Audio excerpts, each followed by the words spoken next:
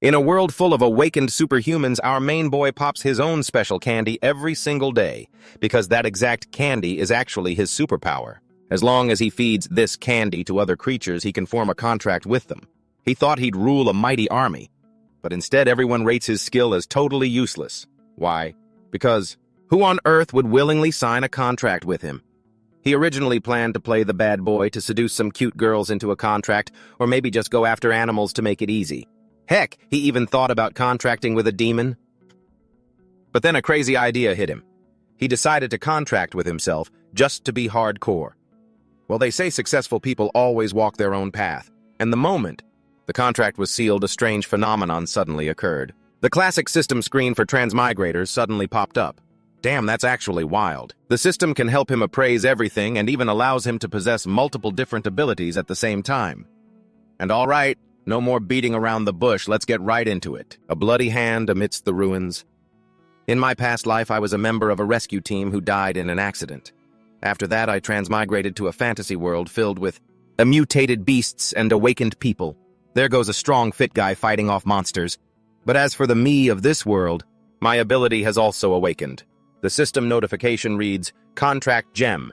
Consuming physical and mental strength can condense a contract gem. Once the target willingly accepts the gem, their life, soul, and consciousness will be completely dominated by the summoner. In his hand is a glowing, powerful crystal. This should have been an incredibly powerful ability, but it has one glaring flaw. Just as his eyes are focused on his contract gem, a girl's voice suddenly rings out. Zhang Ping, what are you doing? Ping immediately holds up the gem, turns around, and smiles. Nothing. Su Jingyao, do you want some candy? She glares at Zhang Ping with a look of playful disgust. Get lost. Who'd want to be controlled by you? She sits down right next to him, watching him lay stretched out on the stairs. I'm just kidding. And that's the catch. The creature must willingly and completely agree to it for the contract to be signed. Otherwise, even if they swallow the gem, absolutely nothing will happen. He felt incredibly dejected, thinking to himself, it's mostly because this ability is so trash. I almost died of frustration. Thank goodness I transmigrated here, relying on my past life's mental fortitude to keep this body going. Seeing Zhang Ping's gloomy expression, Jingyao grabs his head and yells, Don't give up so easily. In this vast world, there's bound to be some creature willing to let you control it. Easy for you to say. Besides me, who else would ever agree? Suddenly, a wild idea pops into his head. Wait, myself. That's right. Why didn't I think of this before? Without hesitation, Zhang Ping pops the gem into his mouth, shocking Jingyao. What are you doing? Ping's body instantly starts to react. From deep within, a highly unusual, mysterious blue energy begins to radiate outwards, but only for a moment, and then it completely fades away. Frantic with worry, Jingyao pulls him close and gasps, Are you okay? Blushing, Ping replies, No, I'm fine. She sighs with relief. Don't ever do that again. You scared me to death. A few hours later, Jingyao stands up and says to Ping, It's getting late. Let's head back to the dorms. She turns back to look at him and continues, Tomorrow morning I have to report to the patrol squad. You don't need to wait for me. Hearing this, Ping asks, Are you really planning on graduating then? She turns away. I've already mastered all the textbook knowledge. From here on out, I just need to rely on real combat to slowly improve myself. He then thought to himself, Well, that's true. Joining the patrol squad to protect our hometown has always been her dream. Now she finally has the chance to make it happen. Jingyao turns back with a smile. Don't get discouraged, okay? Who knows, maybe one day when you get stronger, we can even become partners. Zhang Ping scratches his head embarrassedly. No thanks. I should probably just head back to my hometown and do some farming. Because of his useless ability, the school classified his profession as a farmer. He forced a smile. No matter what, it'll probably be hard to see each other again. Even though she was childhood friends with the original owner of this body, saying goodbye like this still feels a bit bittersweet. Suddenly his body moved forward on its own, completely bypassing his conscious mind. I really want to give her a hug. In a daze, he hugged her tightly, his mind panicking, completely clueless as to what was happening. Why did my body suddenly move on its own? Flustered, Jingyao quickly pushed him away, stammering, I should go first. Startled, he stepped aside, his eyes following her as he called out, Take care! Hearing that, Jingyao's heart fluttered. She turned around, gave a bright smile, and called back, You too. Ping smiled and waved goodbye, realizing something about his ability. Come to think of it, just now, My body hugged her without me even realizing it. Was my subconscious mind giving orders to my own body? He thought it over. Was it just a coincidence? I need to test this and find out exactly how much control I actually have. With that thought, he began testing his ability. He ordered himself to take off, shadow clone, and iron shoulder strike, but each command ended with him crashing to the ground. After a grueling test that left him completely exhausted, he was practically paralyzed. No good. I've pushed myself to the point where I can't even move. His face was weary as he lay there helplessly drenched in sweat. Now the only thing I can be sure of is, it seems I can command myself to do absolutely anything. However, for now I can't exceed the physical limits of a normal human like flying or transforming into other species. Furthermore, some moves that have never been performed before can also be done based on memory. So, logically speaking, as long as my physical strength is up to standard, I can master any kind of martial art easily. I just need to find a way to build up my strength and I'll get much stronger. He propped his hands on the ground and sat up, but there was still one problem he had to verify. The next day, his eyes slowly opened after a long sleep, and he was shocked to find himself in a completely unfamiliar place. This place is the cafeteria. His face turned pale. My legs hurt so much. His legs wouldn't stop throbbing. That's right. I ordered myself to go for a morning run before going to bed. Did my body really get up and go running on its own while I was asleep? Trung-bin was incredibly excited. This is awesome. My guess yesterday was spot on. The body can actually carry out commands without the brain even realizing it. He looked left and right. Surely no one noticed me, right? The cafeteria suddenly buzzed with excitement as a girl walked in. Lakti-vu is here. Oh, it's Lakti-vu. Lakti-vu walked in, radiant, waving to everyone. Good morning. The voices around her kept buzzing about her. Lakti-vu is our goddess. Good morning, Lakti-vu. I remember she's the school beauty. Does she usually get up this early? Trung-bin suddenly noticed something. What is that noise? The surrounding space turned eerie. What on earth is this? Without anyone noticing, Lakti-vu had transformed into a monster. It was absolutely terrifying. Cold sweat broke out all over his body, a look of sheer terror on his face. Can't anyone else see this? This wasn't Lakti-vu at all. What Trung-bin saw was a monster controlling Lakti-vu. She spoke in a deeply chilling, creepy voice. You don't look very well, Trung-bin. Seeing Bin standing there completely dazed, Vu stepped closer to ask Trung-bin, You don't look so good. Vu placed her hand on his shoulder. Are you sick or something? He realized this wasn't Vu. He forced himself to stay calm. Calm down, pull yourself together. Then he forced a hesitant reply. No, it's nothing. I just had a nightmare last night and didn't sleep well, that's all. Trung-bin quickly dodged her and slipped away. Oh right, I have a class to catch. I have to go now. This made the monster suspicious. Was that scent of fear just my imagination? On the way to class, Bin was still pondering, why are there mutated beasts inside the school? Has no one noticed them? Could it be my eyes playing tricks on me? Sweating. He peered through a doorway. I need to report this to a teacher right away. His eyes widened in sheer horror at what he saw. Before him was a mutated beast gnawing on a girl's corpse. He immediately turned and bolted.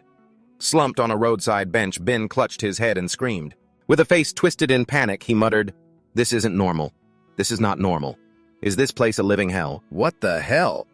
He pulled out the gemstone, holding it in his hand. So it was only after I swallowed this thing that I could see those mutated beasts. He popped it back into his mouth and bit down. No matter what, I have to get back to normal first. His body began to transform again, and out of nowhere, a red streak appeared beneath his feet. What is happening? The system displayed appraising. Appraisal successful. A replay scene unfolded before him, showing a mutated beast chewing on a man's head and strangling him to death. After the vision faded, Bin sprang up gasping for breath and exclaimed, I've awakened appraisal. With that, he raised his hand to appraise himself. Once again, a notification appeared. Appraising. The attribute panel popped up. Summoned Beast Trung-bin. Master Trung-bin. Race Human. Level 1. Growth rate 3 stars. Strength 11. Mental power infinite. Energy 12. Agility 11. Average human value is 10. Talent Covenant Gem Level 1. Items. Created by consuming physical and mental energy. Once a target voluntarily consumes the life gem, their soul and consciousness will be dominated by the summoner. Level 1 effect activated. After reading this, he wondered, the Covenant Gem actually has levels, and what is this activated effect? Absolute command. You have absolute sovereignty over the summoned beast. Your commands cannot be disobeyed. Absolute obedience. The summoned beast will faithfully obey every command from the summoner. Basic appraisal. Allows you to see your own specific stats and conduct appraisals on targets. The success rate of a successful appraisal depends on the power difference between the two sides. Truong Bin was slightly taken aback. What kind of bizarre new talent is this? Could it have something to do with me swallowing the gem again? Returning to the classroom, Bin spun his pen and stared out the window deep in thought, analyzing his current situation. I have become both my own summoned beast and my own contractor. 2. Since I am only controlled by my own contractor self, my body and mind cannot be interfered with by the outside world. 3. Because of these two coexisting identities, any illusion is completely useless against me. That is why I can clearly see the true forms of the mutated beasts. He immediately ran an appraisal. However, warning after warning flashed. Appraisal failed. Appraisal failed. Appraisal failed. Appraisal successful. Mutated beast, heavenly mirage fox. Race, mutated fox. Growth rate unknown. Level 26. Talent, cognitive distortion. It can alter the perception of target organisms, forcing them to be completely unable to notice anything abnormal. He continued to think about the images of those mutated beasts. 4. These mutated beasts are all heavenly mirage foxes, and their levels are extremely high. Right now, I'm only level 1, so I'm absolutely no match for them. 5. Relying on their cognitive distortion skill, even if a heavenly mirage fox were to eat someone right in front of people, they just looked like two ordinary students talking, so no one noticed anything unusual. Feeling dejected, he rested his chin in his hand, lost in thought. Even if it was a mind control ability, I remember Tu Tinjiao's ability is also mind-based. Maybe she'll have a way. After school, Bin decided to go look for her, his face clouded with worry. I can't believe they're in the school, too. Passing by, Bin glanced toward a couple and realized they were mutated beasts. He wondered to himself just how many of them are there in this city, Patrol Force headquarters. He walked up to the front of a building. The receptionist greeted him warmly. Hello, how can I help you today? Feeling tense. Truong Bin blurted out, I'm looking for someone. To Tin Jiao, today is her first day here. In his mind, her mutated beast form became even more terrifying. Certainly, please wait a moment. Walking over to the guest seats, Bin fell into deep thought. Even inside the patrol force, there are heavenly Chang foxes. Even high-level awakened ones can't see through their illusions. A voice called out as someone walked toward him. Truong Bin, what are you doing here? Bin stood up, scratching his head. I was a bit worried about how you'd fit in here, so I came to visit you. She happily introduced, don't worry. Let me introduce you, they're all my teammates. Everyone's been looking after me. Bin's eyes looked slightly downcast. Really? That's great then. Showing her determination, she said, I'll have to work harder to get stronger.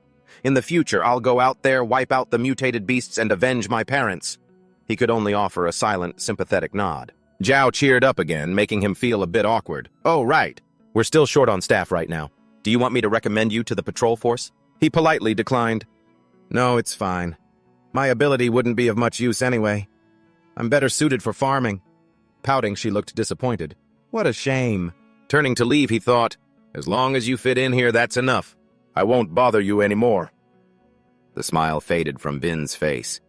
Gritting his teeth, he lowered his head and hurried away, leaving the terrifying silhouettes of mutated beasts behind him. Under his breath, he whispered, Goodbye to Tin Jiao. Stepping out of the patrol station, his heart was still in his throat. Is this a joke? Isn't the patrol force supposed to be the strongest faction in Minchao City? How have they completely fallen into enemy hands? His head was low, fists clenched tight. To Tin Jiao just arrived today, and yet... Suddenly, an eerie mist rose beneath his feet, making him halt. He could feel it. Those monsters were everywhere in the city. It seemed the heavenly Chang foxes hadn't just infiltrated the school, they had taken over the entire city. Everyone in Minchao City was just livestock, kept by them. Slipping away, Bin calculated his options. I should use my appraisal skill to check things out. A major portion of the heavenly Chang foxes are around mid to high tier. Level 1 to 9 is low tier, 10 to 19 is mid tier, 20 to 29 is high tier, 30 to 39 is peak tier. Yet the patrol force with so many high-level awakened ones still couldn't defeat them, especially those two extremely powerful ones that killed Lac Thi Vu. My gut tells me that if I use appraisal on them, they'll lock onto my location instantly. I'm afraid they might be peak tier or even king tier. The other heavenly Chang Foxes being able to overpower higher-level awakened ones must be due to their influence. Looking back, he thought, unlike normal mutated beasts, the heavenly Chang Foxes are highly intelligent. What's more, they excel at disguise, appearing to live in perfect harmony with humans. Though there were images of mutated beasts blending happily into daily life, it was all just a facade. Their primary targets are mostly powerful individuals or those with prominent social standing. Trong Bin walked calmly. The rest are just livestock they keep as reserve food. Facing the heavenly Chang Foxes head-on is nothing short of suicide. His eyes darkened. But I can't just stand by and watch countless innocent people die. If only I could get stronger. 1 week later at 3:54 a.m., the full moon shone through a small window. Bin yawned, waking up to do his usual morning exercise. Lately, I've been waking up earlier and earlier. It seems the more my physical strength improves, the less rest my body needs. He felt quite proud of his efforts. After pushing myself to train hard these past few days, I've leveled up. He recalled past events. Besides daily training, I've been trying to create and consume gems, hoping to trigger a second ability or talent. Like before. The gem suddenly turned purple. But since I awakened appraisal, the gems I create have been colorless, and swallowing them had no effect. The sudden purple glow of the gem caught him off guard. Today, it actually has color. Bin popped it into his mouth, chewed and swallowed. Though this color really doesn't make it look very appetizing, but I hope it works this time. His body quickly reacted. This feeling is... He immediately opened his status screen. Status panel, owner Trong Bin, race human, level 2, growth value 4 stars, strength 13, spirit power infinite, energy 13, agility 15, the average for normal humans is 10, talent contract gem level 2, added effect level 2, new talent awakened absolute command absolute obedience, appraisal low tier, nightwalker low tier. Grants night vision, significantly reduces presence at night, greatly increases movement speed, decreases weight, and makes the user completely invisible in the dark. Glancing over the details, he read, just as I thought, I've awakened a new talent. Now I can finally head out and investigate at night. Analyzing further, he noted, what's more, my contract gem has also leveled up. Could it be linked to my level? His eyes shifted color, a faint pleased smile spreading across his face. Could it be that every time I level up, I get to awaken a new talent? If so, wouldn't I be invincible? His body was emitting a purple light again. There was no time to lose. He had to train right now and test out his new talent. The Nightwalker effect had been activated. As Bin ran, he realized his night vision was actually better than his daytime sight. Suddenly, he spotted a strange ring lying in the grass. Bin walked over and picked it up. A ring. Driven by curiosity, he used his appraisal skill. Appraisal failed. Appraisal failed. Appraisal failed. Appraisal successful. Assassination ring. Once worn, all living beings will unconsciously ignore the wearer. However, high-level awakeners and above are immune to this effect. Right then, a vision of the ring's previous owner began playing right in front of him. It replayed a scene where the owner was secretly observing none other than the heavenly fox Luo Xiu along with someone else, a figure wearing a mask. Looking quite fierce. Was he the owner of this ring? But in his eyes, Luo Xiu must have looked like a normal human. Was he her enemy? Before the man could even make a move, he was instantly slaughtered by the heavenly fox. Witnessing this, Bin gasped in horror. No, this can't be. Her monstrous face was full of raw ferocity. Luo Xiu is indeed a fox. Besides, given her status, she wouldn't easily make enemies. That leaves only one possibility, Bin thoughtfully analyzed besides himself. There are other people in Mingzhou City fighting these creatures from the shadows. While Bin was still investigating, a voice suddenly echoed from a distance. Who's over there? Bin gasped. Oh no, this is bad. The heavenly fox rushed over in a panic and snarled, The ring is gone! Someone must have taken it. It sniffed around the area thinking, no scent at all. How is that possible? If they can hide from me, they must be at least a mid-level awakener. It then hurried off muttering, I must report this to His Highness immediately. Hiding in a corner, Bin realized what was happening. So that's how it is. They left this ring here on purpose. He stared intently at the ring. If he put it back now, it would only arouse more suspicion. He had no choice but to keep it. At 5:36 in the morning, as dawn was breaking, Bin examined the ring. Earlier, because it was still dark the night, Walker effect and the assassination ring had completely concealed his presence. It seemed power wasn't just limited to one's own energy, but could also depend on external equipment. In the dorm, the footsteps of the Heavenly Fox were drawing closer. Suddenly, an unfamiliar voice echoed, "Zhang Ping, run, hide." Hearing this, Bin panicked. Who is speaking?" Jingzhao's spirit suddenly appeared, wrapping around Zhang Ping to warn him. They had arrived, a pack of Heavenly Foxes. The wind rustled the window curtains as they broke into his room. One of them sneered dangerously. "Is it him?" He lunged forward with an attack, roaring, "Die!" His sharp claws were inches from Bin's face. He thought to himself, yet there isn't even a shred of fear or panic from him. This worthless trash. If he were guilty, he'd be jumping out of his skin to fight for his life. Besides, I don't sense the ring's aura on him at all. A subordinate behind him reported, "Your Highness, why didn't we kill him? This guy always gets up early to jog, but today he didn't go out." There's definitely something fishy about this. Turning away indifferently, he said, "It's not him. He's just mere food with absolutely no value to be used." A suffocatingly powerful aura radiated from him. "Don't go wasting food for no reason." The subordinate obediently complied. A few hours later, Zhang Ping opened his eyes, waking up in sheer terror. He sat up and spat out the ring from his mouth. "That was way too close. It scared the life out of me. Thank goodness I spat it out. I completely forgot that I jog early every single morning." Bin stared at the ring, thinking, "Good thing I forced my body to sleep just now, or else I would have blown my cover." He suddenly recalled something. Now that I think about it, I could have sworn I heard Su Jingzhao's voice earlier. Was it just an illusion? Sitting alone in the room, he couldn't help but mutter to himself, "Why am I getting so emotional? I need to get stronger quickly so I can avenge her. Anyway, to avoid raising any suspicions from the Heavenly Foxes, I must keep acting like everything is normal." That afternoon in the school cafeteria, everyone was whispering and gossiping. "Hey, did you hear? The patrol team near our school found a body chopped clean in half today." Carrying his food tray, he listened intently. "And get this, the corpse belongs to the notorious Black Death Star, Mingzhou City's #1 assassin. He was the one who severely injured the former city lord. But in the end, his old wounds flared up and he met an early grave." Bin was slightly puzzled. Chopped in half. Could it be that white-clothed person? Even the #1 assassin was killed so easily. His eyes filled with deep worry. Luo Shiyu's strength was truly unfathomable. Was publicly revealing the identity of the corpse meant to warn anyone who dared oppose the Heavenly Foxes? Walking toward the dining table, he thought, "They will definitely tighten security from now on. I need to find some protective gear to defend myself as soon as possible. Once school is over, I should head to the blacksmith district." After school, Zhang Ping went looking for blacksmith shops, only to find that all the surrounding shops were heavily monitored by the Heavenly Foxes. Appraisal failed. Appraisal failed. Appraisal failed. He was helpless. All the blacksmith shops in the city seemed to be controlled by the Heavenly Frost Fox. Suddenly, the system notified him that the appraisal was successful. His eyes widened in shock.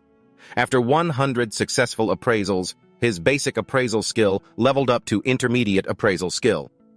He couldn't help but be amazed by the upgrade. Now he could even appraise the target's growth potential. Mutated beast, Heavenly Frost Fox. Species mutated fox. Growth potential 1 star. Level intermediate mutated beast. Level 15. Talent cognitive distortion. It can alter the target creature's perception, making them completely oblivious to anything unusual. It called out, welcoming him, "Hey kid, come on in and take a look." Zhang Ping declined and walked away. No need to thank it. He planned his next move. The urgent priority now was still to find a shop that wasn't under its control. Walking to another blacksmith shop, he suddenly heard people talking. "This is my high-grade masterpiece. Look at these patterns, aren't they gorgeous?" The two inside were bragging to each other. "It seems times are tough for you too, old man. If you agree to buy it, I'll begrudgingly give you my absolute lowest price." The old man asked, "Huh? What did you say?" blowing pipe smoke right in his face. Annoyed, the seller grumbled about how his daughter was waiting for dinner, and this old man was being so difficult before angrily shouting, "Are you deaf?" Just then Zhang Ping, who had just stepped into the shop, picked up the seller's sword. The seller immediately got annoyed. "Who do you think?" Zhang Ping started to appraise it. Furious, the seller lunged at him. "You little brat! How dare you try to snatch my stuff!" The system panel popped up, ornate one-handed sword, quality common, a useless-looking weapon that was previously broken and poorly repaired. Stunned, Zhang Ping cried out, "Wait, this sword!" Before he could even finish saying, is going to break. The sword snapped in half. This made the seller absolutely furious. Unleashing his power, he let out a massive roar. Damn it! How dare you ruin my deal! Energy surged through the room as he roared in anger. Do you have any idea who I am? A terrifying force erupted from his body. I am the direct disciple of Master Ma from the Shingi Martial Arts Dojo. After showing off his inner force moves, he moved with the speed of lightning. They're flashing around Zhang Ping so fast that he created countless afterimages. Five-fold inner lightning strike. These illusions looked just like clones of him. Zhang Ping, showing absolutely no expression, slapped him right across the face. He slammed flat on the ground, whimpering. Young people these days always picking on the weak. Zhang Ping calmly muttered, Is that all you've got? And opened his status window. Name Liu Baoguo. Race human, growth potential 1 star. Class novice awakened level 1. Talent, earth-shattering, invincible, primordial chi. Any move he uses will produce highly dramatic, powerful-looking special effects. However, only the user can see them. Overuse will cause the user to get trapped in their own delusion and unable to snap out of it. He declared, From now on, watch your back out there. Zhang Ping thought to himself in sheer disbelief. Is this guy just here for comic relief? Taking advantage of Zhang Ping being distracted, he lunged for a sneak attack. A perfect chance for a sneak attack! Zhang Ping punched him, leaving him completely paralyzed on the floor. Sneak attacking me, seriously, who's the one picking on who here? Suddenly a female voice rang out. I was only gone for a little while, and yet the shop is already this noisy. Qiu-Si, with an incredibly fierce and terrifying expression, spat. Get lost on your own, or do you want me to throw you out? Terrified, the man scrambled away, stammering. Sorry, Zhang Ping thought to himself. I'd better check out another shop. But before he could even leave, Qiu-Si's hand blocked him. Hold it right there, she said with a dominant look. Let's talk. Confused Zhang Ping stammered. Talk about what? She immediately pressed, close to him, oozing an alluring charm.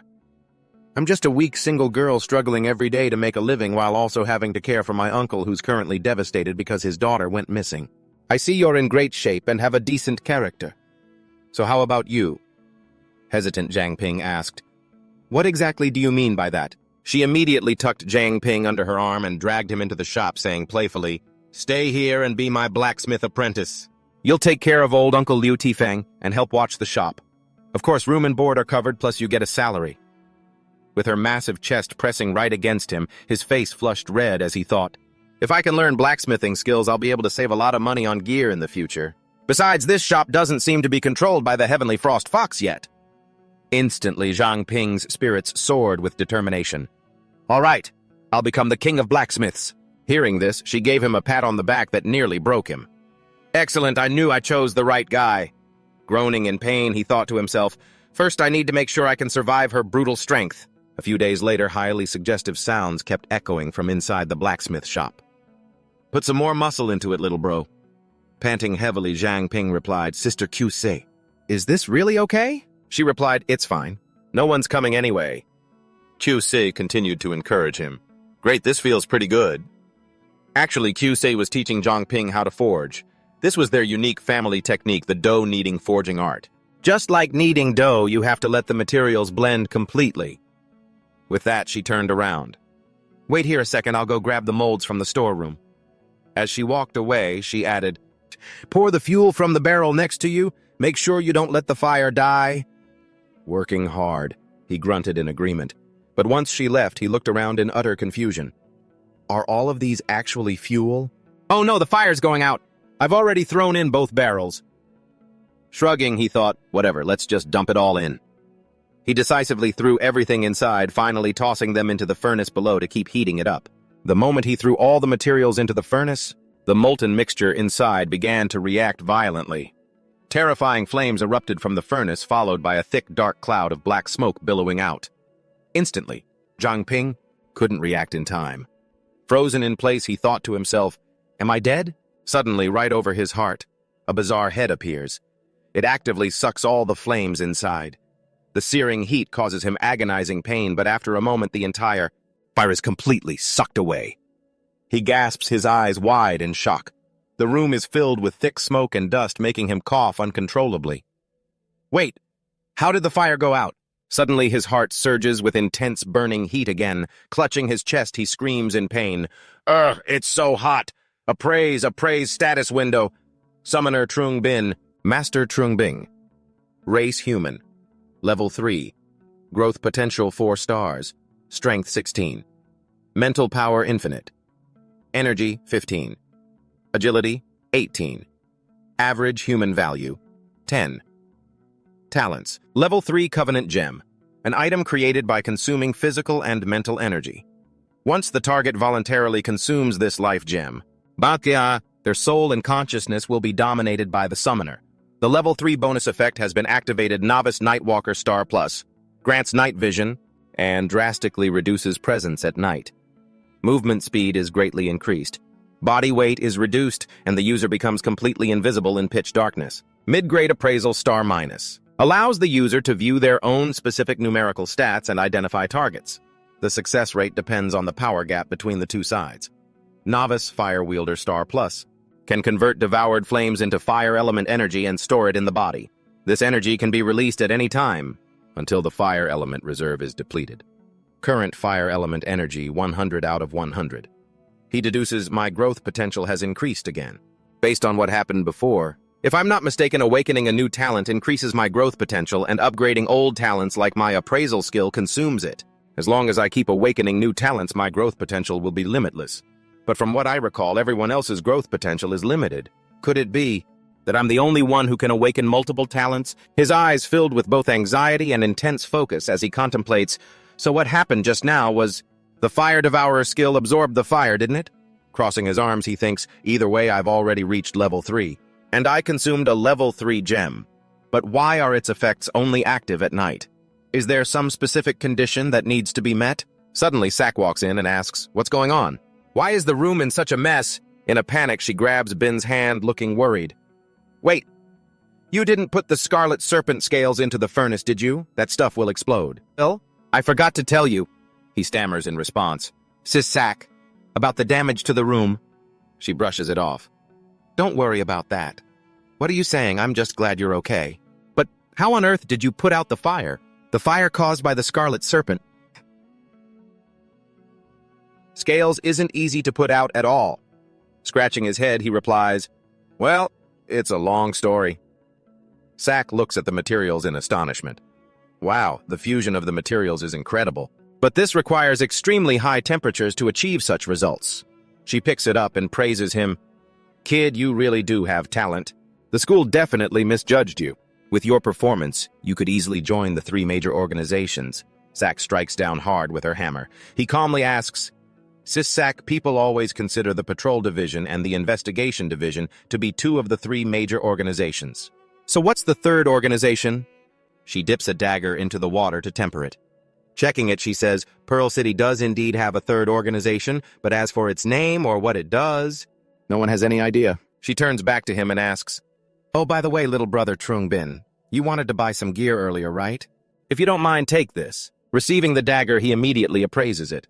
Wow, such a high-quality dagger. Beauty's tears. Fine quality forged from cold iron. It can easily damage mid-level mutated beasts from level 10 to level 19 or below. Based on the market price of the materials, I'd say it's worth about 100,000. Hearing this, his eyes widen in shock. He blurts out, can someone with a monthly salary of 3,000 like me really accept this? Sak laughs out loud. Consider it a reward for your progress. She waves, turning around to walk away. I still have a mission to do, so I'll be off now. But are you sure you're okay not heading back to school? Ben replies, don't worry about me, sis. I already finished my early graduation paperwork. I see, that's a relief. Take good care of the old man, okay? He's getting a bit senile, so don't let him open the shop for business. Watching her leave, he thinks to himself, even though this forge is closed and shouldn't attract the attention of the Tianchang foxes, the commotion just now was too loud. It might still draw them in. I should use Nightwalker to patrol the area once it gets dark and see what's going on. At a nearby park, a little girl is playing happily, but in reality she is a mutated beast, a Tianchang fox of the mutated fox species. Level 3. Growth potential 4 stars. Rank novice mutated beast. Talent cognitive distortion. It can alter the perception of target creatures, forcing them to remain completely unaware of anything unusual. He was surprised. This was the first time he had ever seen such a low-level Tianchong fox. Standing behind it and watching, he thought, "We're both level 3. Since I have enhanced gear, I can probably beat it even though the city patrol has been completely compromised. But the patrol outside the city walls shouldn't be affected yet." He cast a sharp gaze in that direction. "If I just deliver the corpse of this Tianchong fox to them, it might catch the attention of the higher-ups." Suddenly his arm was frozen and a voice rang out. "Ikan no. Are you planning to make a move on a child?" A terrifying presence emerged from behind him. "Don't move or I'll kill you." The threatening voice from behind instantly cut off his thoughts of taking action. Bin thought to himself, "This girl's level must be way higher than mine. Even my Nightwalker talent and assassination ring are completely locked down by her." She leaned her face close to his, making him feel a bit nervous. "If you don't want to die, come find me at the orphanage's martial arts training ground." He stared blankly. "The orphanage's training ground?" Blue particles dissolved into the air. He was stunned.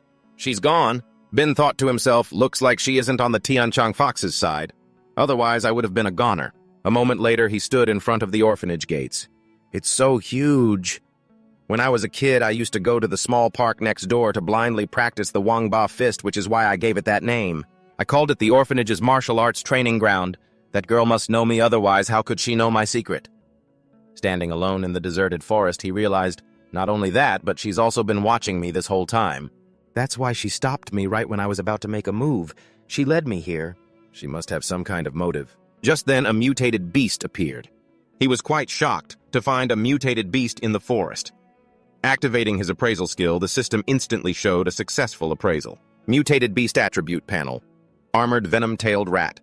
Race mutated rat. Potential 2 stars. Mutated beast. Rank low tier. Level 5. Talent deadly venom tail. It has a venom sac inside its body that can secrete poison through the bone spikes at the tip of its tail.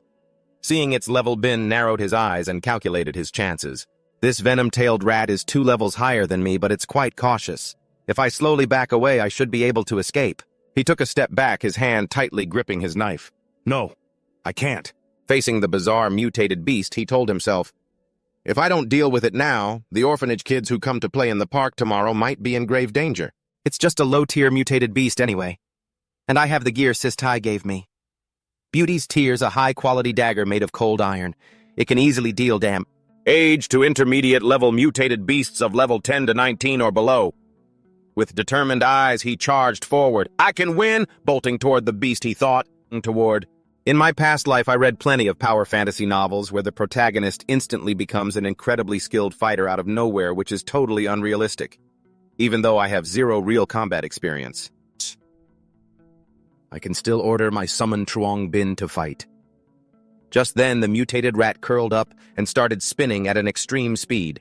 "Whoa, it can do that too!" And he used his dagger to block with all his might, gritting his teeth to hold his ground. Bin thought, "Its armor is way too hard, even Beauty's Tears can't pierce it. I need another plan."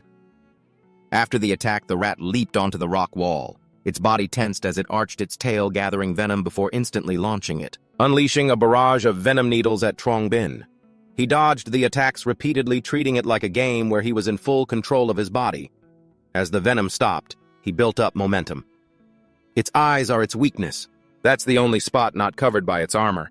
But when it curls into a ball, defending my target is going to be tough. I have to find a way to break its guard. His hand suddenly burst into flames. It seemed he had a plan. "Got it, my low-tier fire devourer talent. I can convert consumed flames into fire elemental energy and store it in my body. And I can release that energy at any moment. Until the fire elemental energy pool is completely depleted. Current fire elemental energy, 100 out of 100. Getting into a combat stance, he shouted out his command. "First execute. Min Pearl Boxing Rat Chasing Stance." He hadn't expected the history book's introduction of the Min Pearl Boxing to actually be useful here. This move packs a punch relying on brute force to overpower beasts. It used the user's size advantage to suppress smaller foes. Charging ahead with an overwhelming strike, Truong Bin closed the distance to the rat perfectly. Feigning an attack first, Truong Bin lunged with his dagger in one hand to stab it.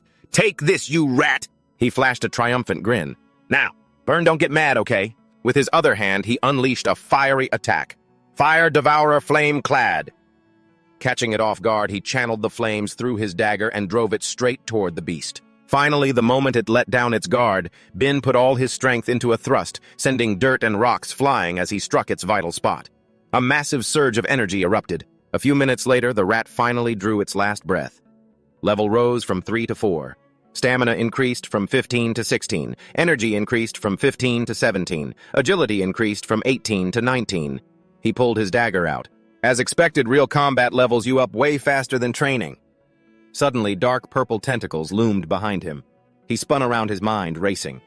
Come to think of it, the appearance of this venom-tailed rat is a bit bizarre. Besides the Tianchong foxes, there shouldn't be any other mutated beasts inside the city walls. Before he could worry further, a dark void began to engulf him. What? What is this? Panicking, he let out a cry as the darkness dragged him down. Moments later, Trong Bin lay sprawled out on the ground. Just then, a hand reached out using a powerful force to bind his body tightly, and a voice said, "I'll give you 5 minutes." Shocked Bin thought to himself, "This voice? And it belongs to that girl from earlier." She appeared pointing a sword directly at him, demanding that he prove he was human. Hearing this, he didn't even panic. Instead, he felt a bit exasperated. Prove I'm human, I am human, how the heck am I supposed to prove that? As Tu Thien pointed her sword at Bin, he stared at her deep in thought. Prove that I'm human. Could it be?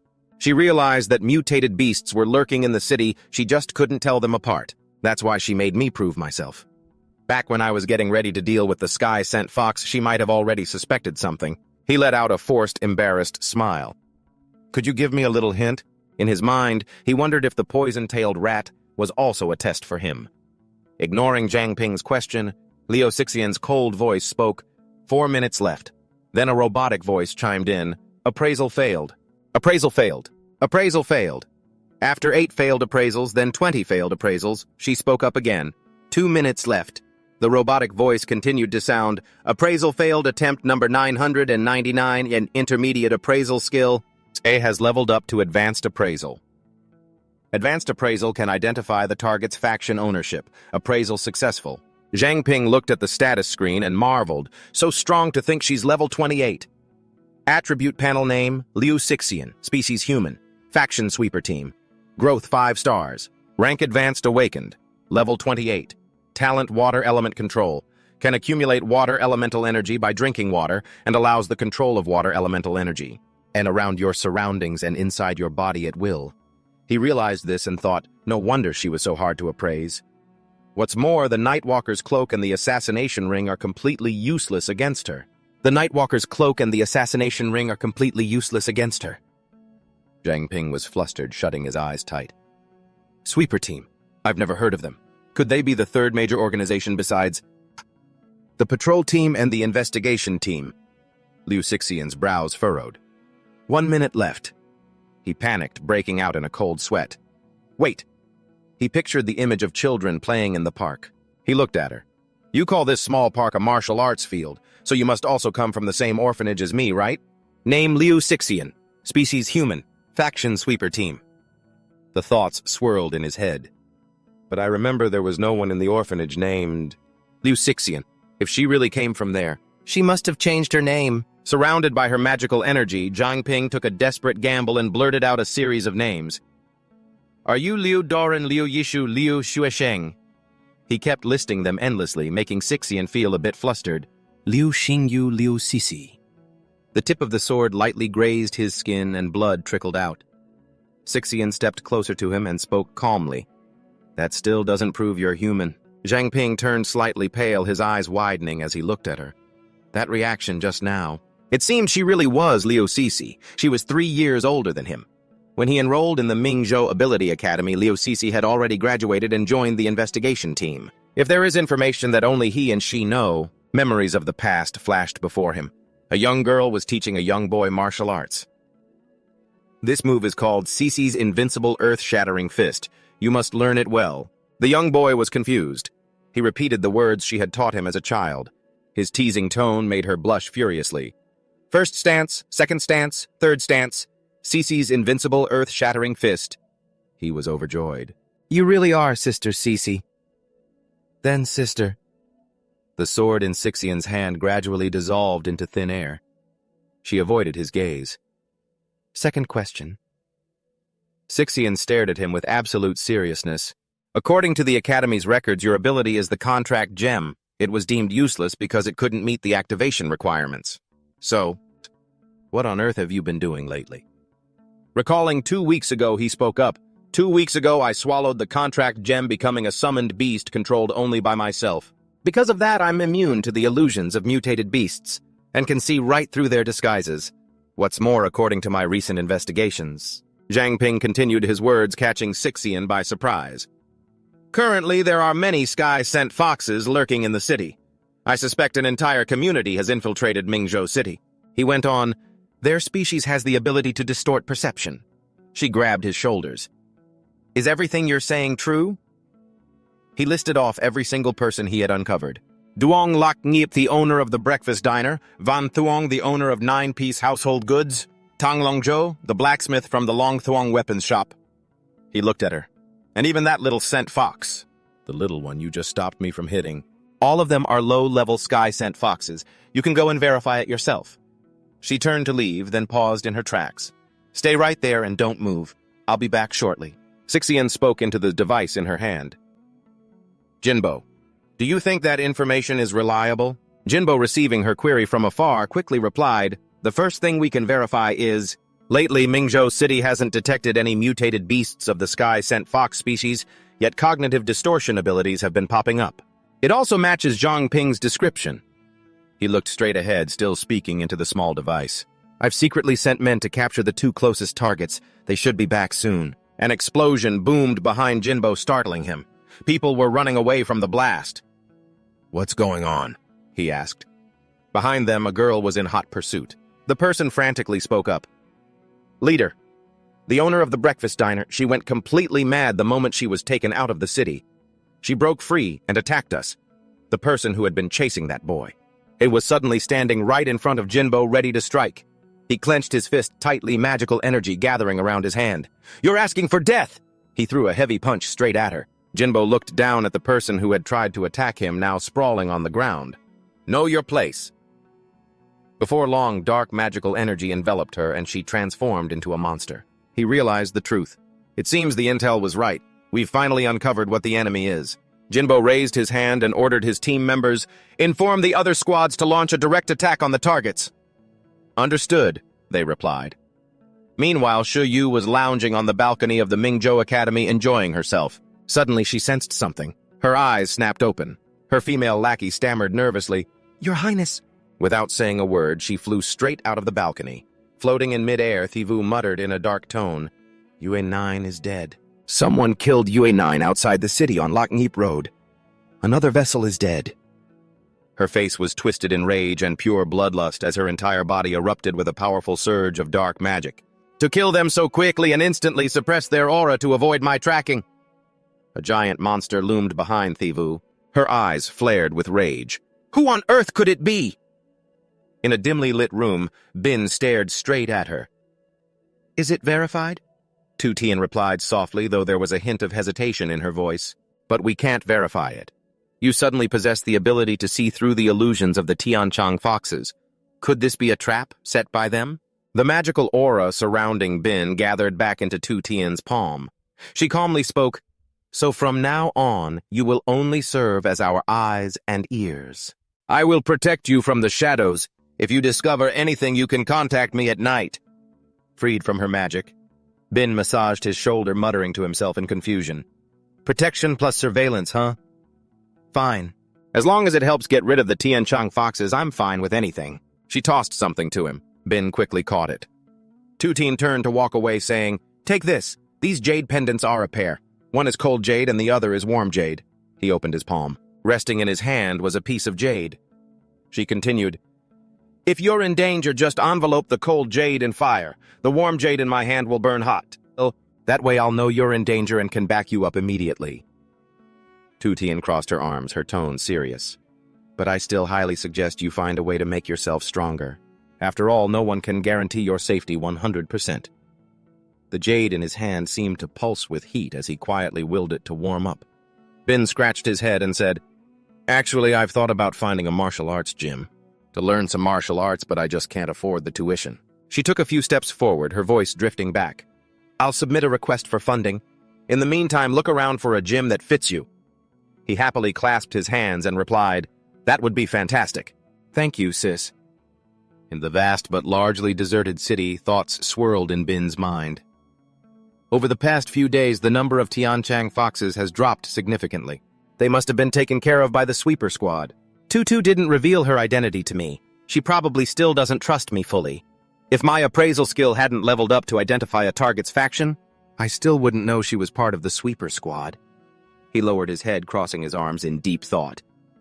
But how did they know from the very beginning that Mincho City was being invaded by mutated beasts? Whatever, forget it. As long as they helped me deal with the Tianchang foxes, that's all that matters. Trungbin stretched his arms to shake off his fatigue. Plus, 10,000 Mincho coins for helping out is actually pretty generous. Kitman ran over with a man holding a stack of flyers. Catching him off guard, she asked, Interested in learning martial arts? Anyone want to learn Beast King Fist? He turned to look at her. Can I have one? She replied. Here you go. He took the flyer, studying it closely. Man, this tuition isn't cheap at all, is it? He muttered. And I don't even know if it's the right fit for me. Hitman beamed and said excitedly, It's absolutely worth every single penny. Our Beast King Fist is actually quite well known in Mincho City. Bin looked a bit hesitant. Noticing his reaction, she stepped closer and dumped the stack of flyers into his hands. If you don't believe me, I can show you some moves. Kietman stepped forward. She took a fighting stance. The first 3 forms of Beast King Fist are Ape King Giant Alligator and Phoenix Claw. He stood watching her, thinking, learn. This Beast King Fist, whether in footwork or strikes, is way more formidable than Ming Fist. Trungbin closely watched Kietman execute each movement from the first form to the second. It really is an impressive set of techniques. The Ape King form's movements are fluid and unpredictable. The third form was a spinning kick. It looked flawless, yet a hint of hesitation appeared on Bin's face. It's just that he stared blankly as Kietman suddenly fell flat on the ground. He quietly assessed her in his mind. She's not proficient enough. She's completely failing to bring out the true power of Beast King Fist. Behind her, 2 burly men appeared. Hung Ni's voice boomed fiercely. Who gave you Beast King Fist gym folks permission to hand out flyers here? Ignoring those 2 men, he walked over to her and asked gently, Are you okay? Kietman scratched her head, a sheepish smile on her lips, and said to them, I'm so sorry. I had no idea we weren't allowed to hand out flyers here. Bao Kwok stepped between Hung Ni and Hung Dai, saying with arrogant contempt, What's so great about a low-tier style like Beast King Fist anyway? I suggest you just join our Xingyi Fist Gym instead. Bin pointed a finger at him. Oh, the lightning 5-chain flop. Fuming with rage as if he was about to burst into flames, he screamed, It's the lightning 5 consecutive strikes. You're the one who's flopping. Bao Kwok roared in fury. I still haven't settled the score with you for what happened at the blacksmith shop. Today is perfect. Hung Dai, Hung Ni, get him. Kietman blocked them, saying firmly, I won't let you bully him. Hearing this, they activated their magic. Suddenly, Hung Ni and Hung Dai let out agonizing cries, leaving Bin and her utterly shocked. Appraisal, standing behind the 2 of them, Bao Kwok barked arrogantly, Get the hell out of the way, bitch, or I'll teach you a lesson too.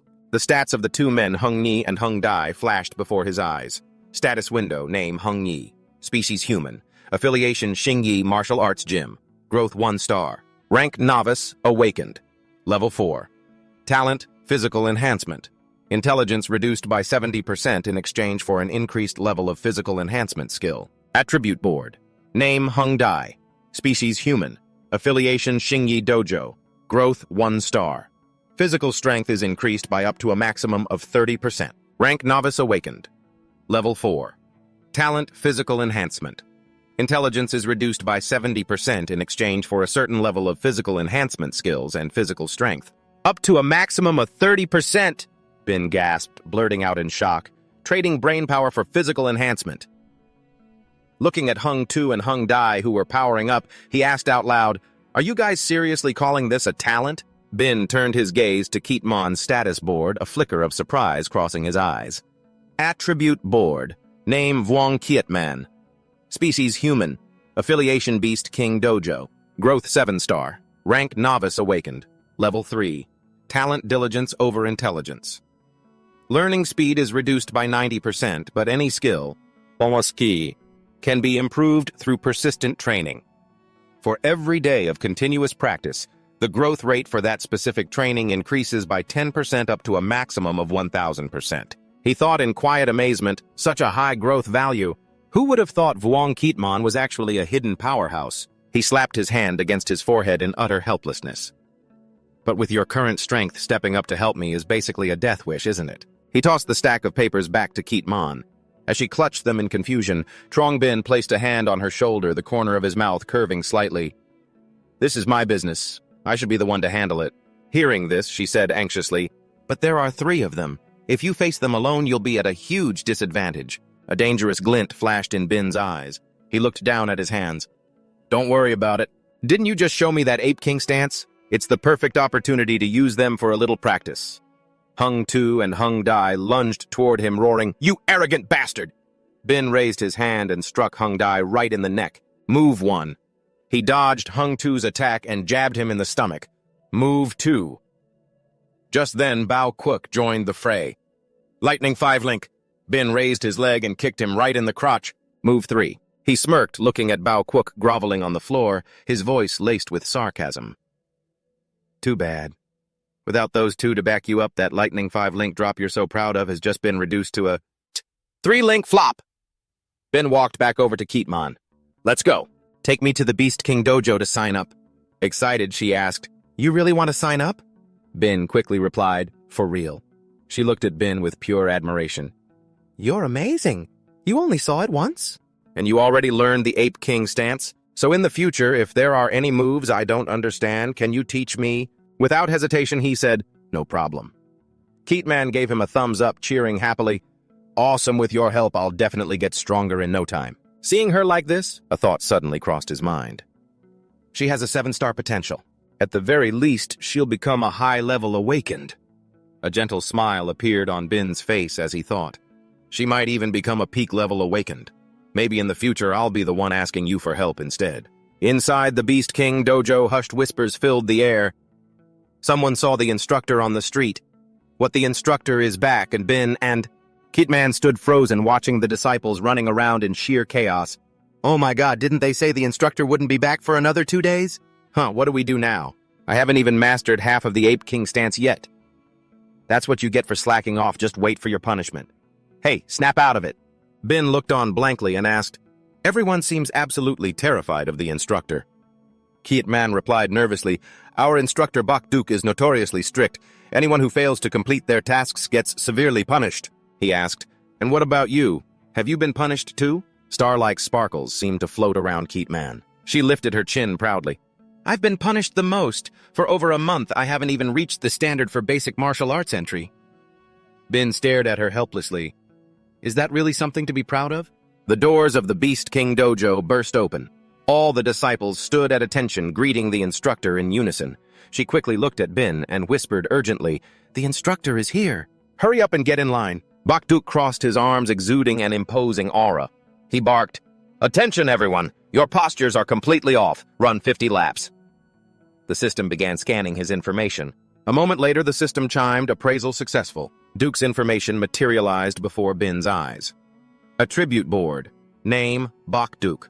Species human. Affiliation Beast King Dojo. Growth value rank, Novice Awakened. Level 25. Talent form mimicry.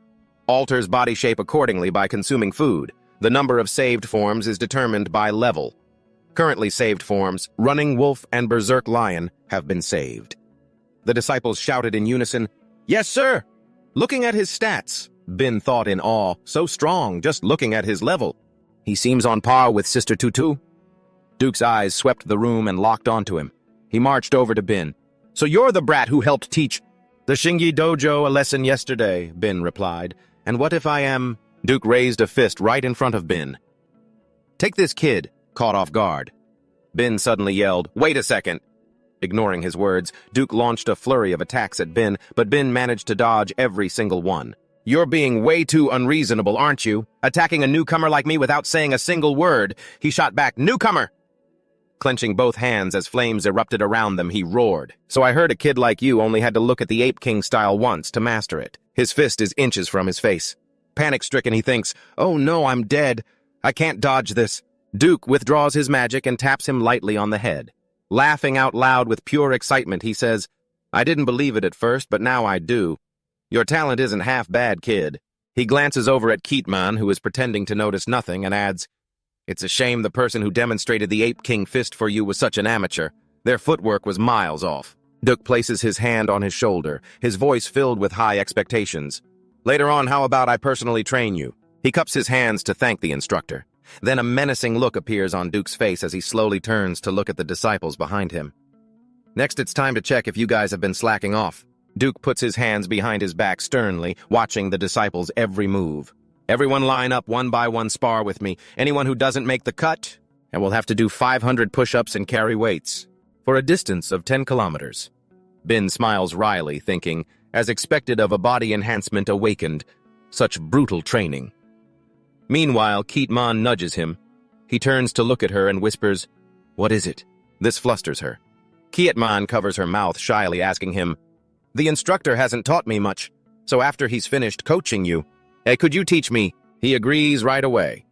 "No problem. Once we're done, come with me to the Soul of Iron and I'll practice with you." Keatman exclaims in delight, "Really? I was so worried you'd say no." At that moment, her status window pops up. Status panel, name Wang Jimin, race human, physique uncrowned beast king, growth 7 stars, class novice awakened, rank 3, talent diligence over genius. Learning speed is reduced by 90%, but any skill can be improved through persistent training. For every day of persistence, the growth rate of the same exercise increases by 10% up to 1,000%. Bin is a bit puzzled, thinking, but with diligence over genius, her learning speed is 90% lower. He smiles wryly, thinking, "This talent of hers is basically made to torture her teacher, isn't it? No wonder Instructor Bide didn't want to teach her much." Keatman bows deeply at a 90-degree angle and says earnestly, "Please guide me well from now on." A few days later at the Soul of Iron, Bin's serious voice rings out, "Your form is wrong. Do it again." Keatman apologizes in a panic. Looking at her movements, he speaks up again, "Wrong again. Do it again." Keatman falls to the ground with a thud.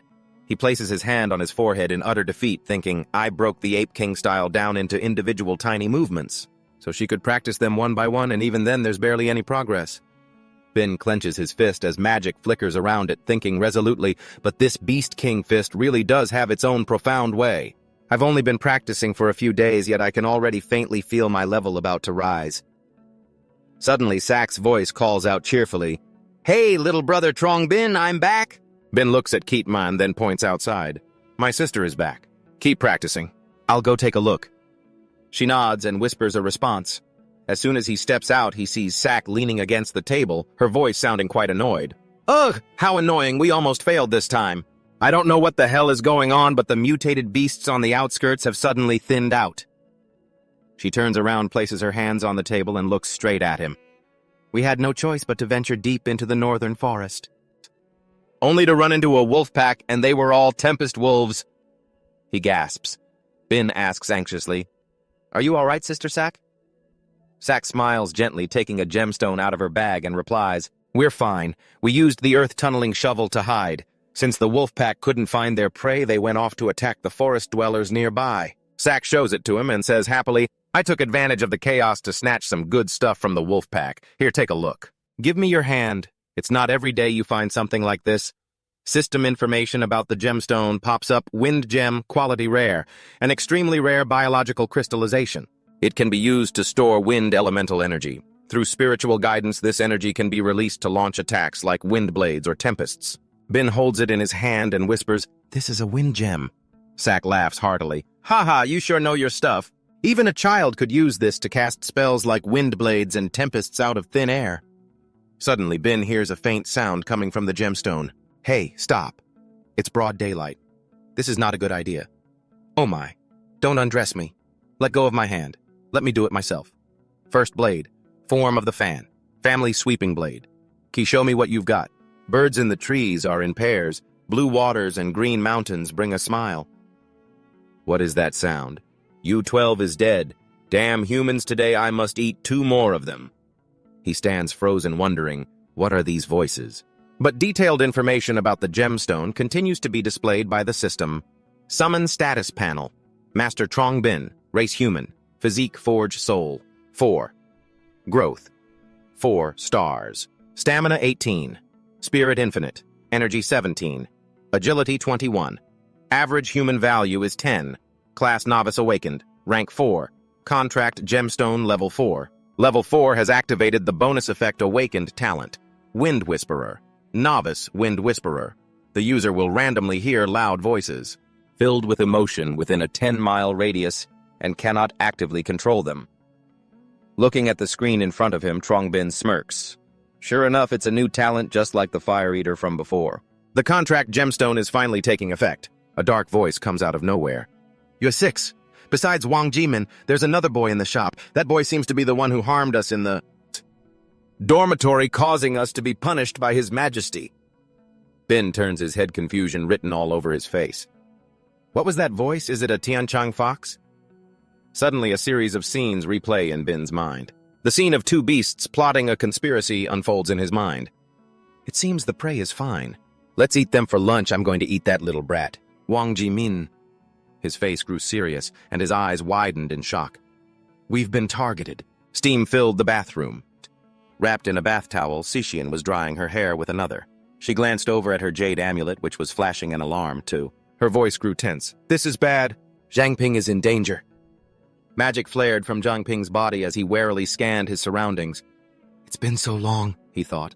Why hasn't Sister Cece arrived yet? It feels like those 2 Tianchang foxes are losing their patience.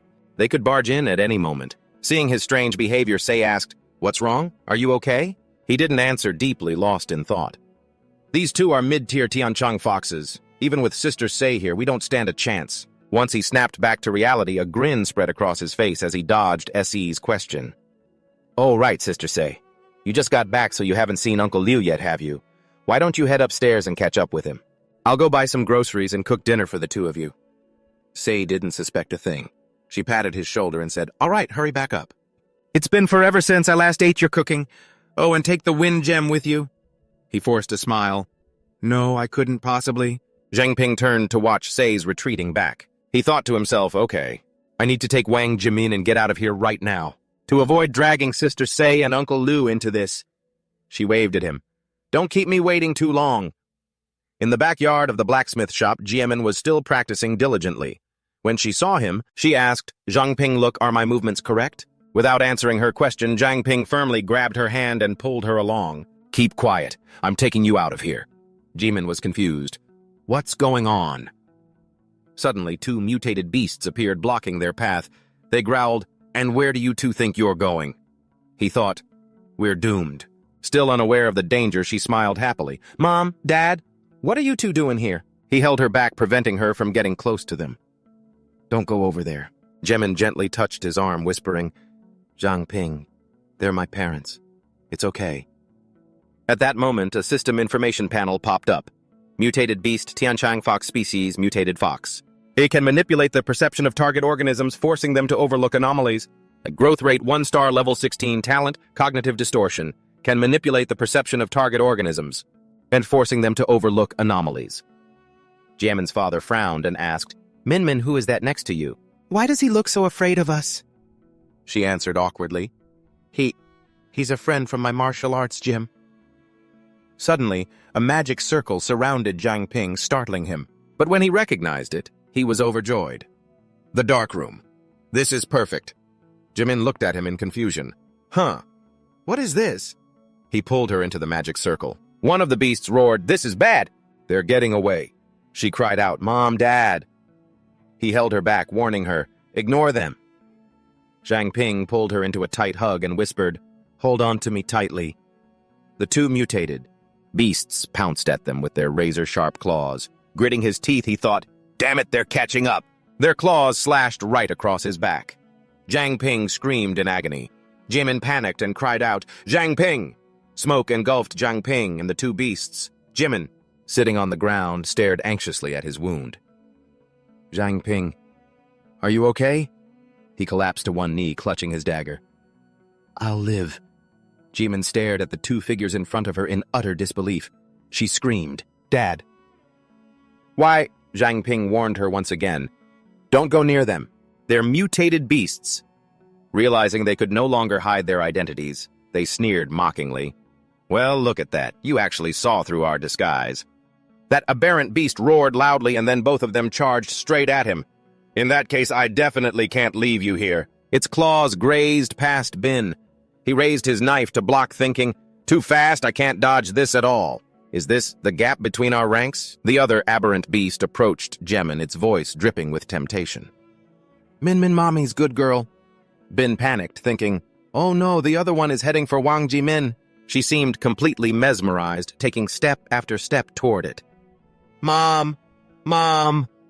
He gritted his teeth, pouring every ounce of strength into his knife. Damn it, I'm at my limit too. Suddenly, Sixian appeared, shouting, Zhang Ping, get out of the way! Bin cried, Sister Sixian!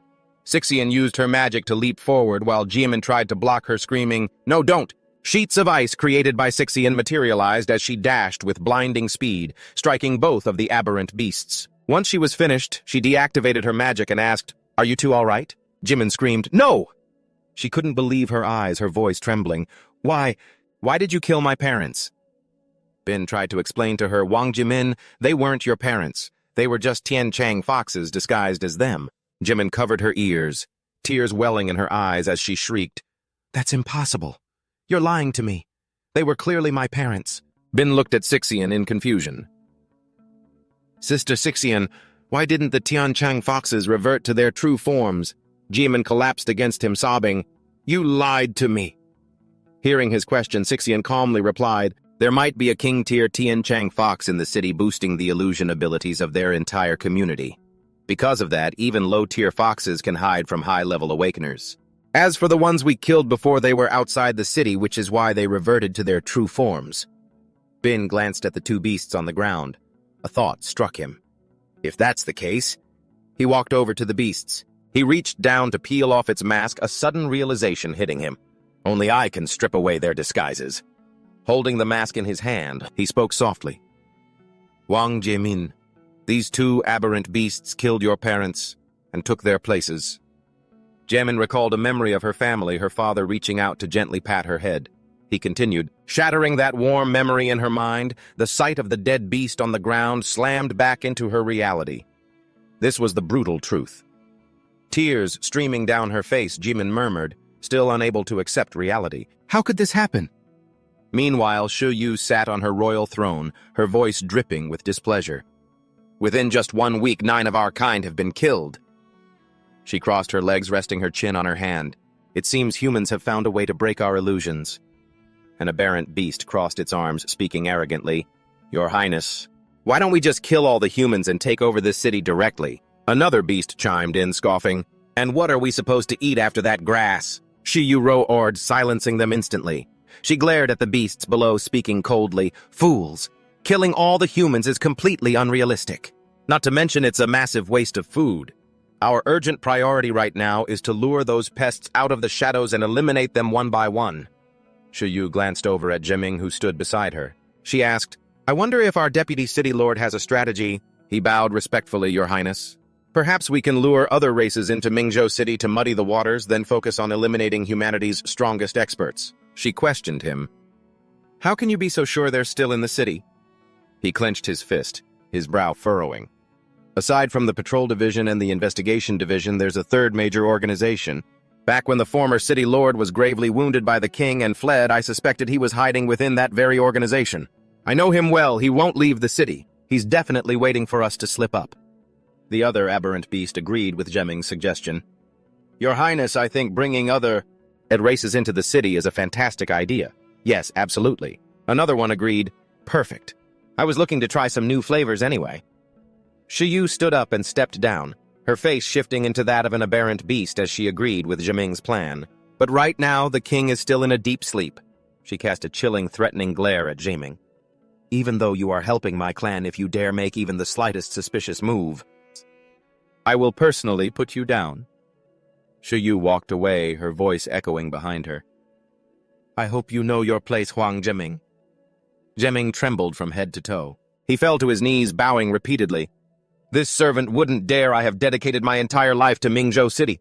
It is a shame our former city lord was so useless, leaving Mingzhou City stagnant for so long. I only hope Mingzhou City. Contrary to his terrified appearance, a scheming look crossed his face. Can finally be ruled by the strong. Meanwhile, back with Jimin, her entire body trembled as if all her strength had been drained. Tears streamed down her face as she choked out, "Mom, Dad." Jimin wept uncontrollably, blaming herself. "I'm sorry, I'm so sorry. If only I had realized sooner." Sixian looked on her face completely expressionless. "Even if you had found out sooner, what could you have actually done about it?" Feeling that her words were a bit too harsh, Bin cut in. "Please stop, Sister Sixian." Suddenly, Jimin screamed, "Enough!" Jimin wept, crying out, "At the end of the day, it's all my fault. It's because I'm too weak. Someone like me can't even master the simplest fist techniques. Why did this have to happen to my parents?" Bin looked at her silently as she spiraled into despair. "Why couldn't it have been me instead?" He sat down and pulled Jimin into a tight embrace, catching her by surprise. Holding her tight to comfort her, Bin whispered in her ear, "Listen to me. This is not your fault." Sixian turned her back to them as he continued softly, "You and I are the same. There was someone incredibly important to me too, but they were killed by a Tian Chang Fox from the patrol division. I can't help but think, if only I had stopped them from joining the patrol division that day, maybe things wouldn't have turned out like this." Jimin lay still in Bin's arms, quietly listening to him. "But deep down, I know that even if I could go back in time, the outcome wouldn't have changed. Joining the patrol division was her dream. No one could have stopped her. I went on, no one can change destiny, so your family being killed wasn't your fault, but you can still change the future. You can grow stronger to protect the other important people in your life." He looked at Jimin, his voice filled with encouragement. "I believe that your parents looking down from heaven will surely be happy for you." As soon as he finished speaking, her tears came pouring down. "Thank you, Zhang Ping." He then thought of those mutated beasts and spoke up. "As for the monsters inside the city," he spoke up again with absolute confidence, "Trust me, I will definitely destroy every single one of them." Suddenly, he coughed up a mouthful of blood right onto Jimin's face. Shocked, she cried out, "What? Zhang Ping, Zhang Ping!" Sixian spun around in shock, calling out in a panic, "Zhang Ping! Zhang Ping!" She couldn't believe her eyes. Was he really this severely injured? The thought flashed through his mind just before he passed out. He had forced his body to hold on, but he didn't expect to only last for such a short time. After that fainting spell, Zhang Ping slowly came to. Through his blurry vision, he saw Jimin and Sixian. Sixian gave a gentle smile, while Jimin said excitedly, "That's wonderful. He's finally awake." Zhang Ping sat up abruptly, putting a hand to his head, his voice dry and raspy. How long was I asleep?" "Don't move," Sixian quickly warned. "Be careful or your wounds will open up again." Jimin gently grabbed his arm. With a look of sheer determination, she said, "Zhang Ping, I've made up my mind. I want to become stronger," Jimin declared confidently, holding up 2 fingers in front of him filled with resolve. "And then I'll join everyone to wipe out the Tian Chang Foxes." He smiled. "I believe in you. You can definitely do it." Sixian crossed her arms and looked at Jimin with a serious expression. "Miss Wang, your home is no longer safe. I suggest you stay here for now. If the 2 of you stay together, I can keep you both safe." Just then, that eerie, familiar voice echoed in his head once more. "The king is still in a deep sleep. Confirm Huang Jiming's location." The voice continued. "This subordinate does not dare to." Zhang Ping narrowed his eyes, immediately recognizing who the voice belonged to. This voice? It was Luo Xiu's. Zhang Ping urgently told Sixian what he had heard. "Sister Sisi, I have intel regarding the Tianchang Foxes." Shocked, she asked, "What did you say?" A moment later, after telling Sixian the entire conversation, he added, "Huang Jiming. He is the deputy city lord of Mingzhu City." She stood with both hands on her hips. Her voice remained calm. He appeared in the Tianchang Fox's conversation and even referred to himself as a subordinate. This suggests he has likely turned traitor. As for their king, who can cast a collective illusion and mask themselves from top-tier awakened, they must be a king-tier beast among the Tianchang Foxes. Zhang Ping sat on the bed, listening intently to Sixian's analysis.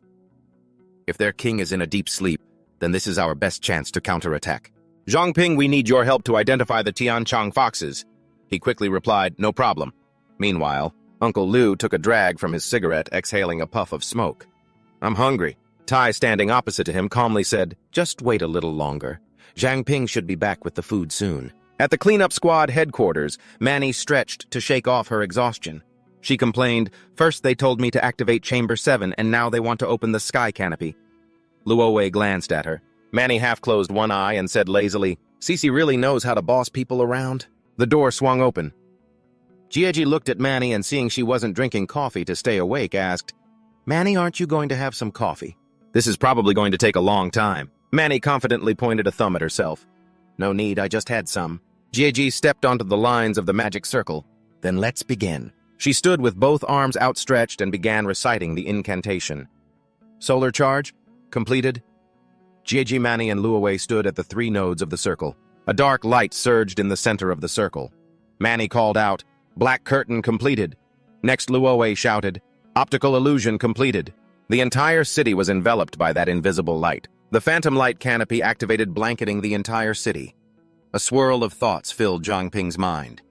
After working together for a while, the cleanup squad finally agreed to reveal some information to me. The cleanup squad is the most secret organization in Mingzhu City.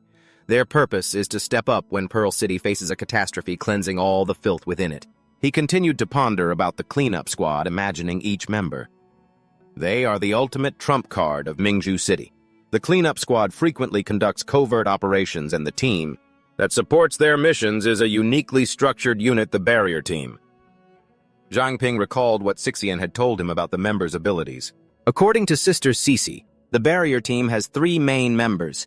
The leader, Mani, possesses the Black Curtain ability. That darkroom space I entered several times before was created by her own hands.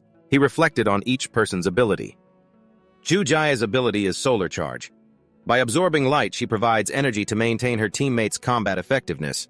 Isn't she basically a walking power bank? Then he thought of the last member, Chen Luowei. Chen Luowei's ability is Optical Illusion. She achieves invisibility by altering the colors of light and shadows on the surface of objects. A combined magical layer created by the 3 of them, Mani Jie and Luowei, forms a barrier surrounding the city. Together, the 3 of them can activate the phantom light canopy. It can drag any creature of king tier and below within the canopy into the darkroom space. The inner world can be manipulated at will to deceive their opponents. It is the strongest card of the barrier team. If the Tianchang Foxes use cognitive distortion to kill silently, then we will give them a taste of their own medicine. Yue Yi and Yue Er looked around as they walked through the bustling city. Yue Yi spoke up. "Yue Er, why don't we just pick a few people from here and take them back? There is some kind of magic lurking behind the 2 of them, but neither of them notices it." Yue Er cautions, "Be on guard. It hasn't been very safe in the city lately, so we should be careful." Yue Yi taunts, "What's scared already?" Yue Yi glances at Yue Er. He feels like something is off, as if sensing an invisible source of magic. She speaks up, "Yue Yi, do you feel like something is wrong?" Yue Yi immediately dismisses her suspicion. "Nothing is out of the ordinary. I think you are just being way too paranoid." His eyes turn cold and sharp. He notices that all the passers-by around the 2 of them have completely vanished. Yue Yi asks in confusion, "Where did everyone go?" High above, a figure clenches his hand into a fist, rapidly closing in on Yue Yi and Yue Er. Ba plunges toward the ground, his immense magical power surging the moment he lands. A massive wave of magic flares up. As the smoke slowly clears, Ba emerges from within, speaking in a haughty voice. "What a shame. I couldn't kill the 2 of you with a single punch." Yue Yi roars, "Damn it, you are the one who has been killing our kind in Minchao City lately." He takes an offensive stance, a smug smirk on his face as he speaks arrogantly. "You actually dare to launch a blatant attack on us? Aren't you afraid we will call for reinforcements?" Ba sneers, speaking with clear contempt. "Why don't you go ahead and try?" His body crackles with golden lightning. Ba thinks back to the information Zhang Ping provided. "Based on Zhang Ping's intel, these 2 are around level 25. I should be able to handle them. After all, he is Jinba level 32. The 2 mutated beasts rush toward Ba. Yue Yi roars in anger. "Arrogant fool!" He grabs Ba's arm while Ba's other hand swings a fist upward, but he has vanished. Yue Er lunges from behind, screaming, "You little snack!" Ba looks at his hand being held tightly by her, feeling a brief moment of panic. "I clearly blocked it!" Yue Er and Yue Yi unleash their moves and pounce, forcing Ba to take a step back. Yue Yi sneers, "Is this all you've got?" Yu Yi looks down arrogantly at the struggling Ba. "That's it, I seriously don't get how the others got killed by someone like you." Suddenly, Ba throws a fist straight into his face. Catching him completely off guard, the blow sends Yue flying. Ba says, "Well, now you know." Yue cries out in panic, "Yue!" losing her cool. Yue raises her arm high. Behind her, a mutated beast appears as she snarls, "You bastard, I'm going to take your life." Ba seems to realize something. So that's how it is. He grabs the beast's arm instead of hers, taking her by surprise. Ba calmly says, "Even though I can't see it, I've got a pretty clear picture of your form now, you bastards." Ba squeezes the mutated beast's arm, making it shriek in pain. Ignoring its cries, he applies even more pressure, adding, "This kind of ability is indeed very strong for sneak attacks." But in a direct clash, it's absolutely pathetic. Just then, Yue rushes forward. Yue screams, "Yue, save me!" Ba glances at Yue, his lips mouthing, "Hello." He hurls Yue right at Yue. "Down you go!" Ba leaps up again, kicking Yue squarely. She lets out another agonizing shriek. To finish them off, he builds momentum and stomps down hard on the two mutated beasts. Goodbye. With that, the mutated beast takes a heavy kick and is knocked out. Ba looks at Yue and Yue lying sprawled on the ground. She struggles to speak. Why? Why can't I feel our kind?" He seems to have realized what happened and replies, We have been set up." Not giving them a chance to say another word, Ba channels all his strength into his arm and strikes them again. The two mutated beasts scream in agony. "Curse you!" Ba says one last time, "Goodbye." Looking at the chaotic scene below, Ping marvels, "So strong." Sixian's face remains expressionless, but her voice is filled with pride. "After all, Jin Ba is the captain of our combat division." Ping crosses his arms, imagining Ba's combat appearance, and chuckles. "But that look." "It is really hard not to think of a Saiyan," she asks in confusion. "What is that? Something from the outside world." Just then, Shibai's voice crackles through Sixian's earpiece. "Liu Sixian, this is Shibai. Mutated beasts outside the city have started gathering and causing trouble for no clear reason. If they breach the city right now, I'm afraid it will place too much of a burden on the Phantom Light Canopy. Go outside the city and investigate the situation." She hesitates slightly, but the voice on the other end continues, "If you are worried about Zhang Ping, take him with you. It will be a good opportunity to train his combat skills." Sixian acknowledges the order, understood. She listens intently to Shibai's instructions. "We've already documented the Tianchang fox he pointed out earlier. I'll arrange for a combat division to handle it." She replies, "Understood." Ping suddenly thinks to himself, earlier Sister Sha ran into a pack of storm wolves gathering together. Could that be related to this as well? She starts walking and calls back, "Let's go, Zhang Ping. Follow me out of the city. I'll arrange for someone to protect the forge." He asks her about the person who just spoke. "Who was that big shot just now?" Sixian answers calmly and without rush. "That was our leader. Once the mission is over, you'll get to meet him." Ping agrees. "Sure." A basic knowledge guide pop-up shows beginner level is from level 1 to level 10. Currently, Zhang Ping is at level 4. Intermediate level is from level 11 to level 20, which is the level range of most Tianchang foxes. High level is level 21 to 30. Liu Sixian is level 28. A few elite Tianchang foxes are also high level. Peak level is from level 31 to level 40. The human limit is level 40. Jinba is level 32. Master level is level 40 and above. Mutated beasts have no level limits, and the Tianchang fox tribe even has king-class entities. The scene shifts to a distant forest. Sixian and Ping walk into the woods together. Ping glances back at her, thinking, "I've grown so big. But this is still my first time leaving the city. Are these all plants?" He is about to step forward to examine some red grass ahead. Just as he is about to step down, Sixian pulls him back from behind. "Don't go over there." Ping looks at her in confusion. Suddenly, a flash of light shoots out from the patch of plants. A green jade-like seed is fired high into the air, creating a massive explosion. The green substance that sprayed out looks just like acid. Ping hastily steps back. According to Sixian, those plants are known as acid grass. They contain highly corrosive acid. She explains that when those green droplets hit the ground, they sizzle and evaporate intensely. Right now is the season when their fruit ripens, and once ripe, they explode like fireworks. Behind Sixian, another patch of grass begins to rustle and twitch. Acid grass uses this method to sow its seeds, so we must be extremely careful. Furthermore, there are even mutated beasts that feed on this acid grass. She turned and pointed at a white dog-like creature with a bit of a mouse-like face. "That's your first opponent. I need to go investigate the mutated beast riot." Stay here and don't wander off too far. Bin turned to look at the creature, assessing it. His system popped up with its full details: mutated beast acid bullet rabbit, race mutated rabbit, potential 3 stars, class low-level mutated beast, level 9. Talent can shoot highly corrosive liquid from the sweat glands in its ears. Bin drew his knife and channeled fire into it.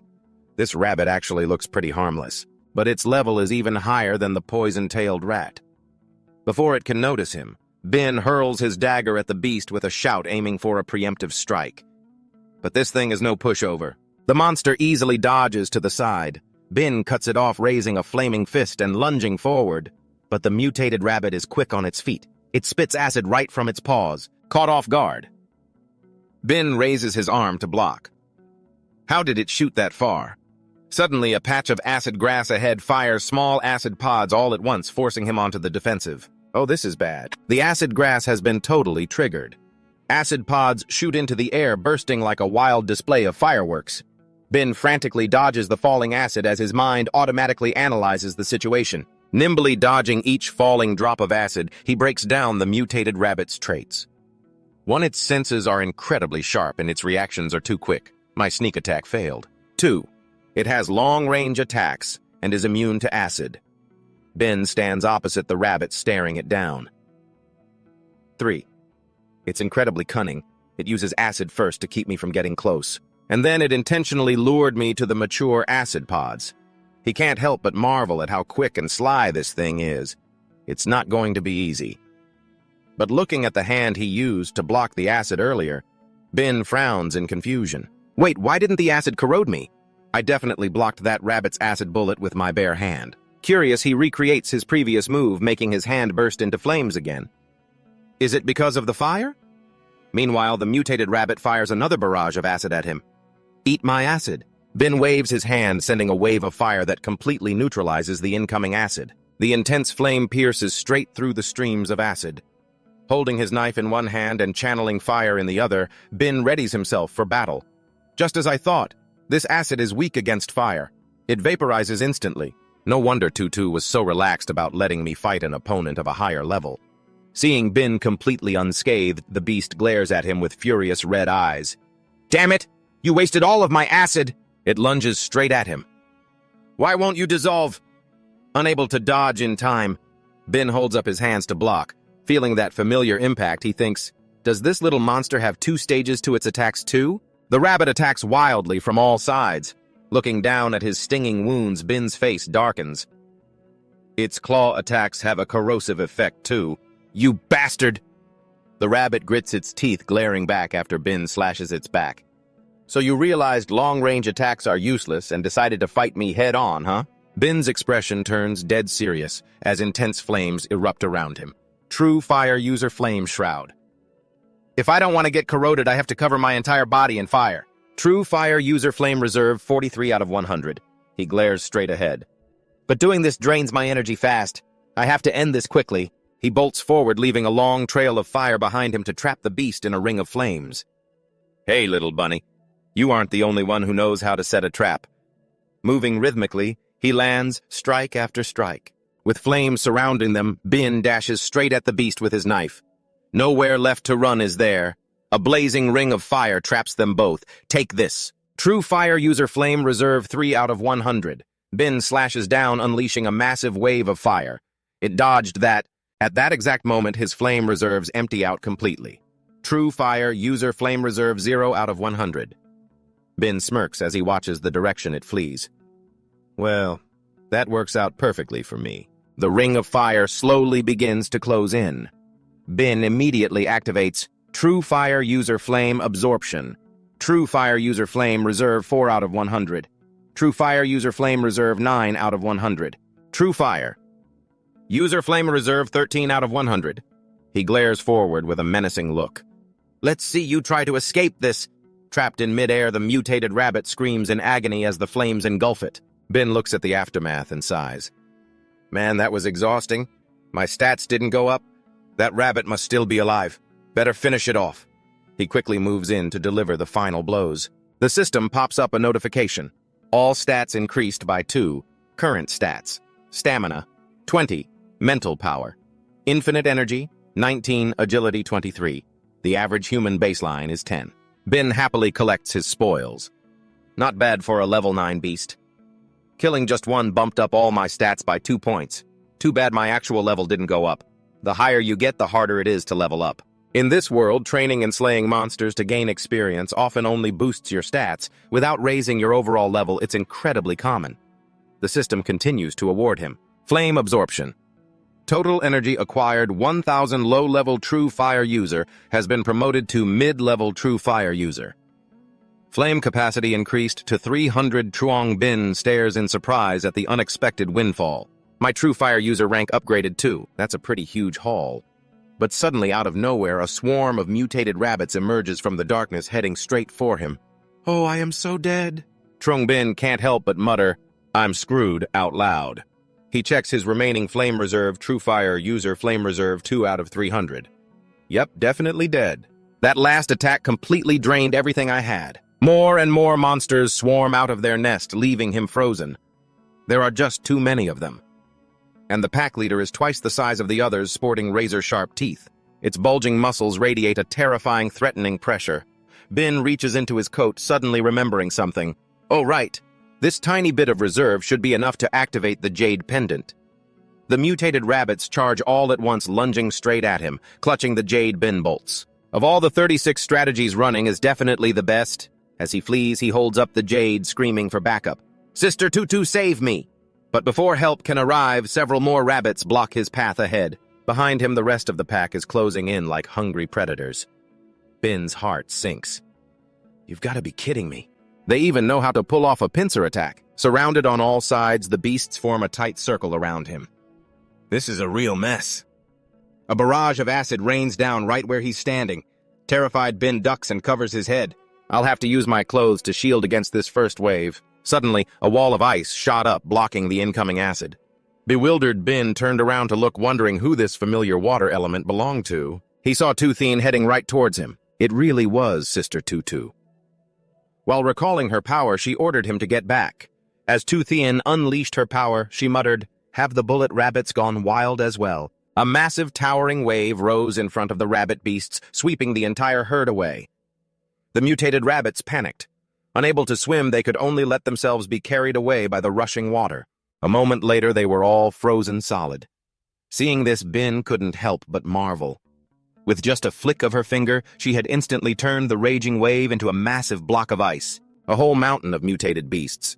Just dealing with one of them earlier took everything I had. Tuthien turned to him and asked, I was only gone for a short while. How did so many suddenly appear? Bin replied in confusion. I have no idea, sister. Hearing this, she looked around to assess the situation. It's not over yet. Then Tuthien drew her ice sword, ready to fight. To her, it didn't matter how many of them came. Several small monsters broke free and rushed toward the block of ice. They aren't attacking us. It's because of that leader. But wait, shouldn't it be dead by now? With her sword at the ready, Tuthien completely ignored everything else. The rabbit beasts snarled with vicious looks on their faces, but taking advantage of the moment they were distracted, Tuthien slashed fiercely, slaying them one by one. As she fought, she muttered, If that's how it is, then I won't hold back. She then targeted the mutated rabbit by the ice block, the very last one. She reasoned, the leader of this herd is frozen in the ice. If I'm not mistaken, the answer lies within the body of their leader. Tuthien placed her hand on the ice. With a gentle touch, the ice shattered into pieces. Tuthien knelt down to search through the icy shards. Found it. She picked up a green orb. It really was a soul-luring pill. Bin stepped forward in curiosity and asked, A soul-luring pill? What is that? It smells so good. Tuthien examined the gem and replied, This is a tool made by a certain organization to control mutated beasts. An image flashed from the gem showing a person and a beast. She immediately recognized them, the beast-taming Chu family.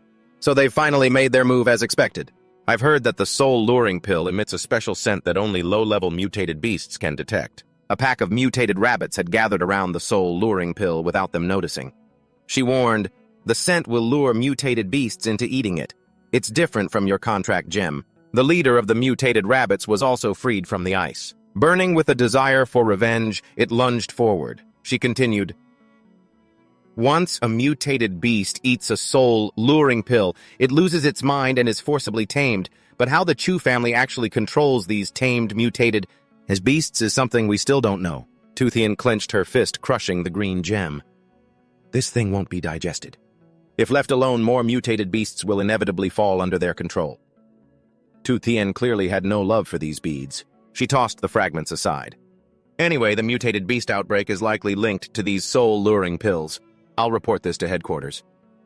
She instructed, as for whether the Chu family is behind this, until the investigation clears things up, you just focus on training with me outside the city. Bin stood at attention, gave a quick salute, and said, understood. But they had let their guard down, failing to notice someone lurking behind a tree. Just then, Toothian suddenly sensed something. Without a word, she unleashed a strike straight toward the forest, effortlessly slicing through a tree trunk. This left Bin, who was standing right next to her, utterly dumbfounded. What's wrong? Why so sudden? A snowflake drifted onto a dry branch. Gathering energy in her palm, Toothian replied, It's nothing. She thought to herself, was it just my imagination?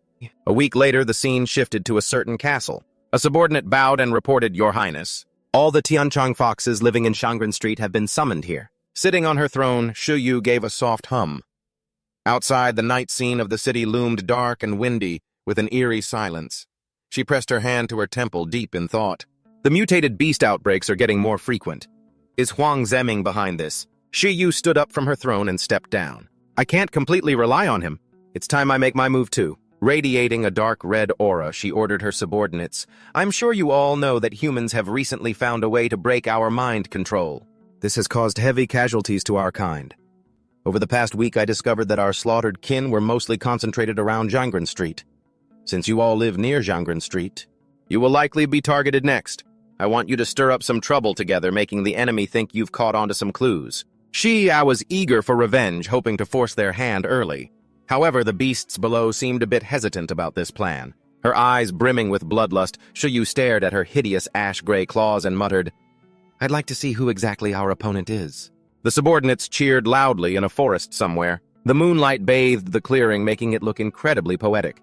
A few mutated rabbits were grazing when suddenly Bin swooped down from high above, aiming straight for the one eating grass. He set it ablaze. His Nightwalker buff had just expired, and seeing their friend killed, the other mutated rabbits went wild with rage, hopping around frantically. His eyes blazed like fire.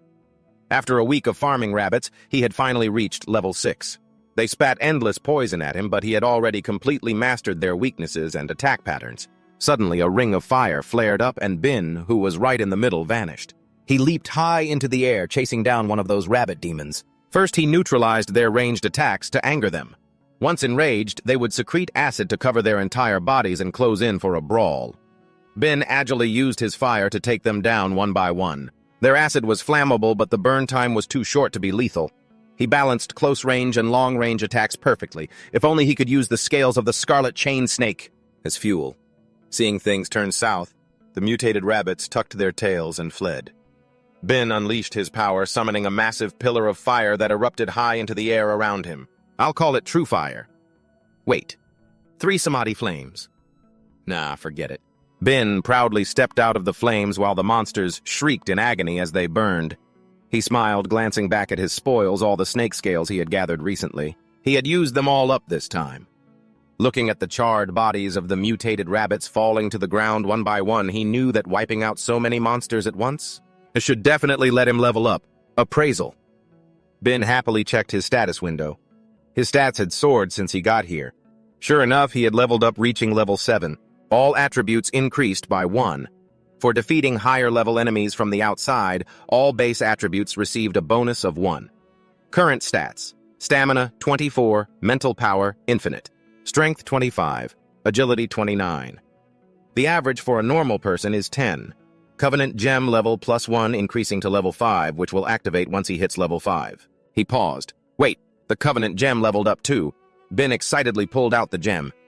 He used to think the gem's level was tied directly to his own. But even after he went up 2 levels to level 6, the gem's level stayed at 4. This time it turned blue. Lost in thought, Bin didn't notice the dark mist gathering behind him. Is it because the Covenant Gem is just harder to level up? I wonder what ability I'll awaken this time. Hopefully a combat-focused one. Suddenly, the rabbit's corpse opened its eyes, radiating a sinister black mist. Sensing something off, Bin turned around. His eyes widened as the rabbit slowly stood back up. It wasn't dead yet. He smirked confidently. It didn't matter how many times it got up, the result would be the same. I'm not the same as before. He unleashed his true fire, the flames swirling around him as they clashed head-on without hesitation. He was still completely confident as he closed in, but the next second, Bin froze. He quickly spun his sword, gripping it tightly, and charged straight in for a frontal strike, thrusting his blade at the dark shadow. To his shock, the blade passed right through the shadow without leaving a single scratch. Now it was the shadow rabbit's turn to counter. It puffed up its body and fired a beam of dark energy right at him. Bin's mind raced with confusion. What on earth is this? Did I kill so many rabbits that they formed a vengeful spirit? He tried again. Spirit or ghost, it didn't matter. With a lightning-fast strike, he slashed straight through the shadow's host. Drop dead. The possessed rabbit went stiff and fell to the ground, returning to normal. Bin stared at the corpse, wondering when bullet rabbits ever had this kind of skill. He searched the rabbit. Could it have been controlled by a soul-luring ring, too? He pulled a purplish object out from its body. There really was something inside it, but it didn't look like a soul-luring ring. Bin activated his appraisal skill. Appraisal failed. Appraisal failed. Appraisal failed. Appraisal failed. He stubbornly kept trying, but the result was always the same. Appraisal failed. It's been a long time since I ran into something this hard to appraise. Appraisal failed. Suddenly, a system notification rang out. Dark Mist Essence. Quality mysterious. The essence power stored within the testicle of the Dark Mist Black Goat. Consuming it will trigger unexpected events. Unbelievable. Wait, I still have that goat's treasure right here. Appraisal. He lit a campfire nearby. Appraisal failed. Appraisal failed. Appraisal failed. Appraisal failed. Finally, after endless attempts, he succeeded. Appraisal successful. Dark Mist Essence. Quality mysterious. The essence energy stored in the testicle of the Dark Mist Black Goat. Upon consumption, unexpected things will happen. Along with the system audio, a projection replayed a battle. A goat-like monster surrounded by dark energy stood against a herd of normal beasts. They clashed head-on, 1 against 100. Every beast unleashed its full strength. The dark goat fought back fiercely while the beast horde was led by a charging wild boar and a sharp-clawed bird hovering above. Suddenly, as the boar rushed to attack, the goat turned into a dark mist and passed right through it before immediately striking its exposed flank. The lead boar was taken down in a single strike. As it lay dead, the goat's dark mist slowly seeped into the carcass. Black spikes erupted from within, piercing through its body. It was a gruesome sight. Watching this, Trong Bin wondered, did they just take each other down? As the dark mist fully dispersed, only the bare bones of the goat remained. Suddenly, the gem in his hand began to glow. Trong Bin thought to himself, I have a gut feeling this bead is a lot like the wind gem, a rare item. As he held the dark mist core in his hand, he witnessed the scenes it conjured up. But how do I activate this gem? Just touching it does nothing. It's not like my last awakening. Don't tell me. I really have to swallow this thing. Cold sweat dripped down his face as he stared at the creepy object in front of him. The thing is, this came out of that black goat. It was honestly sickening. But then Trong Bin recalled his past battles. He was always powerless, mocked, and defeated. You're weaker than an ant. Do I even have the right to be picky right now? The more he thought, the more grim he became. Gritting his teeth, he took a gamble, closed his eyes tight, and swallowed the dark mist core. Suddenly, his eyes flared red. Clutching his head, he screamed in agony as a dark, ominous aura erupted all around him. Clutching his head, he collapsed to the ground, enduring the agonizing pain. Suddenly, memories of his childhood friend flashed before his eyes. He remembered the moment Tin Jiao was dragged away by those monsters. Trong Bin promised me, no matter what happens, no matter how hard it gets. With tears streaming down her face, she forced a smile, putting all her hope in him. You must survive. Struggling in agony, he forced himself to stand. Tin Jiao, don't worry. Before I slaughter every last one of those foxes, I absolutely will not die. Suddenly, a system notification chimed. Appraisal successful. Attribute panel summoner Trong Bin. Owner Trong Bin. Race human. Class novice awakened. Level 7. Growth potential 6 stars. Stamina 26. Energy 25. Novice ability, you can convert the fear of living creatures into mist and manipulate it. Mist reserve 20 out of 100. Every time you consume 1 point of mist reserve, the mist clone will gain 10% of your attack power and 10% of your defense. At your current level, it can be boosted up to 1,000%. Staring at his new power, he muttered, "This talent is a combat type perfect for both offense and defense, and it seems its power depends on how much mist I consume." Bin checked his status panel again. His growth potential had actually increased by another 3 stars. Is the dark mist body really this powerful? A smile crept onto his face, but tears were streaming down his cheeks. Damn it. Clenching his fist, he slammed it onto the ground. Why am I making a face like this? Sitting by the fire, he couldn't even describe what he was feeling. It was a messy blur of resentment, joy, anxiety, and pain. Who knows? But one thing was certain. Very soon he would avenge Toting Jiao. Suddenly, a group of people approached him from behind. A green-haired man leading them waved, asking out of genuine concern, "Hey, brother, you okay?" But the teammates behind him grumbled, not wanting to get dragged into anything. "Hey, we need to keep moving. Don't look for trouble." Yeah, exactly. While there are no mutated beasts around, we need to get inside the city walls fast. Ignoring them, the green-haired man still looked at him. "Brother." Bin slowly got to his feet. He stood tall, casting a backward glance. In the pitch-black night, his eyes suddenly flashed. Before he could even finish his sentence or wave to say he was fine, the others dropped their gear in sheer terror and bolted. A ghost! There's a ghost! Meanwhile, system notifications started flashing. Mist Reserve 23 out of 100. Mist Reserve 30 out of 100. Mist Reserve 35 out of 100. Staring at the dark energy, Bin was dumbfounded. Don't tell me. I can actually absorb other people's fear and turn it into mist. This mist. It doesn't even feel like real mist. It doesn't even feel like normal energy. He stared at his hand as it began to warp and shift. But I can shape this mist however I want. His hand returned to normal and a blade slowly materialized from the shadows. He stared at it. I just don't know how much damage it can do. Bin gave his wrist a light flick to test its lowest output. In an instant, the massive tree trunk beside him was sliced clean in 2. I only used 1 point of my mist reserve, and it's already this strong. As the giant trunk came crashing down toward him, system alerts popped up. Mist -1, mist -1. The massive log falling overhead was instantly shredded, raining down around him as a pile of harmless splinters. Interesting. Bin conjured a small shield of mist, highly intrigued by his new ability. It can slice and it can block attacks. This mist is incredibly versatile. He looked down at the shredded wood with a cold, sharp gaze as he dispersed his power. If I play my cards right, this dark mist body will be my ultimate trump card against high-level mutated beasts.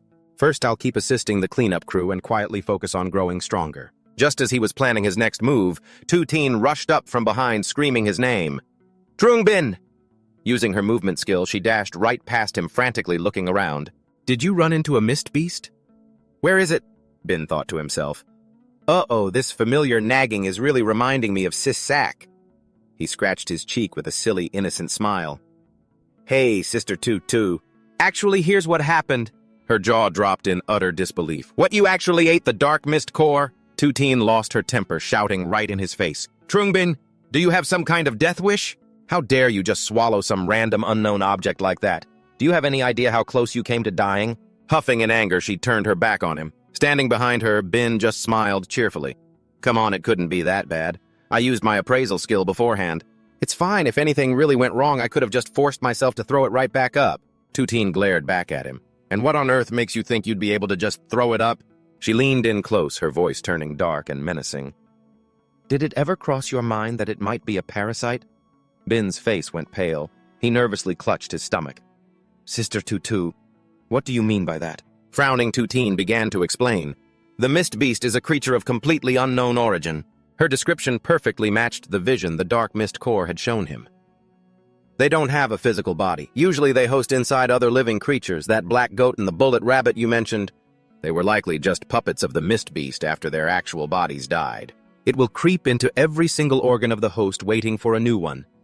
Tuthien continued her explanation. The main point is this mutated fog beast can actually control anyone it infects. Hearing this, Bin's head spun in absolute terror. Then, doesn't that mean the fog has formed a contract with me? He frowned, thinking deeply. Was that intense pain I felt when I consumed the fog essence? Because it was trying to seize control of my body? He immediately asked, "If I'm fine now." "Ed, does that mean the parasite failed?" In the gloomy forest, Tu Thien stood with her arms crossed. "I don't know. You are very special. Maybe there's already a monster living inside you that wiped out the mutated fog beast. Or maybe it's because you have absolute control over your own body, so being parasitized didn't affect you." She laughed out loud, teasingly, scaring him. "In short, if I find anything weird about you, then I'll just have to slice you in half." Terrified Bin recoiled in fear. I'm sorry, I was wrong." Out of nowhere, a spider with big shiny eyes dropped down from a tree. Surprised Tu Thien panicked, losing her composure. She drew her ice sword and screamed, "Spider, a spider!" slashing wildly in all directions. Spotting a huge spider, she ran over and clung tightly to Bin. "Quick, get rid of it. Hurry!" He gently patted her head with a smile. "Are you still that terrified of bugs? Just like when we were kids?" Bin reminisced about their childhood when the two of them played together. "Sister Tutu, look what I caught." "What is it? Let me see." Bin had brought a bug to show Tu Thien. Terrified, she waved her hands frantically. "Take it away! Get it away from me!" Disappointed, he watched helplessly as the bug flew away. "I just caught that new friend and you chased it away." Tu Thien stood by his side to comfort him. "You dummy, there are so many kids in the orphanage.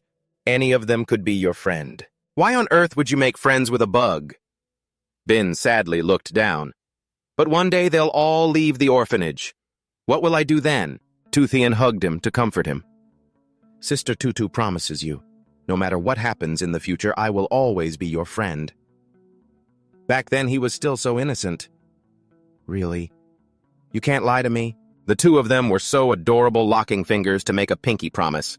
Back to the present, the setting was exactly the same, but this time the roles of who was hugging whom had reversed. As Bin looked at Tu Thien with nostalgia, she suddenly panicked and pushed him away. "What are you doing hugging me so tight?" Bin was suddenly frozen solid, clueless as to why. Tu Thien turned around, returning to her train of thought. Trong Bin, in the wilderness, any item of unknown origin carries unforeseen dangers. There is no such thing as a free lunch in this world. Though you were lucky enough to escape death this time, you must never let your guard down when facing such items in the future. She tucked her hair behind her ear and smiled. "Remember that." He obediently complied. "Yes, ma'am." Bin looked at Tu Thien with warmth and affection. "I always thought that after Sister Tutu joined the cleaners, she had grown cold and wanted to keep her distance from me, but now it seems she hasn't changed at all. She still cares for me just like she used to. She's just not the type to show it, that's all." Suddenly, something red on her body glowed and beeped. Tu Thien pulled it out, her voice tense. "How could this happen?" "Understood, I'm on my way." She turned and hurried away. "My investigation and your training end here. We need to head back to Minchao City right now." Sensing that something was wrong, Bin asked, "Did something happen?" She replied in a rush, "Captain Kim Ba has been gravely injured by a heavenly cicada fox. I must return to the city immediately to back them up." Taken aback, Bin followed Tu Thien. Even he got... "Wait, why don't we ask the out-of-city investigation team or get help from other cities?" As she walked, she warned him that would only alert the enemy. "Besides, the world outside the city walls is extremely complicated. I'll explain it to you on the way." The scene shifts to a modern city crowded with high-rises. On the way, Tutu and I talked about the situation outside the city. No one knows when it started. Mutated beasts began to run rampant. To survive, humans had to build massive walls to protect themselves. Due to transportation being cut off, the city has to rely solely on the investigation team and awakeners to venture out. A map appears. Currently, according to intelligence from the investigation team, the areas containing villages and savages around Minchao City have fewer mutated beasts. But further out across the sea, there are high-level mutated beasts, so for now we can't investigate further. We don't even know if other cities still exist. What lies on the other side of the ocean? The two of them arrived and a guard met them. "How is the situation in the city right now?" The guard reported, "Over the last few days, we've used the Phantom Sky Screen to keep Minchao City completely under control. No heavenly cicada foxes have been detected. Everything was normal until last night." Walking alongside them, he explained, "A pack of mid-tier heavenly cicada foxes emerged in the artisan quarter. We went to engage them. But it was a trap. Their leader was waiting for us. Captain Kim Ba was gravely injured while protecting our retreat. Right now, the captain wants you to temporarily take over Captain Kim Ba's duties. Escort the protection team safely back to Mingzhou City." Tu Thien understood. She said, "I got it." Bin, who was walking behind them listening to the conversation while eating a pastry, finally spoke up. Need any help? She looked back and replied, No need. You should head back to Iron Soul. I'll come find you when I have time. He replied, Got it. He silently watched the two of them walk away. I hope Brother Kimba and Sister Tutu will both be safe. Bin stretched his arms and sighed. Well, I can finally relax now. Running around outside these past few days has been exhausting. He wandered around wondering how Wang Jimin's Beast King's fist training was going. Bin stopped by a shop where a customer was browsing and saying, I'll take this one. Right then he froze, sensing something was off. Bin looked over at the two people nearby. Why did everyone stop moving? Suddenly a voice came out of nowhere calling out to him. Hey, brother. Flustered Bin instinctively gasped and shouted, Who's there? The appraisal system kept showing repeated failures. Appraisal failed. Appraisal failed 6 times. Appraisal failed 66 times. Finally, the appraisal succeeded, but it didn't reveal much. Appraisal successful. Target is using an identity-concealing talent. Name unknown. Race human. Strength unknown. Growth unknown. Class unknown. Rank unknown. Talent unknown. He gasped in surprise. What's with these stats? The man had white hair and a dangerous aura. Can't see a thing, can you, trying to pry into my abilities? But I must hand it to you, even an awakened with high-level appraisal. Can't use appraisal more than 10 times a day, yet you can use it limitlessly. Breaking into a cold sweat, Bin stared at the man in front of him, forcing his system to perform a forced appraisal. Of course I can use it limitlessly. Wait, how does he know, that old man? What do you want with me? He braced himself for a tough fight. Though this old man looked ordinary, the aura oozing from him made his hair stand on end. He was shivering with fear. This newcomer clearly meant harm. Situbai unleashed his power. Play with me. He smirked, challenging Bin. What's wrong? Aren't you going to make a move? I won't let his provocations get to me. He tried to stay calm. I have no reason to fight you. Situbai questioned. Does one need a reason to get stronger? Bin instantly dashed forward as the old man taunted him. So your talk about avenging Su Jing Yao was nothing but empty words. Bin's expression twisted into a glare. Say that again. Suddenly there was a shattering sound and Bin gasped in shock. A space-time rift. Bin panicked, spinning around. No, wait, it's a space-time skill. He teleported behind me. He lunged and threw a punch, but Situbai blocked it effortlessly, mocking him. Your speed still needs work, Bin. Then Bin quickly regained his composure. Is that so? But Bin had already planned his next move behind his back. Sparks flickered in his hand as he launched a surprise attack. True fire form. Blazing swirl. The old man effortlessly conjured a shield to block the strike. There was something very strange about Situbai. Suspecting something, Bin retreated. Something feels wrong. The old man's body had become completely translucent like thin air. With a stern face, he declared, You've been attacking for quite a while. Now it's my turn. A flash of light shot out from behind the figure, and Situbai lunged from behind it to attack Bin. A clone. And this time it's a water element. Bin struggled to dodge. Damn it! Just how many skills does this guy have? He's a total monster. He deployed his mist, but his remaining mist reserve was running low. Mist reserve 18 out of 100. The mist condensed into a protective shield. I have no choice but to try that move. Those ice shards barely scratched the shield. Bin scrambled for a plan. I need to attack first to create an opening. He fired a blast of mist directly at Situbai. Mist reduced by 13. Bin swiftly teleported behind him, seizing the chance to launch a sneak attack using Nightwalker. The old man chuckled in approval. Pretty smart, but too bad your raw strength is still lacking. Shielding his eyes, he tried to look as a blinding light erupted from Situbai, enveloping him in a radiant aura. Bin was blasted backward and slammed onto the ground, unable to move. He even has telekinesis. That's straight-up cheating. Situbai looked down at him with approval. Still, for someone at your level to possess such power is truly a rarity. He glanced back, saying, Talk to me. Bin struggled to sit up. I can move again. He stared intently at the man before him. He went to all this trouble just to test me. His strength far surpasses Kimba and Tutu's, and he can even conceal himself, a powerhouse of this caliber. In this city, he could only be the leader of the sweepers. Finally, the two of them formally introduced themselves. He asked respectfully, How should I address you, Elder? Situbai looked slightly suspicious, wondering if he was playing dumb. Names are meant for others to call you. You can call me whatever you like. Do you really not know who this old man is? Bin sat down beside him, dropping the formalities. It seems the sweepers already have all the info on me. But what is Situ Bai's purpose in meeting me like this? Elder Situ, your reason for coming here today is... He cut Bin off. Zhang Ping, before you try to block the ability. To read other people's minds, you'd better stop thinking so much. Bin's jaw dropped in disbelief. Situ Bai stared at him quietly. It has been 200 years since Mingzhou City last saw someone with infinite level ability. Tell me, how could I not come see it for myself? Bin gasped in shock. Are you saying I'm infinite level? What even is infinite level? Isn't the highest level of human talent and rank supposed to be peak level? He continued, no matter how strong a superpower is, an awakened can only obtain one in their lifetime. But the infinite level is different. Can it truly break the limit on the number of talents a person can have and keep producing newly awakened ones? Situ Bai asked seriously, his eyes flashing with a dangerous glint. There's something I am extremely curious about. I wonder if my infinite tier talent, payback in kind, can replicate your infinite tier contract gem talent. Situ Bai continued to calmly persuade Zhang Ping, but Zhang Ping still acted indifferent. Of course, I wouldn't ask you to test this for nothing, no matter what the result is. I'll still give you a gift. And besides, I will answer all of your questions. In that case, can I refuse? He placed a box on the table containing a glowing, shimmering item. Of course you can.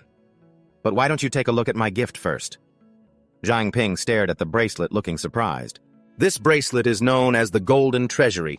It's a piece of equipment I used frequently in my youth. It stores a storage skill. I'm sure you understand what that implies, right? This was exactly what he needed. Zhang Ping was incredibly excited and immediately changed his mind. Elder C2, you are truly far too generous. A storage space was exactly what he needed right now. Situ Bai extended his arm, channeling a mysterious power. Give me your hand. Zhang Ping reached out. A flame from Situ Bai's hand enveloped Zhang Ping's hand. The elder closed his eyes deep in thought for a few minutes. Then Situ Bai withdrew his hand, letting out a strange sigh.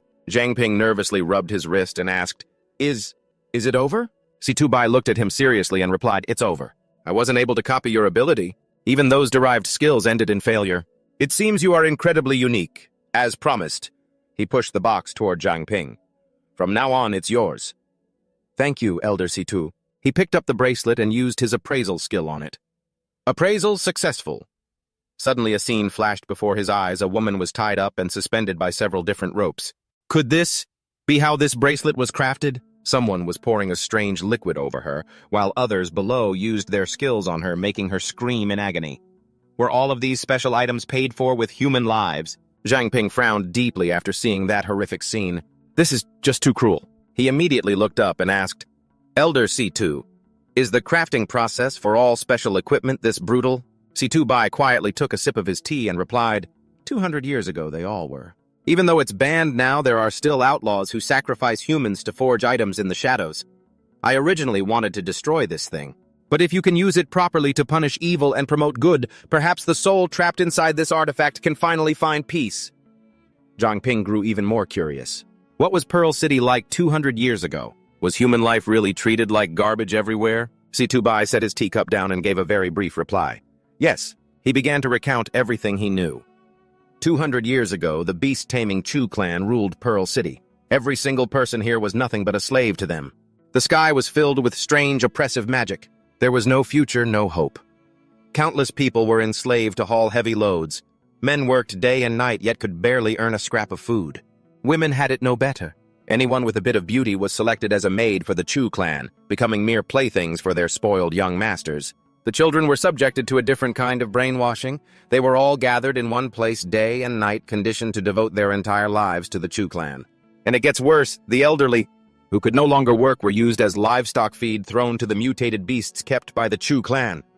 That family would ruthlessly sacrifice human bodies, turning them into undead spirits. If anyone became an awakened, they were either enslaved and controlled or used as raw materials to craft equipment. Situ Bai grimaced with deep-seated rage. Because the Chu clan committed so many atrocities, but eventually, brave people finally took up arms. Cultivators and warriors secretly gathered their strength, eventually uniting to overthrow the Chu clan's rule. Zhang Ping, having asked his questions politely, stood up to pour the elder more tea. So that's how it was. Do you have any other questions? Zhang Ping asked again. Elder C2, you are so incredibly powerful. Why don't you step in to deal with the Moon Prince and liberate the city once more? Before answering, C2 Bai carefully activated a skill. It's not that I won't step in, but that I can't. Activating his soundproof seal talent. You might think Pearl City's defenses are weak, given that even the Tianchang Fox managed to infiltrate us, without anyone noticing. But that assumption is wrong. In truth, Pearl City's defense system is practically flawless. They have an investigation team consisting of several elite members. On the outskirts, the investigation team scouts and drives away mutated beasts, while near the city gates, the sweeping team deals with mutated beasts hiding in the shadows. These monsters are defeated one by one. On top of that, the city is protected by a supreme artifact, the Sun Moon Pearl. Within its range, where two glowing spheres, one red and one blue, float above an 8-trigram formation, all living beings have their levels suppressed to level 40 or below, meaning even if a king-tier mutated beast tries to invade, I would also be demoted to peak tier. Turning his back, Shibai smiled and said, besides, there's no doubt that I'm the strongest among those at the peak. However, after uttering those words, Shibai's tone became mysterious. But even without him spelling it out, Zhang Ping immediately realized, Mr. Situ, do you mean there's a traitor inside the city? Smart. Shibai turned to look at him and continued. After the city lord went missing in Pearl City, besides me, only the remnants of the Chu family's beast tamers knew how to forge the divine weapon. Zhang Ping recalled the tragic scenes he had witnessed and couldn't help but feel enraged. The Chu family's beast tamers sealed off the Sun and Moon Pearl. Then they let the heavenly constant foxes into the city. The recent riot of mutated beasts was also their doing. Why didn't you wipe them all out back then? Shibai sighed and explained to him. After overthrowing the Chu family's rule, we kept trying to eradicate their remaining forces, but weeds are not so easily uprooted. I'm afraid it's because they've existed in Pearl City for hundreds of years. Their roots run unimaginably deep. Zhang Ping clenched his fists, countless questions flashing through his mind. Indeed, the heavenly constant fox's infiltration this time has too many suspicious points. What is the Chu family's beast tamer's ultimate goal? Is the city lord alive or dead? What triggered the beast mutation riot? And what are the powers of the king of the heavenly constant fox clan? He quietly looked at Shibai and thought, there are no answers to these questions. Situ Shibai must act with extreme caution, otherwise if he falls into the enemy's trap and dies in battle, Pearl City will be beyond saving. The sight of his back feels strangely lonely. Just like nuclear weapons in my past life, they are merely a deterrent, and we cannot act rashly until the critical moment. Even if Prince Moon constantly provokes and kills, and anyone can lose their cool, but Situ Shibai absolutely cannot. Walking together down the empty path, Shibai said to him, even though I can't copy your abilities, we still need you. Facing Zhang Ping, he reached out his hand and offered, Brother Zhang Ping, are you willing to join the sweeper squad? Shibai patiently awaited his reply. Without hesitation, Zhang Ping firmly shook his hand. With a determined look on his face, he declared, I accept. Inside the Iron Soul, Smithy Jiamin sat by the window and asked, Sister Say, why are you suddenly repairing equipment? I'm just doing a bit since I've been free these past few days. C replied, still diligently hammering the metal. Jimin, however, felt anxious and wondered, it's already been a few days. I wonder when Zhang Ping will be back. Seeing her anxious look, Say teased, what do you miss him already? No wonder you've been so distracted lately. Embarrassed, she quickly turned her face away. No, I don't. It's just, lately, there's been no one to guide me in my boxing practice, that's all. Her blushing face, however, gave her away. Her blushing face completely contradicted her words. I wonder how he's doing outside the city. Has he run into any danger? C suddenly snuck up behind Jiamin with a mischievous grin. Look at you acting like a worried little bride. And you still claim you don't miss him. Jiamin quickly covered her head in denial. I really don't. Having had her fun, C quickly returned to forging her weapon.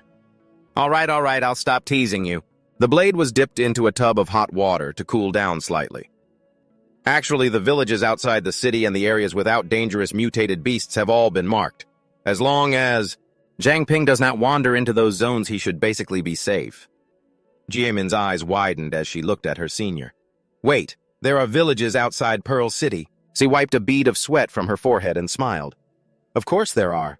Those villages are usually isolated, backward, and highly xenophobic. The people there, they will kneel before bizarre burning rituals. Some even worship mutated beasts as gods. If you ever travel to the wilderness and come across a village, it's best to steer clear of them and keep moving. Otherwise, if they capture you, you'll likely end up as a slave or a sacrificial offering.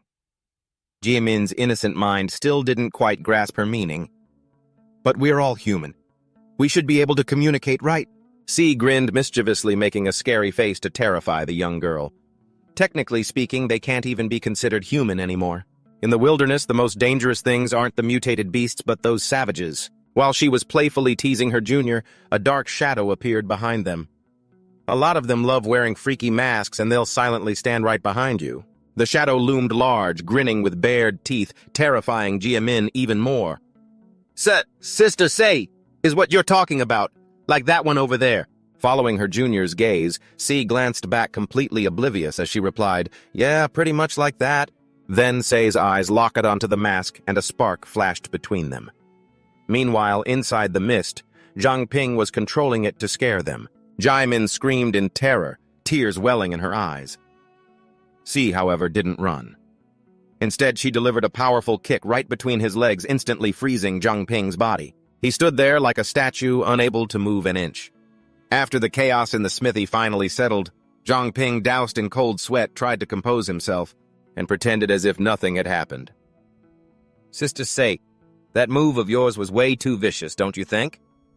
Still not recognizing him, Say barked hostilely, who the hell are you? His mask dissolved and his body trembled violently as if he was about to collapse. It's me, Zhang Ping. Both Jiamin and Say stared in disappointment at his pathetic state. But then Say happily grabbed him and started rubbing his head.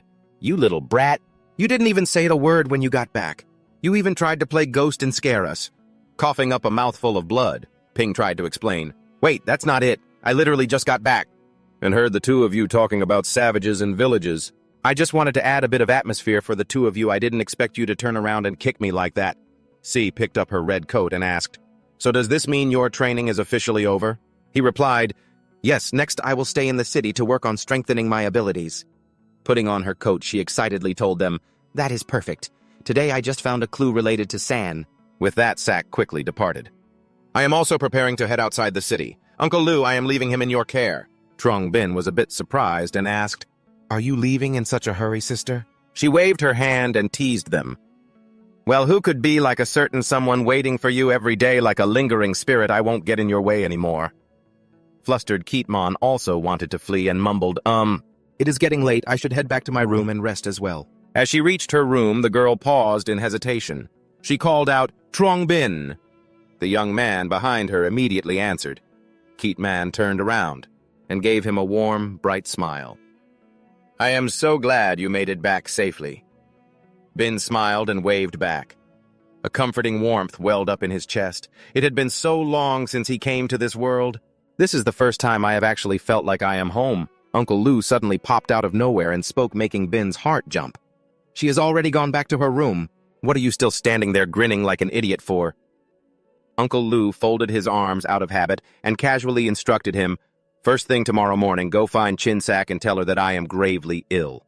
Tell her not to leave the city anymore, Uncle Lu said. Those words clearly hit Bin hard. Seeing his reaction, Uncle Lu tapped him on the head and said, don't look at me like that. I'm not stupid, nor am I sick. I'm just faking it. Bin held his head and stammered, but Uncle, before Uncle Lu cut him off. San-san has been missing for so long now. She has most likely met with foul play. He climbed onto a wooden chair to rest his legs. I know my daughter's strength better than anyone. C wants to investigate her disappearance. But I'm worried she'll also put herself in danger. That's why I had to pretend so she wouldn't have time to take any risks. He sat down and lit a cigarette, taking a drag while Bin kept rubbing his head dejectedly. Uncle Lu, C's father blew out a puff of smoke and reassured him. That girl values loyalty. Once she has something on her mind, she'll think twice and won't take reckless risks. Hearing that, Bin felt a bit more relieved. Uncle Lu, you've really had a tough time. He tapped his pipe upside down to empty the ashes. When it comes to forging, you have a real talent for it. But Sei doesn't know how to teach, and she doesn't care much for it anyway. So you still have quite a few flaws in your technique. Over the next few days, I will teach you the true dough-kneading forging art. Uncle Lu turned to look at the promising young man in front of him and seriously proposed, although our technique isn't some top-secret formula, it's still a proprietary skill of the Lu family. You must put your heart into learning it. Bin clenched his fist determinedly. Yes, I definitely won't let you down, Uncle Lu. Suddenly, a faint, wispy cloud of smoke wrapped around his body, taking him by surprise. Truong Bin! Truong Bin! The silhouette of a beautiful girl began to form clearly within the smoke. As she emerged from the smoke, she happily cheered him on. It's me! Keep it up, I'm waiting for you! Truong Bin froze as he realized who it was uttering her name in his mind. To Tin Jiao. Outside the Soul of Iron Forge, a shimmering leaf drifted onto the street in the dead of night. Life went on in the days that followed. C followed Uncle Lu's wishes and stayed inside the city while Uncle Lu secretly taught me the dough-kneading forging art. When C's father would sigh and smoke in front of her, she, sensing the threat of lung cancer, would say in annoyance, then stop smoking. As a tiny spider materialized in my hand, I realized that by applying the forging art to the mist, I could make it take on a more precise shape. In a way, I was growing stronger. Jimin was also training hard, and she had successfully mastered the first 3 moves of the Ape King Fist, level +1. But what bothered him the most was that breeze carrying the silhouette of that girl. That night I was certain I had heard To Tin Jiao's voice. Curiosity drove Truong Bin to look deeper. It felt so familiar, as if he had encountered it somewhere before. So that night, I asked the cleanup crew to look for evidence. He used his communicator to report back. Captain, is there a disguised Tianchang fox near the forge? I just heard it very clearly. Holding an egg in his hand, Tu Dobok replied seriously, Bin, we cleared out your residential area long ago. There's no way a Tianchang fox could be there. Based on that information, he came to a conclusion. If it wasn't a wind whisperer who could hear it. I considered another possibility. What if Tu Tin Jiao isn't dead but living in a different way, to get revenge and to find the answers? I must personally unmask this Tianchang fox To Tin Jiao. 3 days passed in a flash. In front of an ancient quiet house, a strange shadow was stealthily creeping toward the door. He skillfully used a rod to jimmy the lock. The door slowly opened, revealing a woman fast asleep, completely unaware. The creep drew closer to her and reached out with excitement. Sleeping like a log, are we? Looks like my drug-in went perfectly today. He yanked the blanket off her, revealing her fair, shapely legs. He stared in awe and muttered, I've long heard that the young lady of the Tu family has a voluptuous figure, silky smooth skin, and a gorgeous face. Then his rough hand stroked her smooth skin. Today I'm going to taste you fresh and see if the rumors are actually true. Suddenly a familiar black mist surged into the room and the intruder's name was called out, Tang Tu Pham. Startled, he whirled around, revealing a mask adorned with a pink flower. No. Who is it? Eerie sounds kept echoing, leaving Tang Tu Pham looking around in a panic. Tang Tu Pham, alias Short-Legged Teddy, height 1.5 meters, appearance vulgar and wretched. Who's there? The black shadow gradually coalesced into a tall figure, telling him, Unpopular with women, your mind slowly became warped and twisted. Over the past 15 years, you've harmed countless girls. Am I wrong? Terrified, Tang Tu Pham stammered, Who the hell are you? Looking down at him, a red light flashed within the shadow as it replied, I am here under orders to take your life. Terrified, Tang Tu Pham scrambled to run away. He had been absolutely sure that everyone in the Tu family had been knocked out by his sleeping drugs.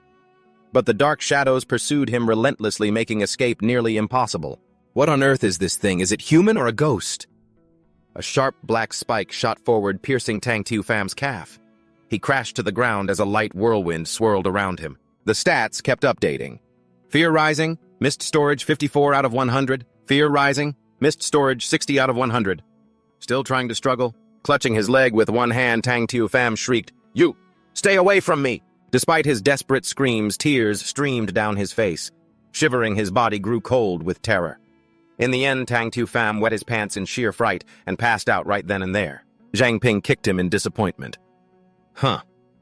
And here I thought a serial killer would be some ruthless monster. How did he pass out already? He removed the creep's mask and began to inspect it.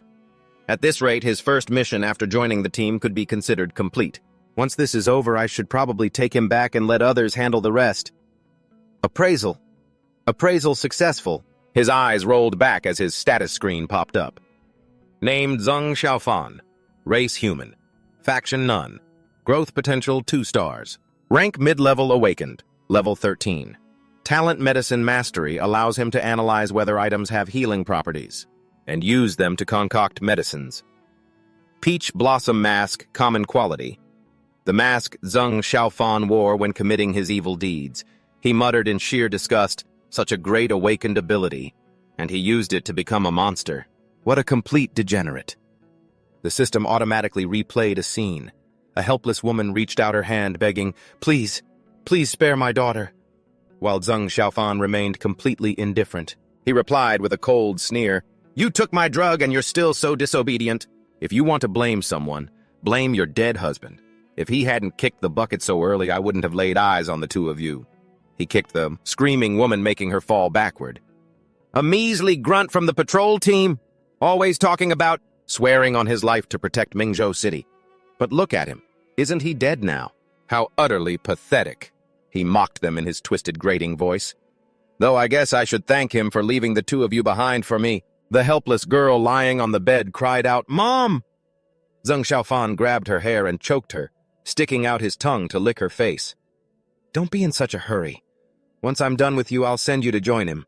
In his twisted mind, the number of women he had ruined reached dozens, and he burst into a maniacal laughter. "You are all my toys."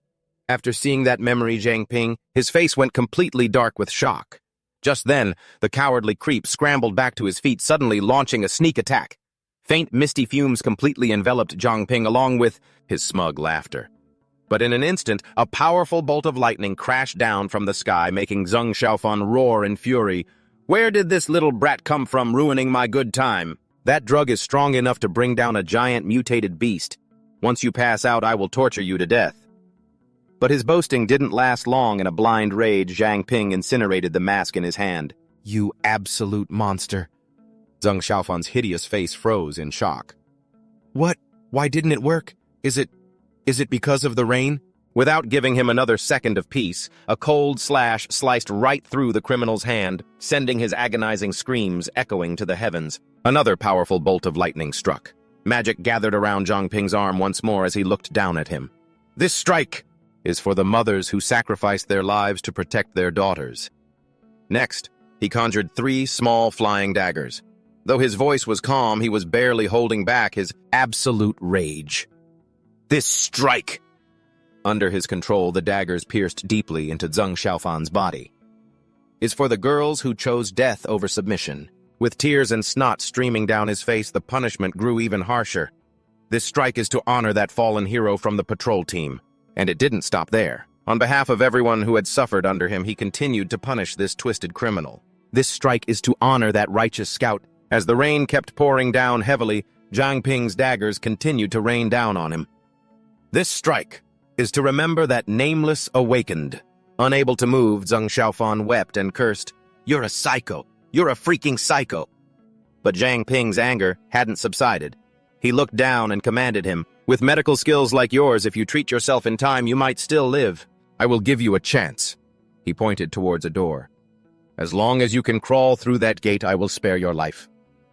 But what Zhang Ping was actually thinking, the criminal had absolutely no idea. "Zheng Xiaofan, the despair you brought upon those innocent people, I will return it to you tenfold." Zhang Ping pointed at the door beside them and said, "Remember, this is your last and final chance." The bruised and battered criminal turned around and grinned. He crawled like a bug toward the door, thinking smugly, "Just wait until I heal up.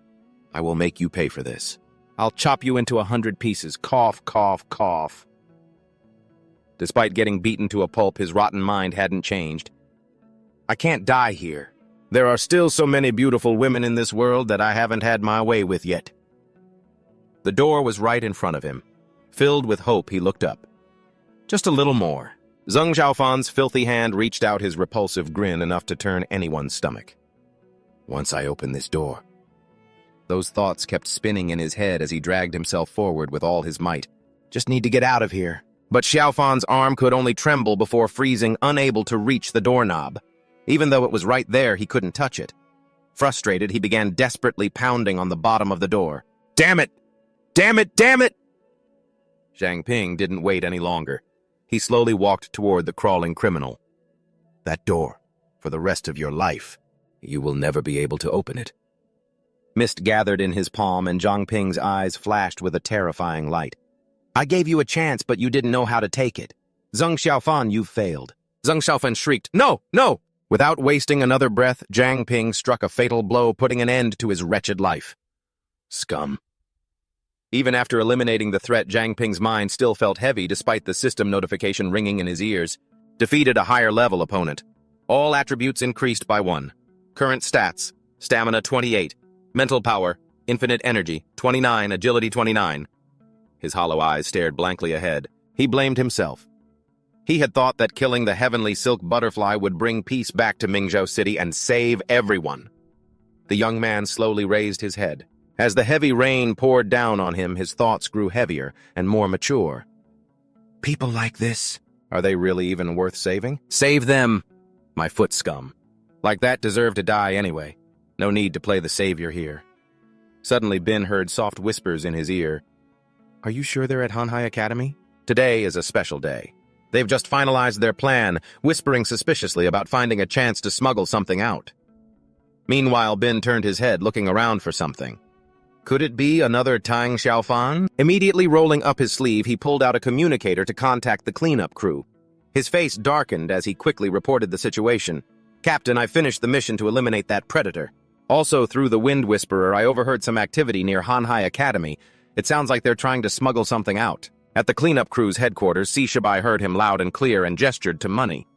Standing behind Hanhai Academy, she activated her ability, but the results were far from promising. It's no use. I can't sense what's going on in there at all. Someone has set up a barrier, if even I can't probe it. Then they're clearly no ordinary foes. Having grasped the general situation, Si Shibai continued to issue orders. Zhang Ping head over there first and report back on the actual situation. I'll contact Liu Sixian immediately. He carefully warned Zhang Ping not to act rashly until reinforcements arrived. By this time, Zhang Ping was already rushing forward at high speed and replied, Understood. Beneath Hanhai Academy, a red barrier enveloped the area generated by a strange object. Wrapped around a pillar, 3 cloaked figures holding lanterns paced back and forth around the school, seemingly searching for something. Zaijun clicked his tongue and grumbled, Damn it, we've been searching for 15 minutes already. Where on earth did Chen Shueli hide it? Huang Tu, who was walking alongside them, suddenly gasped in surprise. Boss, this is bad! Someone entered the barrier. The chubby Huang Three panicked. What has our plan been exposed? But Jai Jun refused to believe it. Nonsense with the dual protection of the dragon-suppressing stone and the night howl lantern here. It's impossible for anyone to detect us. Still, that warning forced him to raise his guard. If that's the case, if whoever just stepped into the barrier ends up alerting Chen Shueli, we'll be in deep trouble. Even if we can mask our presence, there's no way we can kidnap someone right in front of his eyes. Urging each other, the 3 rushed up to the higher floors. Hurry, we're running out of time. No matter what, we must find her. Meanwhile, outside the academy, Zhang Ping had arrived. Standing in silence, he stared up at the glass windows. He also spotted that bizarre dragon head and tried to activate his system's scanning function. What is this? The appraisal results returned as failed. Appraisal failed. Appraisal failed. Still, he persistently analyzed it, and finally the appraisal succeeded. Bronze dragon-suppressing stone. Quality, epic. When 4 dragon-suppressing stones are placed in their respective positions, they form a dragon-suppressing array that can envelop and shatter almost any barrier. To think it's actually an epic-grade item. Suddenly, a scene playback function automatically triggered. Countless ordinary citizens had lost their lives, their crimson blood squeezed dry. Inside a vortex, their blood flowed through pipes into a waiting funnel, channeling the rippling crimson fluid. Behind it, other objects carved with strange patterns also held the red blood. Finally, the blood was poured into the dragon's eyes, activating it. Zhang Ping's face darkened. Is the dragon-suppressing stone also created through human sacrifice? But this practice has been banned for civilians for ages. He looked back at Hanhai Academy, suspicions rising in his heart. They don't seem like members of those 2 organizations either. Could they be the remnants of the Chu family? The Chu family has a notorious history. Their family beast, the ringleader of it all, ruled Mingzhou City 200 years ago and committed countless atrocities. 200 years ago, their rule was overthrown by the 3 organizations. 2 months ago, they conspired with Sun Moon Pearl. 2 months ago, they caused the newly appointed city lord to go missing. 2 months ago, they lured the Heaven Calamity Fox into the city.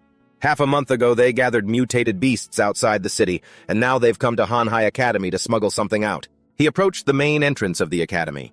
Both inside and out, everything was shrouded in darkness. The Chu family lured the Heaven Calamity Fox and gathered mutated beasts outside the city. What on earth is their goal? Maybe this operation of theirs will provide some clues. From Jiang Ping's perspective, he noticed something near the window. It looks like something is coming out. I need to hide first. Activating Night Walker. Meanwhile, from the enemy's perspective, Jai Jun and his lackeys were climbing down from a window. Jai Jun ordered, "Close the window." Jai Jun gripped his staff and scanned his surroundings vigilantly. The person who just entered the barrier doesn't seem to be here. Confirming the area was safe, he turned to Huang Tu, who was carrying a girl's body over his shoulder. We should be fine now. Turn off the lantern to save the last bit of energy for emergencies. As the light died, the damp space grew even darker, and the three of them quickened their pace. I'll retrieve the dragon suppressing stone. We can't leave any tracks. Meanwhile, Jiang Ping was hiding elsewhere, contacting his team and reporting his appraisal results. As expected, the enemies belong to the Chu family. One has a level 21 scouting skill, one has a level 17 telekinesis ability, and another has a level 15 hypnosis ability. The system continued to feed him data. Appraisal successful. He read through the information and thought, no wonder I couldn't see them earlier. The Night Howl hand lantern can conceal one's present scent and energy. Current energy 16 out of 100. So that's what they use to hide their presence, but it looks like its energy is running out. Looking over at the kidnap victim, he's even more shocked. Is that girl really their target? Status screen. Name Tran Quan Ding. Race human. Faction Hanhai Academy. Growth potential 14 stars. Class mid-level awakened. Level 13. Talent Holy Mother's blood. Her blood increases her affinity with living creatures, allowing her to influence wild beasts she hasn't met before, turning them into fanatical followers. Once upgraded, it becomes a passive skill with an expanded range. Note those who drink the holy blood will lose the ability to use their powers. They'll also suffer from constant bad luck. Her growth potential is unbelievable, and her ability is practically an evolved version of the Covenant Gem.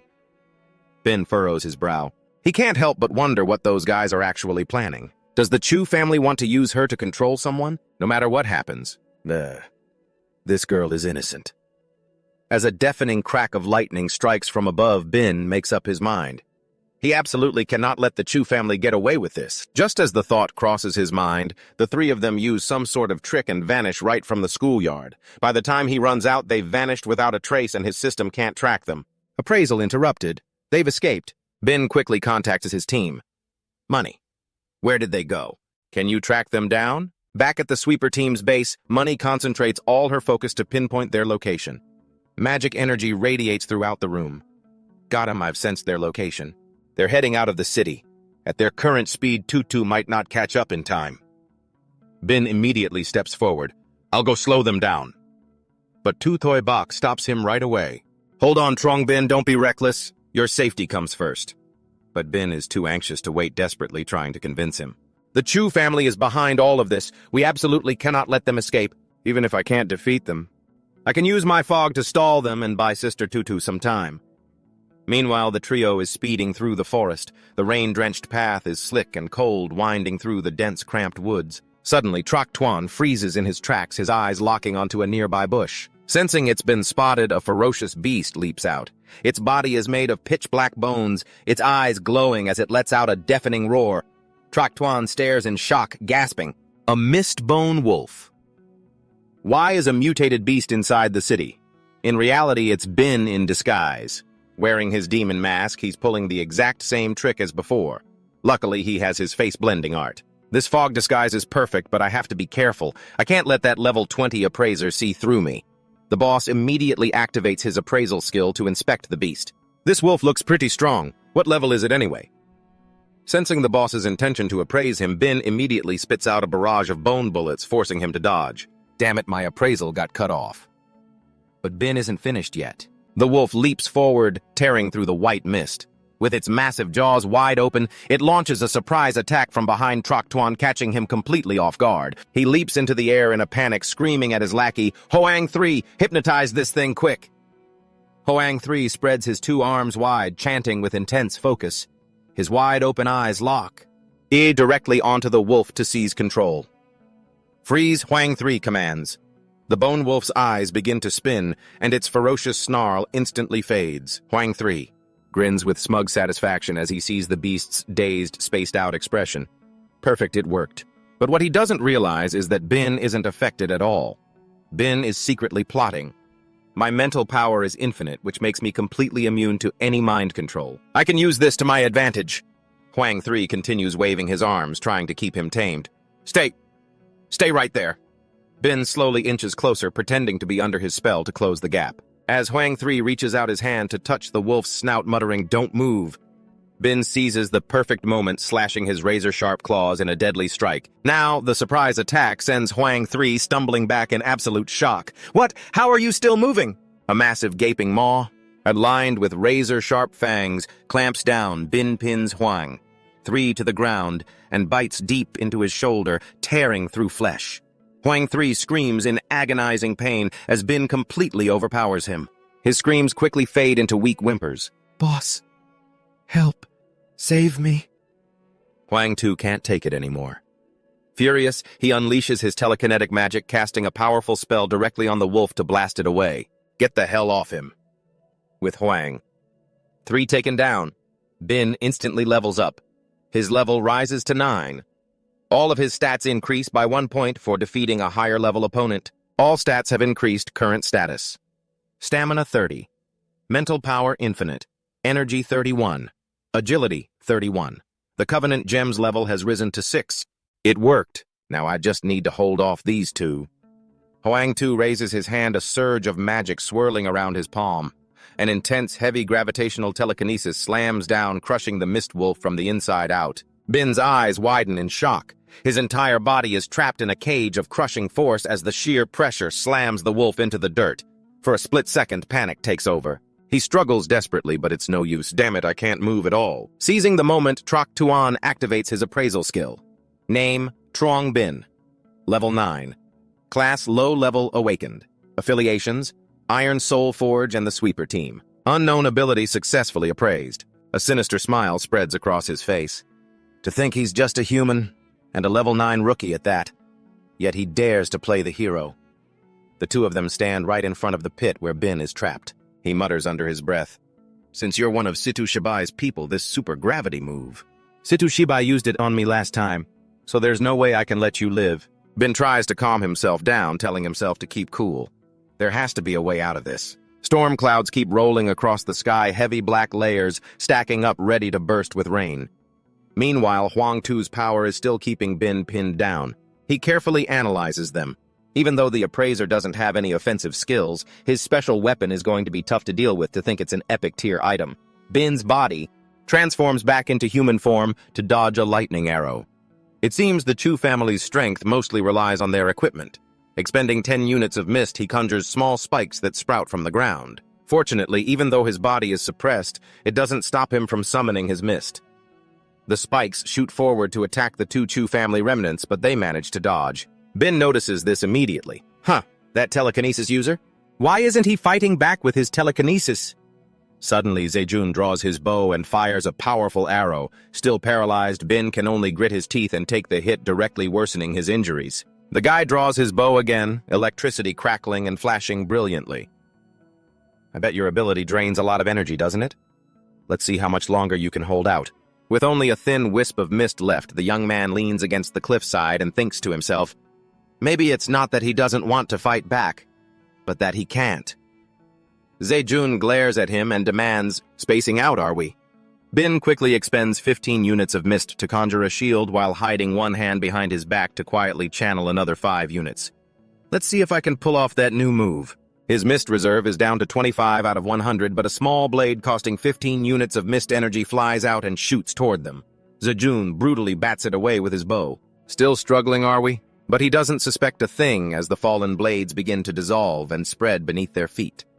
Bin just sits there quietly. He speaks up, exposing their weakness. "You didn't fight back against my attacks because you have to lock onto a target before you can activate your telekinesis." "What?" Zejun gasps as he finds himself pinned fast by Bin's mist.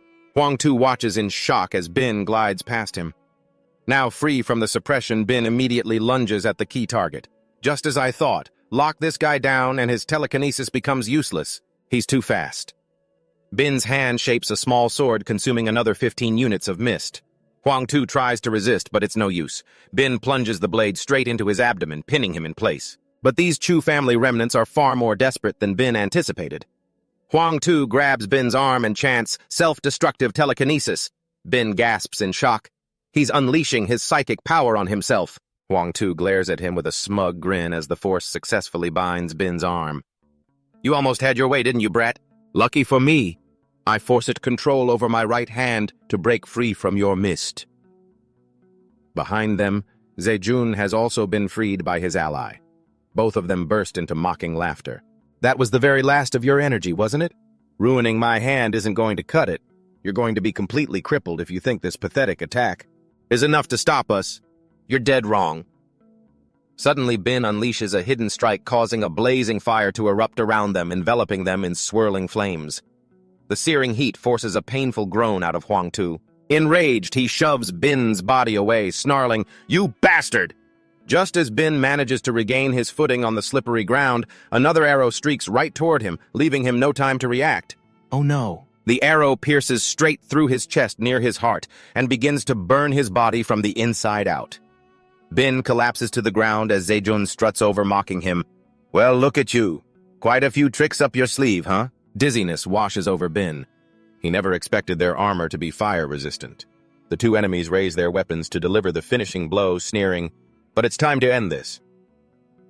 Suddenly, showing no panic, Bin touches his chest wound and mutters some cryptic words.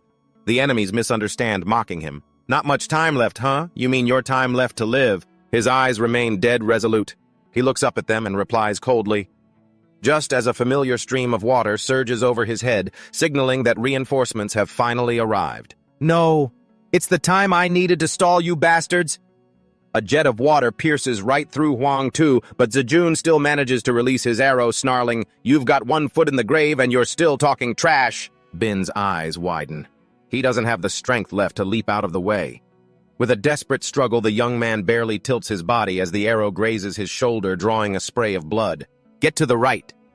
Suddenly, Tu Thien appears right behind Zejun, catching him completely off guard. "Reinforcements!" His jaw drops in sheer disbelief. Did this girl just take out Huang Tu in a single blow? Tu Thien coldly swings her sword at Zejun, forcing him to block with his bow as the two of them clash, locking in a fierce duel. Forced to retreat with every strike, Zejun barks, "Who the hell are you?" Tu Thien doesn't answer, her lips tightly pressed as she silently ponders something. She suddenly accelerates, unleashing a flurry of lethal sword strikes. Zejun finds himself backed into a corner, sweat pouring profusely from his forehead. Damn it, that other bastard drained way too much of my energy. In a moment of sheer desperation, he quickly pulls out a small object from his pocket. I have no choice but to use this. He slips a lightning-shaped ring onto his finger as a spark of energy flashes. Zejun uses it on himself, drawing a suspicious look from Tu Thien just before a massive bolt of lightning crashes down between them. It crackles wildly as if about to detonate, forcing her to shout, "Stop!" But Zejun triggers a self-explosion. A blinding flash erupts, shattering rocks and sending white smoke billowing into the air, obscuring everything. As the residual sparks of lightning slowly fade, Tu Thien pulls Bin close and lands on a patch of ground not far away. Fortunately, Trong Bin is still alive. Taking advantage of the chaos, Zejun has managed to slip away. A massive crater now blocks the path, leaving Tu Thien to watch him escape in frustration. What a waste. We couldn't capture the last surviving member of the Chu family alive. She then turns her gaze to Bin, who is completely drained. He's lying there, half dead, beside her with his tongue sticking out. Suddenly, her communicator buzzes, and Mani shouts frantically, "Wait! Bring Trong Bin back right now!" She asks what's wrong, and Mani's reply strikes her like a bolt from the blue. A voice screamed, "The phantom light canopy has been shattered!" Liu Yu stood in the rain holding a black umbrella, quietly looking down. Zeming approached and said hesitantly, "Your Highness, I wonder why you called me back." Turning toward the distance, Liu Yu asked coldly, "What is the status of the mutated beasts gathering outside the city?" Zeming bowed his head low and reported, "Your Majesty, everything is ready." Suddenly, a bolt of lightning split the sky, crashing down with a deafening roar that startled everyone. Liu Yu's eyes locked onto that direction. She asked curiously, "What was that sound?" Zeming panicked, struggling to cover it up. "That's the myriad thunder summon. Zhou Zejun must be in trouble. He's going to draw the foxes."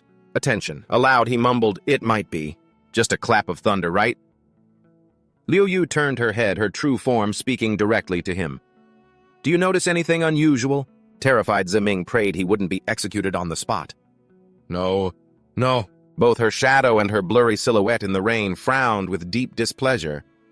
As another bolt of lightning struck, making the air suffocating, she asked, "Then why are you so tense?" Zeming quickly fell to his knees, clasping his hands together in terror. Your Majesty, this servant has been terrified of thunder since childhood." Liu Yu scoffed in disgust. Useless trash." She turned her gaze back to the direction of the recent disturbance, thinking to herself, the sound came from inside the city. But now I can't see anything. It's exactly like that time. The time I was chasing that awakened. I remember it clearly. He was gravely injured near certain death. Yet when I stepped past the wall, there was no one there, leaving me completely baffled. At just a single turn, he vanished without a trace. To think someone could escape my sight so openly? Realizing this was the perfect opportunity to uncover the truth, Liu Yu leaped off the balcony. It seems to be nothing more than some high-level trickery. Her body hovered in midair. Her eyes flashed crimson.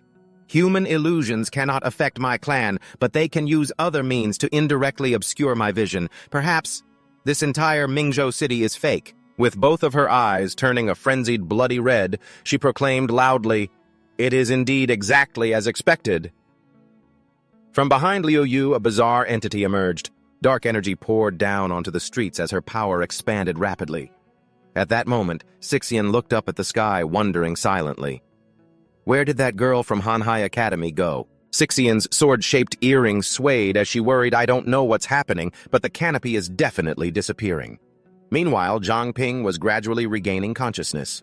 He slowly nudged his battered body and whispered, "Sis." Pointing weakly at the cage that fell from Huang 3, he urged her to use it. "The Nightingale Lantern, quick!" The strange powers of Liu Yu continued to grow and sprout like tree trunks. Her two crimson eyes widened, scanning the surroundings from her dark tentacles. Countless eyes sprouted to search every corner of the city. Through them, Liu Yu peered into every space within her domain. Suddenly, something caught her off guard. Her cold gaze snapped in one direction. "Found you, little rat!" A figure was running frantically, carrying Jun Ting on his back. I was in such a rush to escape that I almost forgot to bring the Saintess. Suddenly, a voice echoed behind him, striking him with sheer terror. "So late? And someone is still leaving the city. Damn it, I'm dead, I've been spotted." On the other side, Zejun could only watch helplessly as Liu Yu sped off without a moment's hesitation. Your Majesty!" "Wait." Clenching his fists, he panicked. "This is bad."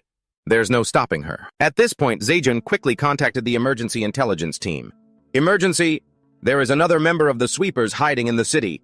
"Oh, a hidden agent named Zhang Ping." The nearest group listened in silence as Zejun's frantic voice continued. "Our operation tonight has been ruined by him. Huang 3 and Huang 2 are dead." Then the sweepers' reinforcements arrived, and I had no choice but to use the myriad thunder summon. His older brother's voice came through. "Brother, are you saying that Zhang Ping is still alive?" "Yes," he confirmed with absolute certainty. "But I've checked his background. Aside from the sweepers, he also works at a blacksmith shop called the Soul of Iron." They nodded as they received the intelligence. "Understood. But the absolute priority right now is for you to get the Saintess out of the city immediately." Just as they thought things were settled, a frantic scream from Zejun pierced the line. Luo Xiu, why are you here?" his brother demanded. "What did you say?" Zejun let out a painful shriek and the line went dead. His brother's face darkened as he frantically tried to reconnect. "What happened? Answer me, Zhou Zejun." At that moment, Zhe Ming walked up to them and yelled, "You fools, stop calling! The plan has failed. Zhou Zejun has been killed by the fox." Zejun's brother furiously slammed the communicator to the ground, shattering it. "Damn it, has all our hard work over the years gone down the drain?" Zeming reassured them with another piece of information. "No, the Saintess is still alive. She is the natural bane of the Tianchang fox. Prince Yue realized he couldn't kill her, so he will definitely bring her back to the city lord's manor." The hooded man barked at him. "Then what do you suggest we do? Without the Saintess, how are we supposed to control those foxes?" Zeming remained calm and said, "There is a secret passage in the city lord's manor that leads straight out of the city." He assured them, "As of now, only I know about it." He then laid out the next phase of the plan. "Get your mutated beasts ready. You will lead them into the city lord's manor through that secret passage. It'll cause trouble for the foxes, and after that, his job is to grab Junting's hand and pull him away. I'll take advantage of the chaos to get the Saintess out. The person sitting high up shrugged. Easier said than done. Prince Moon is guarding the City Lord's manor. What can we even do with just the mutated beasts we've gathered? Jiming glared at them. That's why we must exploit Jiang Ping, that sleeper agent from the sweepers. Right now, Prince Moon is monitoring the entire city. If anything happens, he'll personally take action. An almost perfect plan was laid out by the old snake. They listened, captivated, as he said, "We just need to send our elite forces to the forge to ambush Jiang Ping, and it will draw out Prince Moon and the sweepers. While both sides are fighting, we'll control the mutated beasts to raid the City Lord's manor and catch them completely off guard." The man sitting high up understood his intentions. But if we do that, it would be equivalent to completely turning against the Celestial Fox. That's why we must succeed. Failure is not an option. Jiming didn't forget to warn them. And one more thing. When you make your move, do not blow my cover. The others nodded in agreement. We won't. As expected of the heir to the Zhou family bloodline. The man sitting high up had a gleam in one eye in the silent room. We will continue to play our part in the Vice City Lord's little play. The Saintess is in your hands. The perspective shifts back to Ping. Sixian reached out to touch him. You're awake. How are you feeling? Do you feel uncomfortable anywhere? Ping forced himself to sit up, looking around curiously. Where is... This, Sixian explained. This is the sweeper's base. The situation earlier was so urgent that we had to bring you here. There were other injured people being treated nearby. Ping looked over, his heart aching. Is Captain Jinba injured this badly? Jinba's body was covered in bandages and he was still unconscious. I heard Luo Xiu did this. She didn't hesitate to take action herself. It seems she already sensed our presence. Suddenly, a clear voice rang out in praise. You're awake already. Looks like you're recovering well. Xu Jai walked in. She smiled and asked him, taking on 3 opponents 10 levels higher than you all on your own and even managing to kill 1. And how did you do that? Her curiosity made her pace around his bed. Normally, being 5 levels higher is enough to take someone down in the blink of an eye. Sixian introduced, this is Xu Ji. I mentioned her ability Solar Charge before. She's the one who healed your wounds. Ping remained cautious in front of Xu Jie. Knowing it was better to keep a low profile as a newcomer, he smiled and replied tactfully, I was just lucky. Surviving a disaster like that, I guess I'm bound for good fortune. This time I was lucky to have you, Sister Xu. Without all of you, I don't know how many times I would have died. I heard Sister Xu was quite strict, but she doesn't seem like that at all. Xu Jai didn't press further and brushed it off. It's no big deal. Anyway, I don't need to maintain the barrier anymore. However, a moment later her face grew serious. All right, let's stop the small talk here. Since you're awake, let's go meet everyone. We need more comprehensive intelligence about tonight. Ping silently swallowed his words. Meanwhile, in the office, Manny was frowning and complaining. Why is there always an endless amount of work? Frustrated, she buried her face in the desk and yelled, Captain, I'm handing in my resignation. Luo Wei raised a hand in agreement. Mani took this chance, her eyes lighting up as she asked her colleague, Oh, you're awake, little Wei. Help me share some of this work. Luo Wei immediately opened her mouth and fell fast asleep right in front of her. Manny clenched the paper in her hand, her anger boiling over. She rushed over and repeatedly punched Luo Wei. Wake up, wake up, wake up, wake up! Even while asleep, Luo Wei swiftly dodged her blows. Xu Shibai watched them pointing and punching each other, completely speechless and unable to intervene. He chuckled awkwardly and encouraged his 2 employees. It can't be helped. Headquarters is short-handed right now, so please bear with it a little. Just then the footsteps they had been waiting for arrived. The captain is here. Xu Jai walked up and offered to Manny, Let me help you take on some of the work. The girl happily hugged her beloved senior tightly. You're always the one who cares about me the most, Sister Xu. Xu Shibai gathered them together and began, Let's get straight to the point. Our previous assumption was that the Zhou family teamed up with the Celestial Fox to wipe out any forces opposing them, but now I don't think there is any real cooperative relationship between them. He carefully detailed the events at the Maritime Academy. It's not hard to see that the Zhou family set up a barrier. They must already know about the existence of the illusionary light canopy. But they didn't report this to the Celestial Fox, which proves they want to use the barrier for something else. However, the complications in this matter are immense. Submitting to others is certainly not the Chu family's style, but with their current strength, they simply cannot stand against the Heavenly Fox. Therefore, the girl they took from Hanhai Academy last night might be the key to dealing with the Heavenly Fox, Jai added, opening the book in his hand. The master of Hanhai Academy Chen Shuili had only one son named Chen Haowen. Records show that he passed away 45 years ago and had never been married.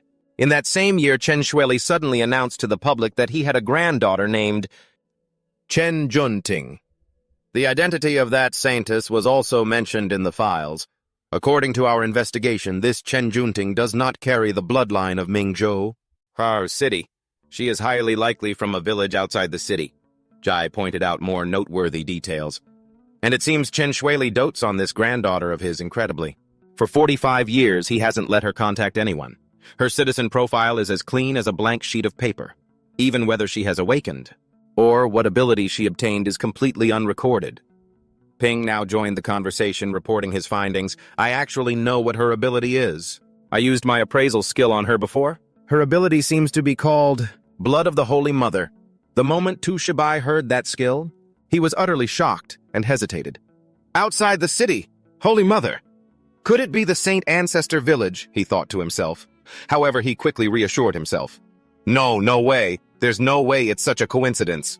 Ping continued confidently explaining the effect its power is. Meanwhile, at the city lord's mansion, Junting was enjoying a tea party with Liu Yu amidst the stormy night. She happily swung her legs. Getting to eat delicious cakes here is so great. This place is huge.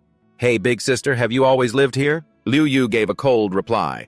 Junting, showing innocent concern for her, asked, You don't look very well. Do you feel sick somewhere? Her response was still a cold no. Junting smiled warmly again and poured more hot tea for Liu Yu. I knew it. Grandpa says when you're feeling down, you should eat a bit more. Have some tea, sister. This seemed to trigger Liu Yu. She released a dense wave of killing intent and hissed, Do you want to die? Yet Junting's bright, glistening eyes looked back at her, making Liu Yu freeze for a moment. All her strikes merely brushed past Junting while the girl calmly held her teacup as if nothing had happened. With a radiant smile, the saintess offered a piece of cookie. Why aren't you eating, sister? She popped it right into Liu Yu's mouth. I just had some of this cookie, it's really delicious. Meanwhile, Liu Yu was in utter shock. Why can't I bring myself to strike her? On the outside, Liu Yu still had to play along with Junting. This made the young girl clap her hands in delight. Delicious, right? Observing Junting take another sip of tea, Liu Yu's doubts surged once more. She suddenly felt a pang of guilt for attacking her earlier. Wait, why am I feeling guilty towards a mere human? Taking just a small sip, Junting grimaced. Ugh, this tastes awful. Completely oblivious, she complained right to Liu Yu's face. This tea is so cheap. Whoever brewed this must be an idiot. No wonder you're in a bad mood. Meanwhile, Liu Yu could only force a bitter smile knowing she was indeed that idiot. Junting then trotted off with the teacup, saying, I'll go brew a fresh pot. Wait for me, okay? Once the saintess had left, Liu Yu's tales finally emerged along with her growing anxiety. This is bizarre. What on earth is wrong with me? Why do I feel so guilty? Her eyes stared blankly at the chair Junting had been sitting on. As a prince of the heavenly fox, there shouldn't be anything wrong with me. The real issue lies within that human girl. Who on earth is she? Meanwhile, Sixian and Ping were having a sparring match inside the base. Sixian spoke as they fought, Your mist is very similar to my water element, like controlling it with your thoughts, or changing its shape at will. But there's a fundamental difference in their source. She gracefully spun around, shooting out sharp streams of water. My water element can be recycled and reused in a cycle, whereas your mist is a single-use consumable. Ping agilely parried the strikes with his sword, neither of them giving an inch. That's because you can't turn physical mist back into intangible mist. If mist was like water, it would be much more practical since it could convert back and forth between three states: gas, liquid, and solid. He sighed, picturing a certain legendary ninja in his mind. But mist not being solid has its perks too. For instance, I don't need to store it in a gourd to carry it around. Sixian struck just as he was daydreaming. She suddenly appeared right in front of him with an outstretched hand. Focus! She pushed him back, sending Ping's body flying. He used 50% of his mist to create a cushion so he wouldn't fall. Fortunately, he was able to use the mist to soften the blow. Sixian leaped high into the air again, summoning a fierce blizzard that was about to crash down on the lucky guy. Fortunately, he was able to absorb the fear of living creatures to convert it into mist, which made up for its lack of durability to a certain extent. Ping tilted his body, weaving through the gaps left by the flying debris, and said confidently, I can easily dodge attacks of this level. But because of his overconfidence, he didn't notice that the floor had been soaked wet by the melting ice. Huh. By the time he realized it, his hands and feet were already bound by streams of water. Oh no, the ice blocks from earlier had melted into water. My attention was completely drawn to the falling icicles from above. Sixian walked over, manipulating the water streams with one hand to keep Ping completely immobilized. If your opponent isn't afraid of you, your mist will dissipate and run dry very quickly. The young man decisively sacrificed 50% of his mist and replied, "In that case, I just need my attacks to be strong enough." He only needed one strike to defeat his opponent. Before she even realized a dagger had been materialized and was hovering above her head, Tu Thien instantly raised a water prison shield. Then let's see just how strong your attack is. With the power of this mist behind it, the blade plunged down with immense force. Tu Thien watched in shock as the sharp blade pierced right through, actually breaking past her water prison. Despite having his limbs pinned down, Bin confidently declared to her, "Sis Tutu, you lose." Tu Thien was a bit impressed and praised him. "Your mist can bypass levels to breach my defense. It's truly astonishing." She deactivated the water prison and stood up. Perhaps it's the mutated beast's trait. Mist transformation is a descendant of king-class mutated beasts, which inherited this kind of trait. That's why the mist is capable of bypassing levels to deal damage. However, the water droplets wrapping around Bin had still not been released by her. Tu Thien suddenly spoke with a mischievous undertone. "But aren't you lacking in combat experience? If this were a real life-or-death battle, you'd be fully cooked by now." Suddenly, the water droplets touching Bin began to bubble and boil. He cried out in pain. "Ah, hot, hot, hot! Why did the water suddenly start boiling?" Tu Thien crossed her arms, turned away, and advised him, "Understanding the traits of your own abilities is crucial. If you have nothing else to do, practice and refine them more." She was still fully focused on teaching, without realizing that Bin was already plotting to tease her. Playing with the mist forming in his hand, he thought, mist can shapeshift just like water turning into ice, hot water, or steam. If those things can all lead to unpredictable consequences in battle. He suddenly thrust out a model spider, giving Tu Thien a massive fright. "Like this, Sis Tutu!" Right after that, Bin was blasted in the face with water by Tu Thien, who shrieked in terror. This time, Bin went even further, daringly opening his mouth to swallow the stream of water. Tu Thien was shocked and looked at him in a new light.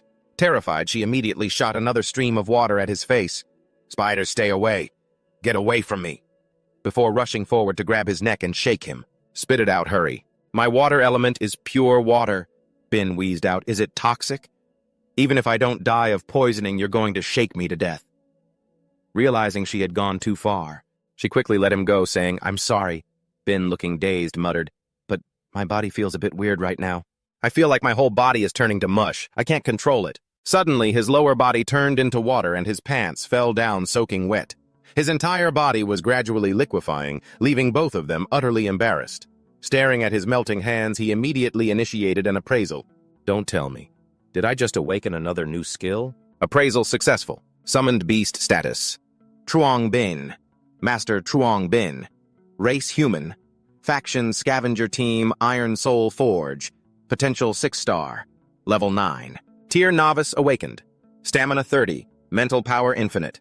Energy 31. Agility 31. Talent Covenant Gem Level 6. Additional Effect Level 6. Activated Absolute Command. Absolute Obedience. Advanced Appraisal. Nightwalker. Fire Eater. Mid-tier. Bright Mist. Body. Novice Wind Whisperer. Novice Variant Eater. When swallowing special items, there is a 10% chance of obtaining the corresponding special physique, Novice Pure Water Body. The body can transform into pure liquid water to counter various physical attacks. This time, the level 6 gem's effect actually awakened 2 new talents. Pure Water Body makes sense. His body was already more than half turned to water. Bin thought to himself, but what kind of ability is this Variant Eater? Tu Thien stared at him in bewilderment and asked, "Truong Bin, what's wrong with you? You didn't get poisoned and start melting, did you?" He turned to reassure her, "I'm fine. I should be able to transform back. I just need a little time to get used to it." He then began focusing entirely on controlling the water within him. If the Bright Mist Body and the Pure Water Body share similarities, then the transformation mechanics should be just like the mist. I just need to sense my body a bit more closely. First, he dissolved into a puddle of water on the ground. Okay, got it. Then he reshaped himself into a Cookie Man shape, standing with hands on his hips, very pleased. Awesome! On his third attempt, he bloated into a massive blob of water, causing him to panic slightly. Whoa, wait! After struggling for a bit, he finally returned to his human form. Without a second thought, he proudly showed off to the blushing Tu Thien. "Sis Tutu, look, I changed back." She quickly averted her gaze and reminded him, You should really put some clothes on first." As she stood with her back turned, waiting for him, Tu Thien wanted to get to the bottom of what had just happened. Ben pulled up his pants and explained to her, "It seems that because I accidentally drank the water you made, I awakened. It's the pure water body." Tu Thien's face filled with shock. Pure water body?" She stared at him in disbelief as countless thoughts flashed through her mind. Trungbin's growth rate is incredibly fast, especially the pure water state. It's an ability that water element users have always dreamed of, yet he was able to awaken it so easily. Is this the power of an infinite class? Ben hurriedly pulled his pants on properly while Tu Thien shyly turned away. "Sis Tutu, are you all right?" "No, I'm fine." Just then, Sixian's communicator flashed bright red. She grabbed it and asked, "What's going on?" The person on the other end shouted, "Reporting team leader. The Iron Soul has been attacked. We need backup immediately." Sixian instructed them, "Request backup from any nearby allies first. I'll be there right away." The team on the other end replied, "Understood," having just heard the news. Ping was also determined to follow. "Wang Jimin and the others are in danger. I have to go too." Sixian reached out to stop him. "You can't go. This is highly likely a trap." But Ping, feeling quite confident with his newly mastered skill, replied, "Don't worry. It just so happens that I awakened my pure water physique today, in the worst-case scenario. I can just turn into water and escape." Knowing she couldn't change his mind, Sixian quickly set off, saying, "I really can't do anything with you. Stay close to me." Meanwhile, at the Iron Soul Forge, by the time Zhang Ping's group arrived, countless people were lying scattered across the floor. How did so many assassins show up here? Sixian gave orders to the cleanup crew while Ping rushed inside. He led a team to search for survivors, bringing along a squad of defensive forces to guard against any remaining assassins. Understood. He searched anxiously for his familiar friends. "Uncle Liu, Wang Jimin, Sister Sa." Just then, a dark figure called out his name with great difficulty. "Zhang! Ping!" Sister Sa limped out, leaning against the wall, her body covered in wounds as she gasped for air. Ping rushed over and cried out, "Sister Sa!" She also struggled to get closer to him, her face completely pale as she pointed toward the courtyard. "Quick! Uncle Liu and Wang Jimin!" A familiar arm lay on a table. Sister Sa was likely the only one still able to move. All of them were severely injured. Sixian immediately ran in that direction, telling Ping, "I'll go check it out. You stay here and take care of her." Ping quickly wrapped a bandage to stop the bleeding on Sister Sa's arm. Looking at her with deep sorrow as she winced in pain, he said, "Sister Sa, your arm." Despite her severe, heavy injuries, she still tried to comfort him. "I'm fine. Losing one arm won't kill me." Just then, hurried footsteps rushed toward them. Sixian ordered the personnel to bring stretchers to take the wounded for treatment. Ping stared anxiously at Jimin. "Wang Jimin, she's..." His senior patted his shoulder and said, "Don't worry. They're only injured and unconscious. It's nothing too serious." One by one, the wounded were carried outside amidst the chaotic scene. As Sister Sa was carried past Ping, she spoke up to remind him, "Now that I know that 2 of them are fine, I can rest easy. But you need to be careful too. Those assassins were all targeting you. Zhang Ping, have you offended some big shot lately?" Suppressing his emotions, he forced a smile and replied, "It's nothing like that, Sister Sa. You don't need to worry about me, just focus on recovering." Standing beside him, Sixian was already planning their next move. "The city is no longer safe. The cleanup crew will transport them to a safe house outside the city for treatment." Ping blamed himself bitterly, clenching his fists in anger. "Damn it, this is all my fault, the Chu family's beast tamers. In this city of Mingzhou, they're the ones who want me dead the most." His senior nodded in agreement. "I'll arrange for an investigation immediately." Just then, a very familiar voice echoed in Ping's head. "That energy fluctuation just now came from here. So many of my kin died around here before. Could it be related to those two? This voice, is it?" Luo Shu, this wind whisperer, has incredibly sharp senses. It's nearby. An invisible entity was falling from the sky. Luo Shu's thoughts didn't stop. These are abnormal times. I'd rather waste food than overlook any potential threat. Ping quickly grabbed Jimin and dodged a fatal blow. "Watch out!" A massive crater was carved into the ground. Luo Xiu looked at them and muttered, "Interesting." She made no attempt to hide her bloodlust, glaring down at him. "To think you actually sensed my attack." Both of them quickly stood up, speaking cautiously. "Are you all right, sis?" "I'm fine, but this operation was kept strictly confidential. How did she find out and get here so fast?" "My guess is she has the entire city under surveillance." Luo Xiu's eyes mutated into a monstrous shape. Looking closer, she gasped in surprise. "Zhang Ping!" Knowing she had recognized him, Ping greeted her. Ping greeted, "Sister Luo, long time no see." Ping calmly initiated his appraisal. Appraisal in progress. Appraisal in progress. While he was trying to appraise her, Sixian immediately rushed forward to attack first. Appraisal in progress. "You need to run now," she shouted. "I'll hold her off." Appraisal in progress. Appraisal in progress. She unleashed freezing storms towards Luo Xiu, turning the sky dark. Damn it, the appraisal range is too short. Sixian's attacks were all sucked into Luo Xiu's magical vortex. Luo Xiu thought to herself, "She didn't hesitate to use a lethal move on me. It seems my identity has been exposed." Luo Xiu swung her arm to manipulate her skill, saying, "So the recent incidents really do involve you guys." A black hole suddenly materialized right next to Sixian. Catching her off guard, she barely managed to block the strike with an ice shield.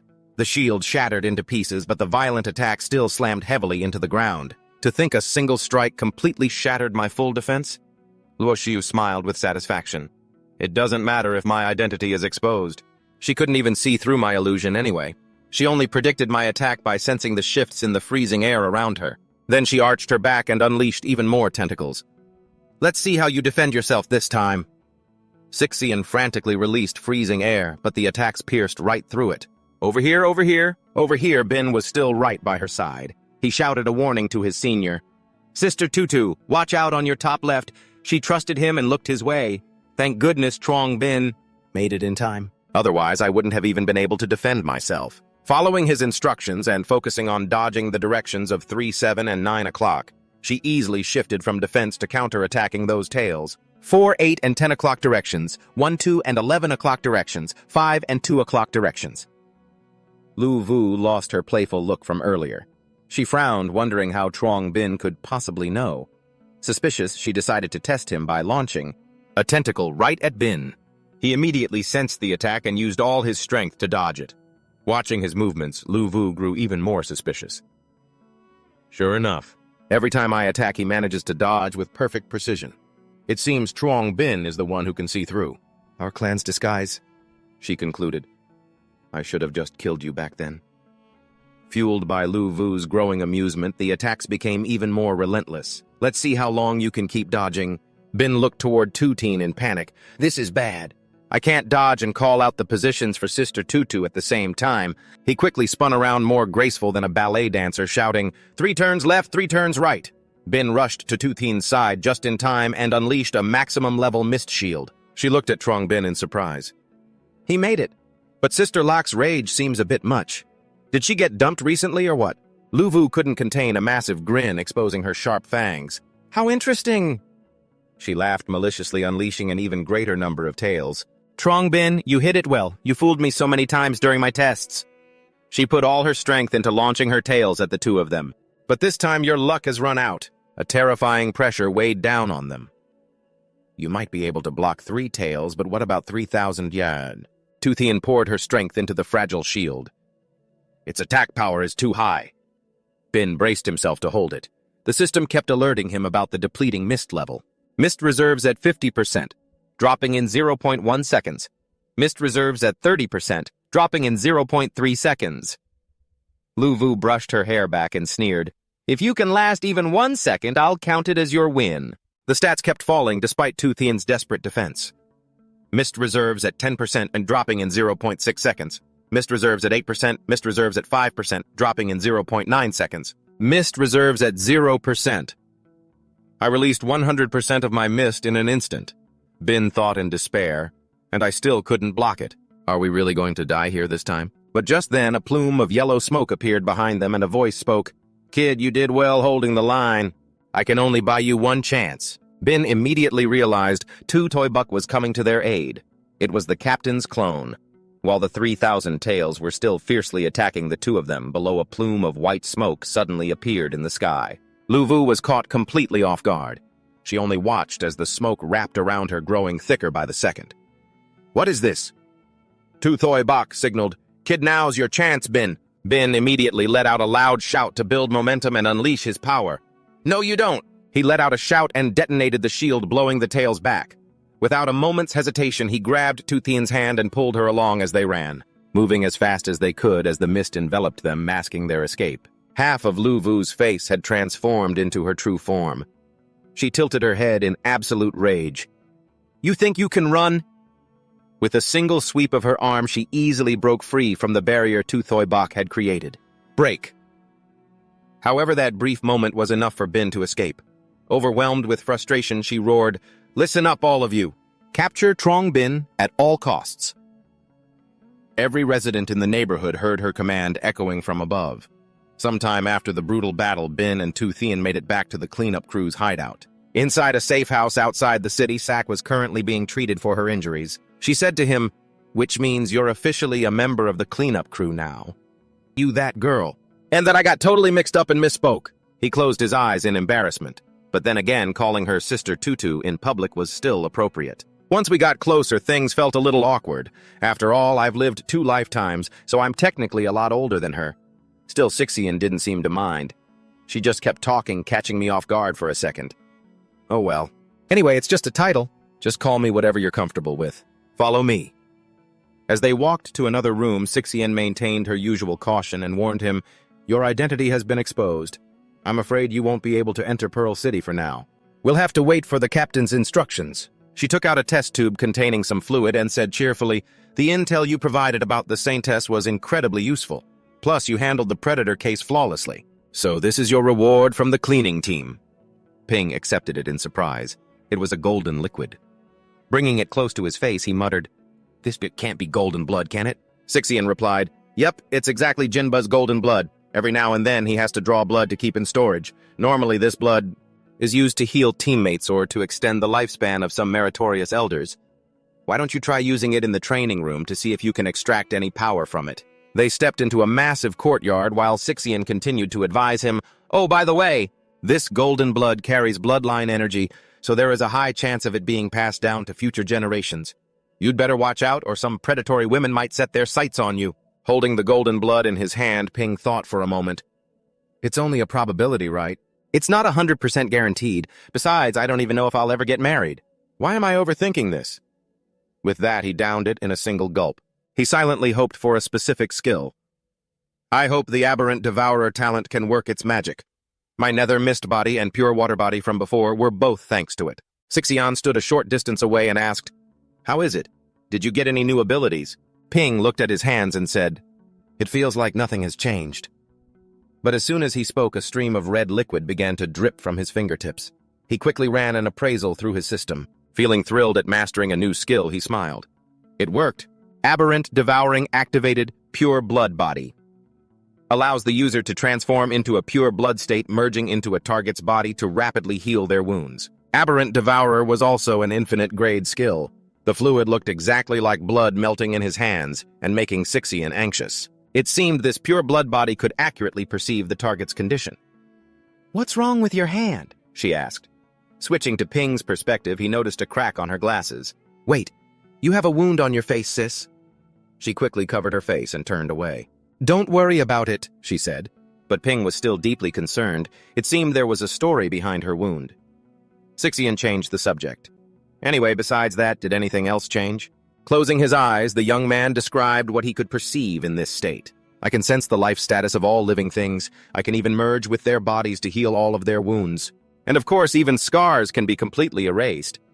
Sixian looked quite pleased to hear this. So you have a way to restore Jush's severed arm too? Ping clenched his fist and added, As long as there is enough blood theoretically, even if someone is reduced to just a layer of skin, I can reconstruct their body again. The pure water body can be used to dodge, while the pure blood body can heal others.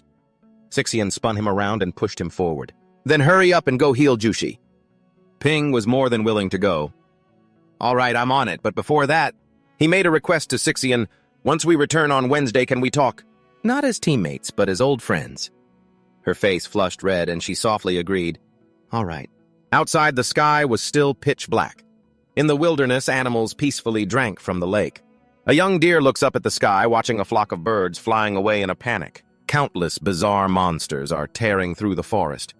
With eyes glowing a menacing red, they gather pack by pack, preparing for what looks like an impending brutal war. In the room, Mani looks at Situ Shibai with confusion.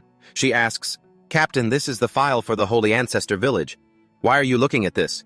He replies, "I wonder if you still remember." He reminisces. Even though the Chu family committed many cruel and inhuman acts during their reign, ever since the dawn of beast taming, they were actually a clan of heroes. Images of a fiery world fighting against the Great Frost disaster come to mind.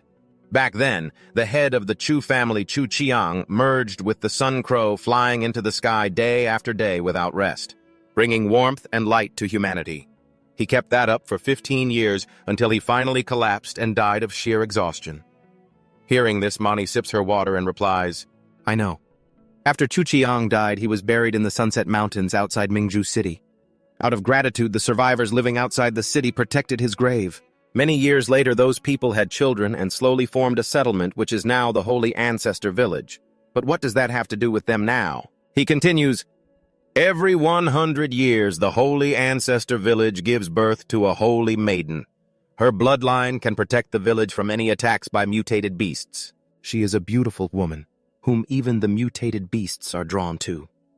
Amazed, Mani asks, Are you saying that Chen Junting is actually the holy maiden of the Holy Ancestor Village?" Situ Shibai frowns, explaining with sadness in his eyes, "The Chu family plans to use the holy maiden to control the Tianchang fox." Gasping in shock, Mani ponders for a moment before asking, "But why would the holy maiden show up at the Maritime Academy, and how did all of this even happen? Is there really no trace of the Holy Ancestor Village left?" Hearing this, he asks back angrily, "What if they did it on purpose?" Using the excuse that their holy maiden is being held captive in the city, the Holy Ancestor Village could launch a war against Mingju City at any moment. This revelation leaves Mani both shocked and heartbroken. Why would they do such a thing? Situ Shibai recalls, 155 years ago, Mingju City had a tyrannical city lord. To prevent her from repeating the Chu family's mistakes, the cleanup squad blacklisted her as a wanted fugitive. They teamed up with the current city lord to successfully banish her. Later on, somehow she managed to become the leader of the Holy Ancestor Village. Perhaps she never cared about Mingju City, and was simply waiting for the right moment to strike back. Mani sips her drink, listening intently as he continues. Back then, the safety squad built numerous safe houses in the wild. These safe houses were extremely well hidden. Some were carved into rock, others buried underground or even built high up in the trees. Inside safe house number 3, Liu Sutian presses her ear against the wall, sensing the vibrations. Could this commotion be the Chu family's doing? I need to go out and investigate. She looks at the injured people lying on the hospital beds, thinking, but if this place is discovered, all the wounded will be in grave danger. Leaving Zhangping here alone. Can he handle this by himself? She glances back at Zhangping, wondering if it's a good idea. But Zhangping doesn't even notice her standing behind him, completely absorbed in whatever he's doing. Suddenly he shouts in pure joy, "Yes, it worked!" A purple glow radiates from the lantern in his hand. Seeing his excitement, Liu Sutian is thoroughly confused. "What worked? Isn't that lantern completely out of energy?" He explains excitedly, "It was out of power, but I thought throwing it away would be a waste, so I tried to see if I could recharge it." Then activating his Fire Eater ability, the lantern in Zhang Ping's hand unleashes a brilliant golden light surrounded by swirling flames. Next, using his Pure Water physique, it emits a deep ocean blue glow, followed by his Pure Blood physique emitting a blood-red light. Finally, his Underworld Mist physique produces an eerie purple glow. In short, this ghost lantern can completely mask scents and information within a certain radius. Its current energy level is 21 out of 100. Zhang Ping beams, channeling the mist into it actually lit it up again. And it's even more effective now, talk about dumb luck. With this ghost lantern hiding the safe house, we can safely go out and investigate. Outside, a horde of mutated beasts is charging forward. Seeing this, the two of them are momentarily speechless. Zhang Ping mutters, "Well, that's a hell of a lot of them. Since when did the Chu family just manage to control this many mutated beasts?" Meanwhile, Liu Sutian reports to headquarters. "Headquarters, this is Liu Sutian near safe house number 3. I estimate about 10,000 mutated beasts are heading toward Mingju City. Their levels aren't high, but there's a massive crowd of forest wolves and bullet rabbits." Shading his eyes with his hand to get a better look, Zhang Ping says to her, "That's weird. Why are these mutated beasts running so frantically? It doesn't look like they're marching somewhere. It looks like they're running away."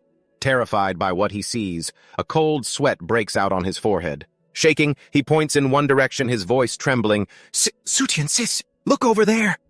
Seeing what he's pointing at, she is equally horrified and immediately contacts headquarters again. Correction. There is a massive wave of the undead marching toward the city. Staring at the sea of beasts and zombies, she stammers, "The total count is easily 50,000. Back with Situ Shibai upon hearing the report, he slams his desk in fury. 50,000, 10,000 mutated beasts, 50,000 undead, and we still have the Tianchang Fox and the Chu family remnants inside the city. We're severely understaffed. There is absolutely no way we can fight off this many enemies at the same time. Is my only option to step onto the battlefield myself?" Suddenly he frowns as an idea hits him. "Wait, no, there's still one way." Turning to those beside him, he barks, "Mani Chen Luofei Shuji, prepare to activate the sky canopy again." The three of them gasp in utter shock.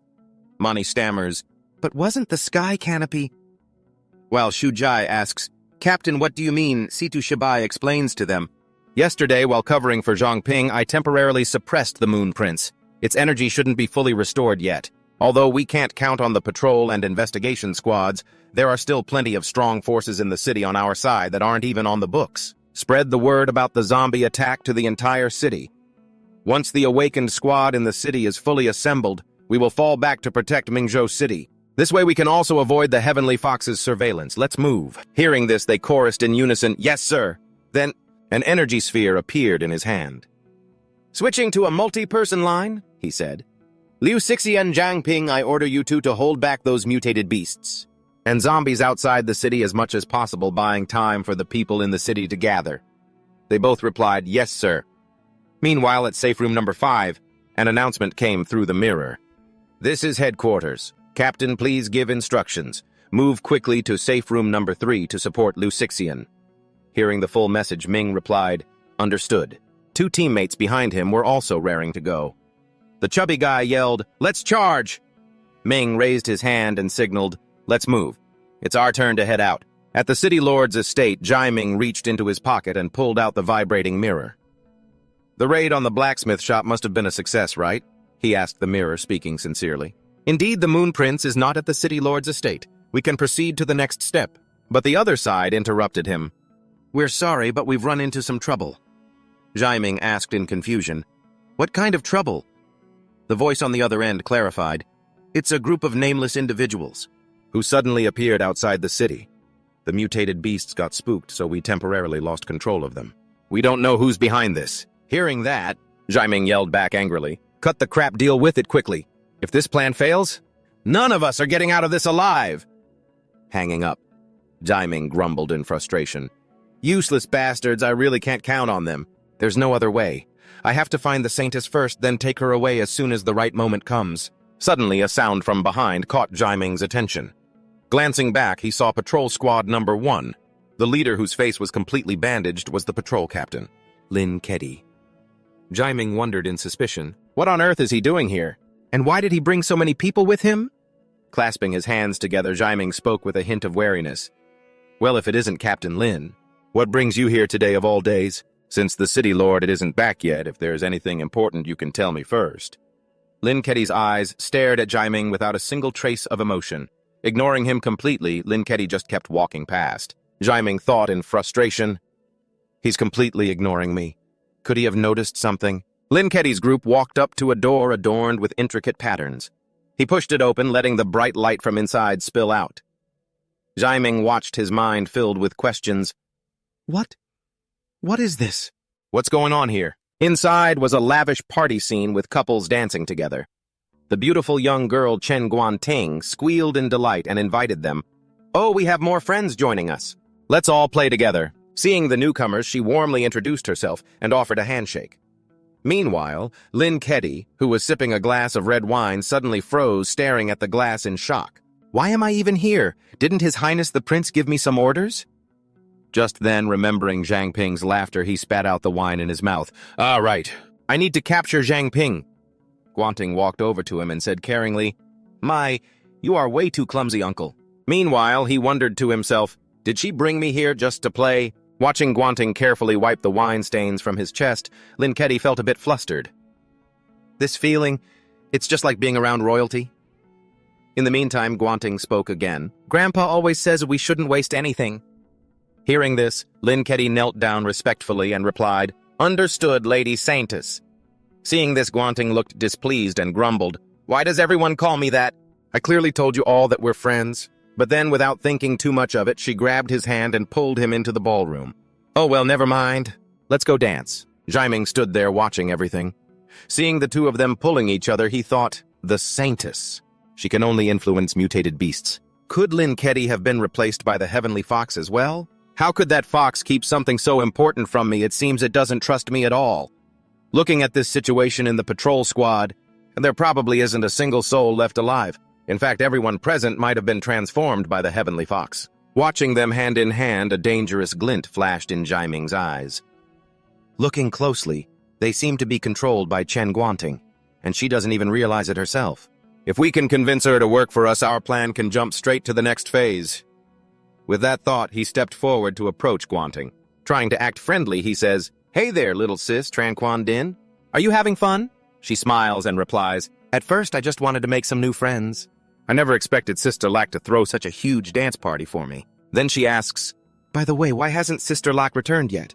Hearing this, Track Min freezes and can only reply awkwardly, Maybe she still has some unfinished business. In his mind, Track Min starts cursing her, this rotten brat.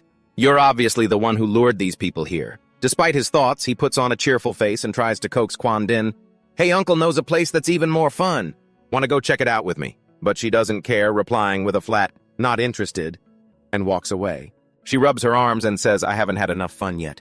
Besides, I don't even know you. The lights in the banquet hall suddenly go out. Quan Din's eyes turn razor sharp as she questions him, But how on earth do you know my name? The atmosphere suddenly shifts unnaturally. Everyone, absolutely everyone, is staring at Track Min. The eyes of the surrounding guests turn a deep, eerie red. Near safety room 3, Toothien's face is extremely tense. She places her hand on the ground. A wave of ice spreads out from her position. With dark mist -30 radiating around him, Bin, now surrounded by a powerful purple aura, says, Tutu, I've pulled them all together. Freeze them quick. The mutated beasts sneer. Not bad, and then Toothien unleashes her skill to freeze the mutated beasts, but they immediately shatter the ice. Like a horde of wild beasts, they continue charging forward. Seeing the situation grow increasingly dangerous, Toothien screams, This is bad! There are too many of them!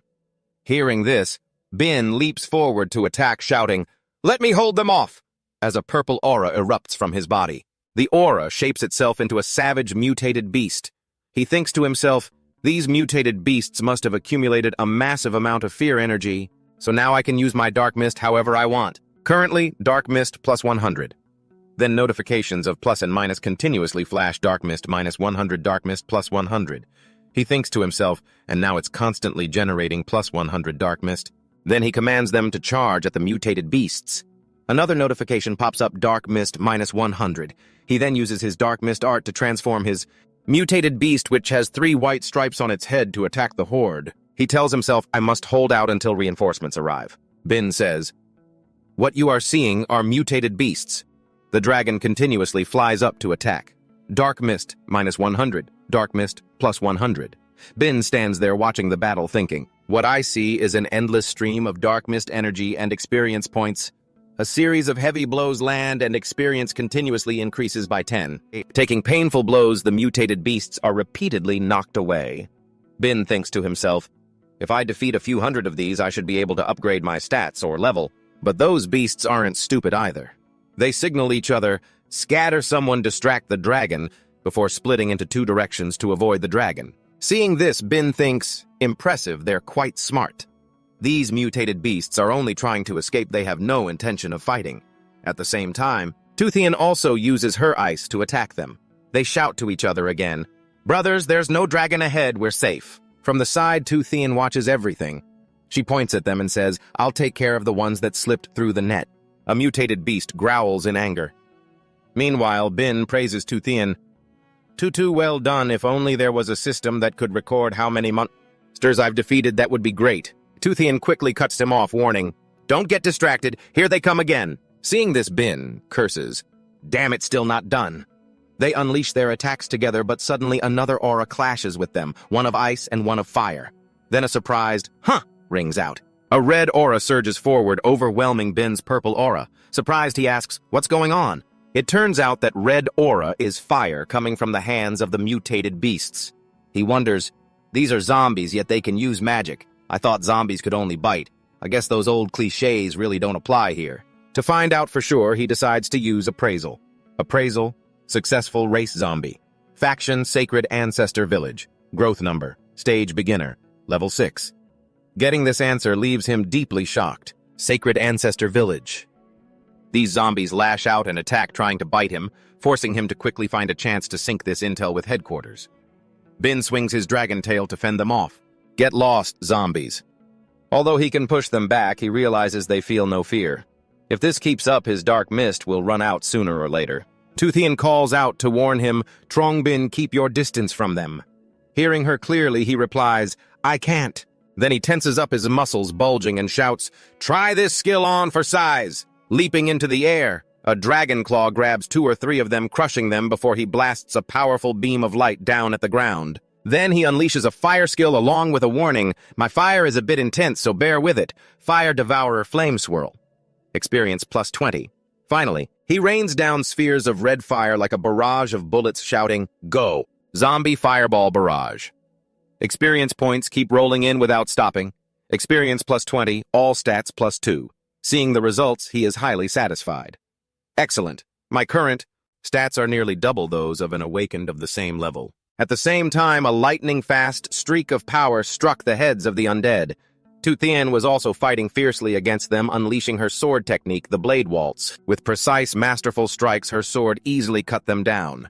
The undead roared, launching a counterattack on Toothian, but Bin quickly jumped in to support her. He shouted, "Take this!" Heaven-shattering, earth-rending Cece's invincible kick, Toothian asked. "Huh, what on earth are you talking about?" But Bin quickly brushed it off.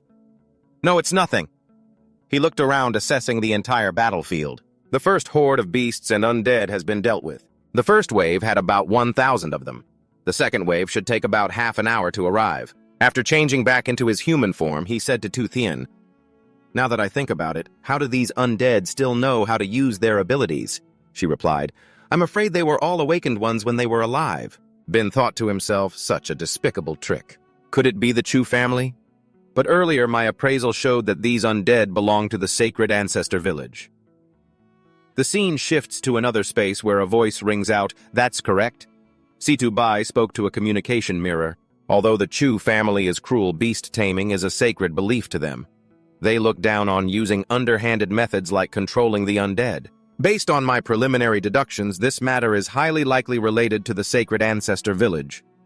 Truong Bin's appraisal further proves this point. Hearing this, Toothian gasped, "The Sacred Ancestor Village." She then continued, "In other words, that person was the one behind all of this." Suddenly, a figure flashed past, shifting the situation, catching a blurry glimpse of a dangerous face before them as a gust of gas swept through Toothian, covered her nose and mouth, warning him. "Trungbin, hold your breath. This gas is toxic." He held his breath and silently analyzed the odor. "Where have I smelled this rotten egg odor before? H2S, I remember now. When I was on the rescue squad, I encountered a major fire caused by H2S. If the air contains H2S, it will ignite." Remembering this property, he quickly warned her, "Cece, watch out, it's going to blow." She asked, "What are you trying to do?" Bin didn't say much, simply stating, "No time to explain. Trust me, do as I say." She quickly agreed. Bin stepped forward, curling his fist with his index finger pointed up, igniting a flame. He unleashed his skill, Fire Devourer Flame Entanglement. With just that one strike, Bin successfully detonated the entire area. Surrounding Bin and Toothian were swirling waves of fire. Fire Devourer Flame Capacity 163 out of 300. Fire Devourer Flame Capacity 213 out of 300. Fire Devourer Flame Capacity 263 out of 300. Suddenly, Bin gasped as he realized the second corpse wave was already coming. Toothian asked in disbelief, "But didn't you—" Just say we still had half an hour left." Suddenly, he spotted something and cried out, "Wait, what is that?" The appraisal system quickly went to work displaying appraisal in progress. Appraisal in progress. Appraisal in progress.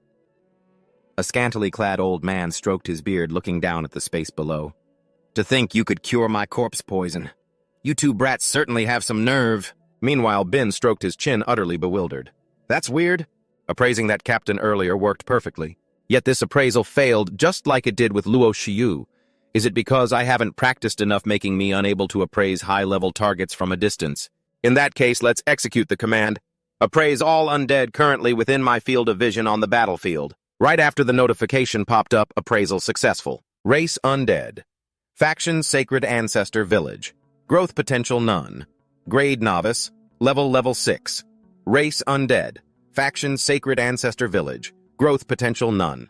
Grade novice. Level 8. Appraised successfully 16,888 times.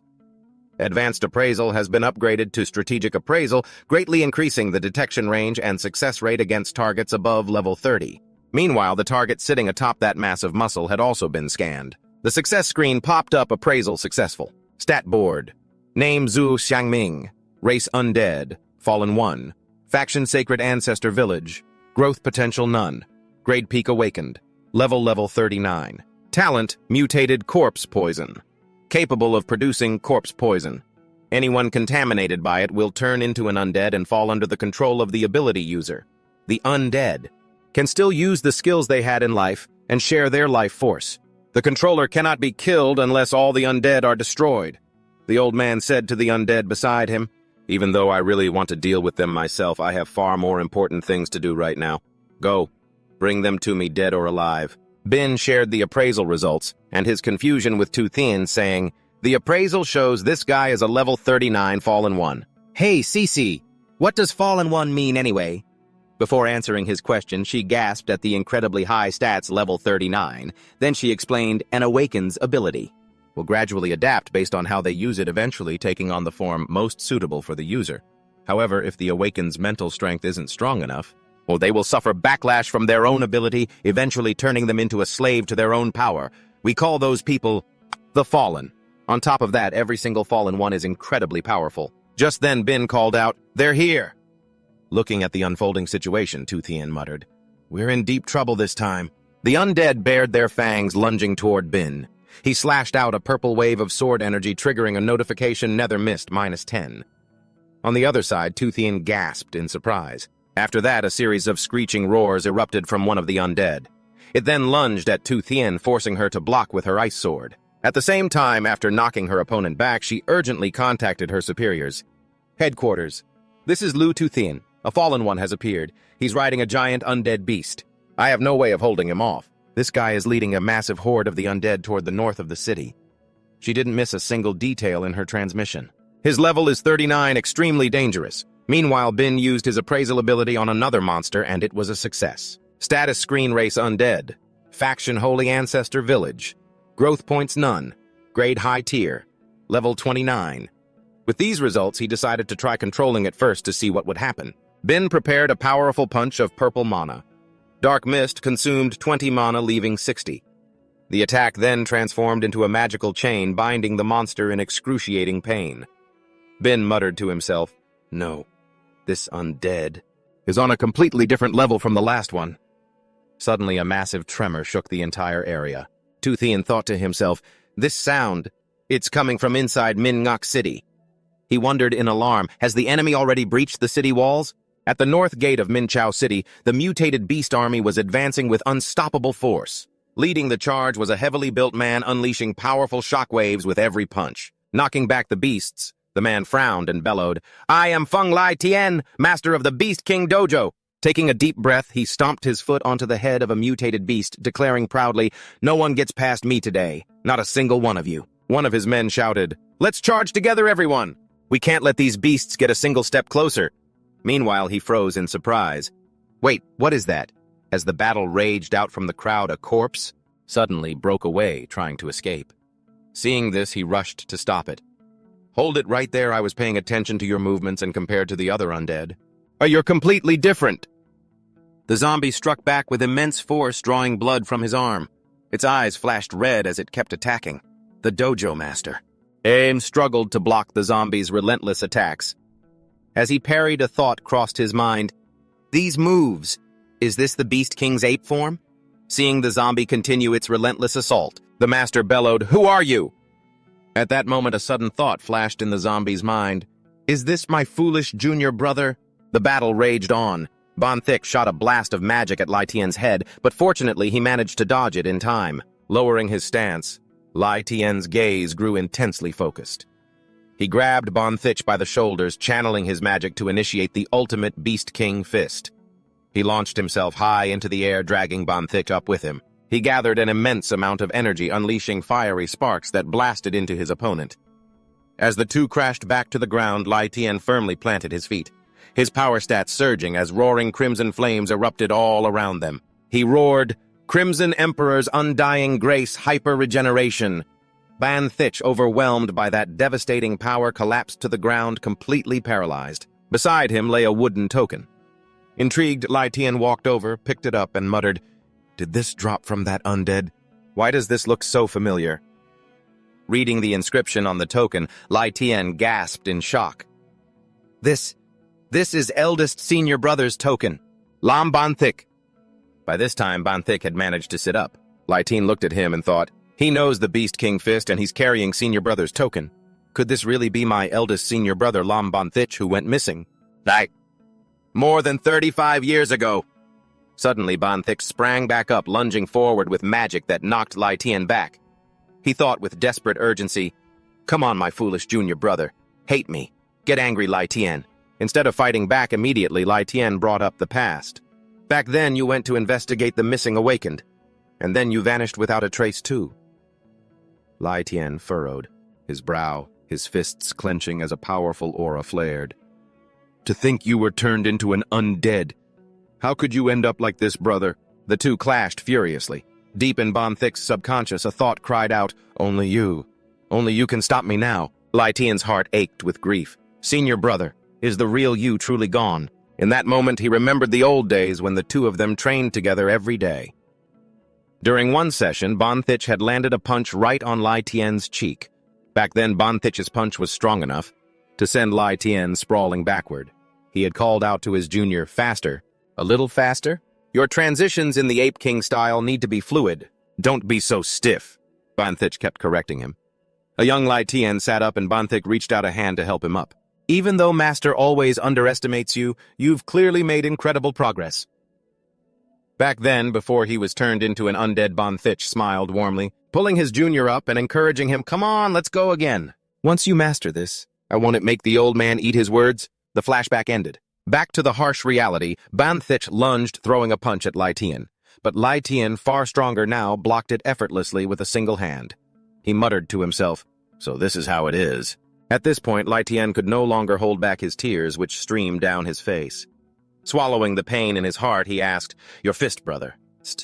Why has it become so weak and powerless after all this time?" Suddenly, Lai Tian shoved Ban Thick back and roared, "How dare you desecrate the Beast King fist? How dare you disgrace my senior brother like this?" He beat his chest as a brilliant golden aura flared around him. Tearing off his shirt enveloped in golden light, he declared fiercely, "I don't care who is behind this! I will drag them into the light today." Flames erupted as his hair and beard turned the color of fire, with massive blazes roaring behind him. "Crimson Emperor's undying form, Crimson Emperor's flame, blood." A status panel popped up. Temperature 500 degrees. Stamina increased. Mana increased. Agility increased. Following this transformation, Lai Tian, with a fierce determination burning inside him, he shouts to the others, "Back off! Get back or you'll get caught in the crossfire," as his power rapidly surges. With a single leap, Lai Tian closes the distance, standing face to face with Ban Thick. He grabs him tightly with one hand while raising his other fist high completely, ignoring his surroundings as he prepares to strike. It burns as bright as his fiery passion. Lai Tian violently brings his fist down. Having struck him repeatedly, he raises his arm once more, his eyes growing teary as he pours every ounce of his strength into this final blow. The sheer power erupts into a long, straight beam of energy. As the line of force extends, Ban Thick, being the closest, takes the brunt of the devastating blow, leaving the area around him completely blanked out in white. Panic grips his face, yet a fleeting thought crosses his mind. "You've gotten so strong, junior brother." The blinding light of Lai Tian's strike completely knocks Ban Thick down, leaving him collapsed on the cold ground. Unable to move a single muscle, Lai Tian looks down at him and softly says, "Rest in peace, senior brother." Suddenly a voice echoes from out of nowhere, the voice of an old man. How dare you ruin my proudest masterpiece like this? Lai Tian warily looks around as the voice continues. Since you did that, you can take his place instead. Unable to hold back, he demands, who's there? Pinpointing the target. Lai Tian narrows his eyes, veins bulging red as he glares in one direction. Snapping into a battle stance with exploding power, he roars, You're the one who turned my senior brother into a living corpse. Isn't that right? Huang Min appears standing on the head of a beast, looking down with glowing red eyes and sharp-clawed hands. He sneers, That's right. So what if I did? Huang Min's gaze turns increasingly sinister, malicious, and full of contempt as he continues, Just an insect like you. He stands tall atop a massive living corpse. Below him are his minions, nearly 100 of them at a glance. Huang Min laughs triumphantly, screaming, And you think you can stop my army?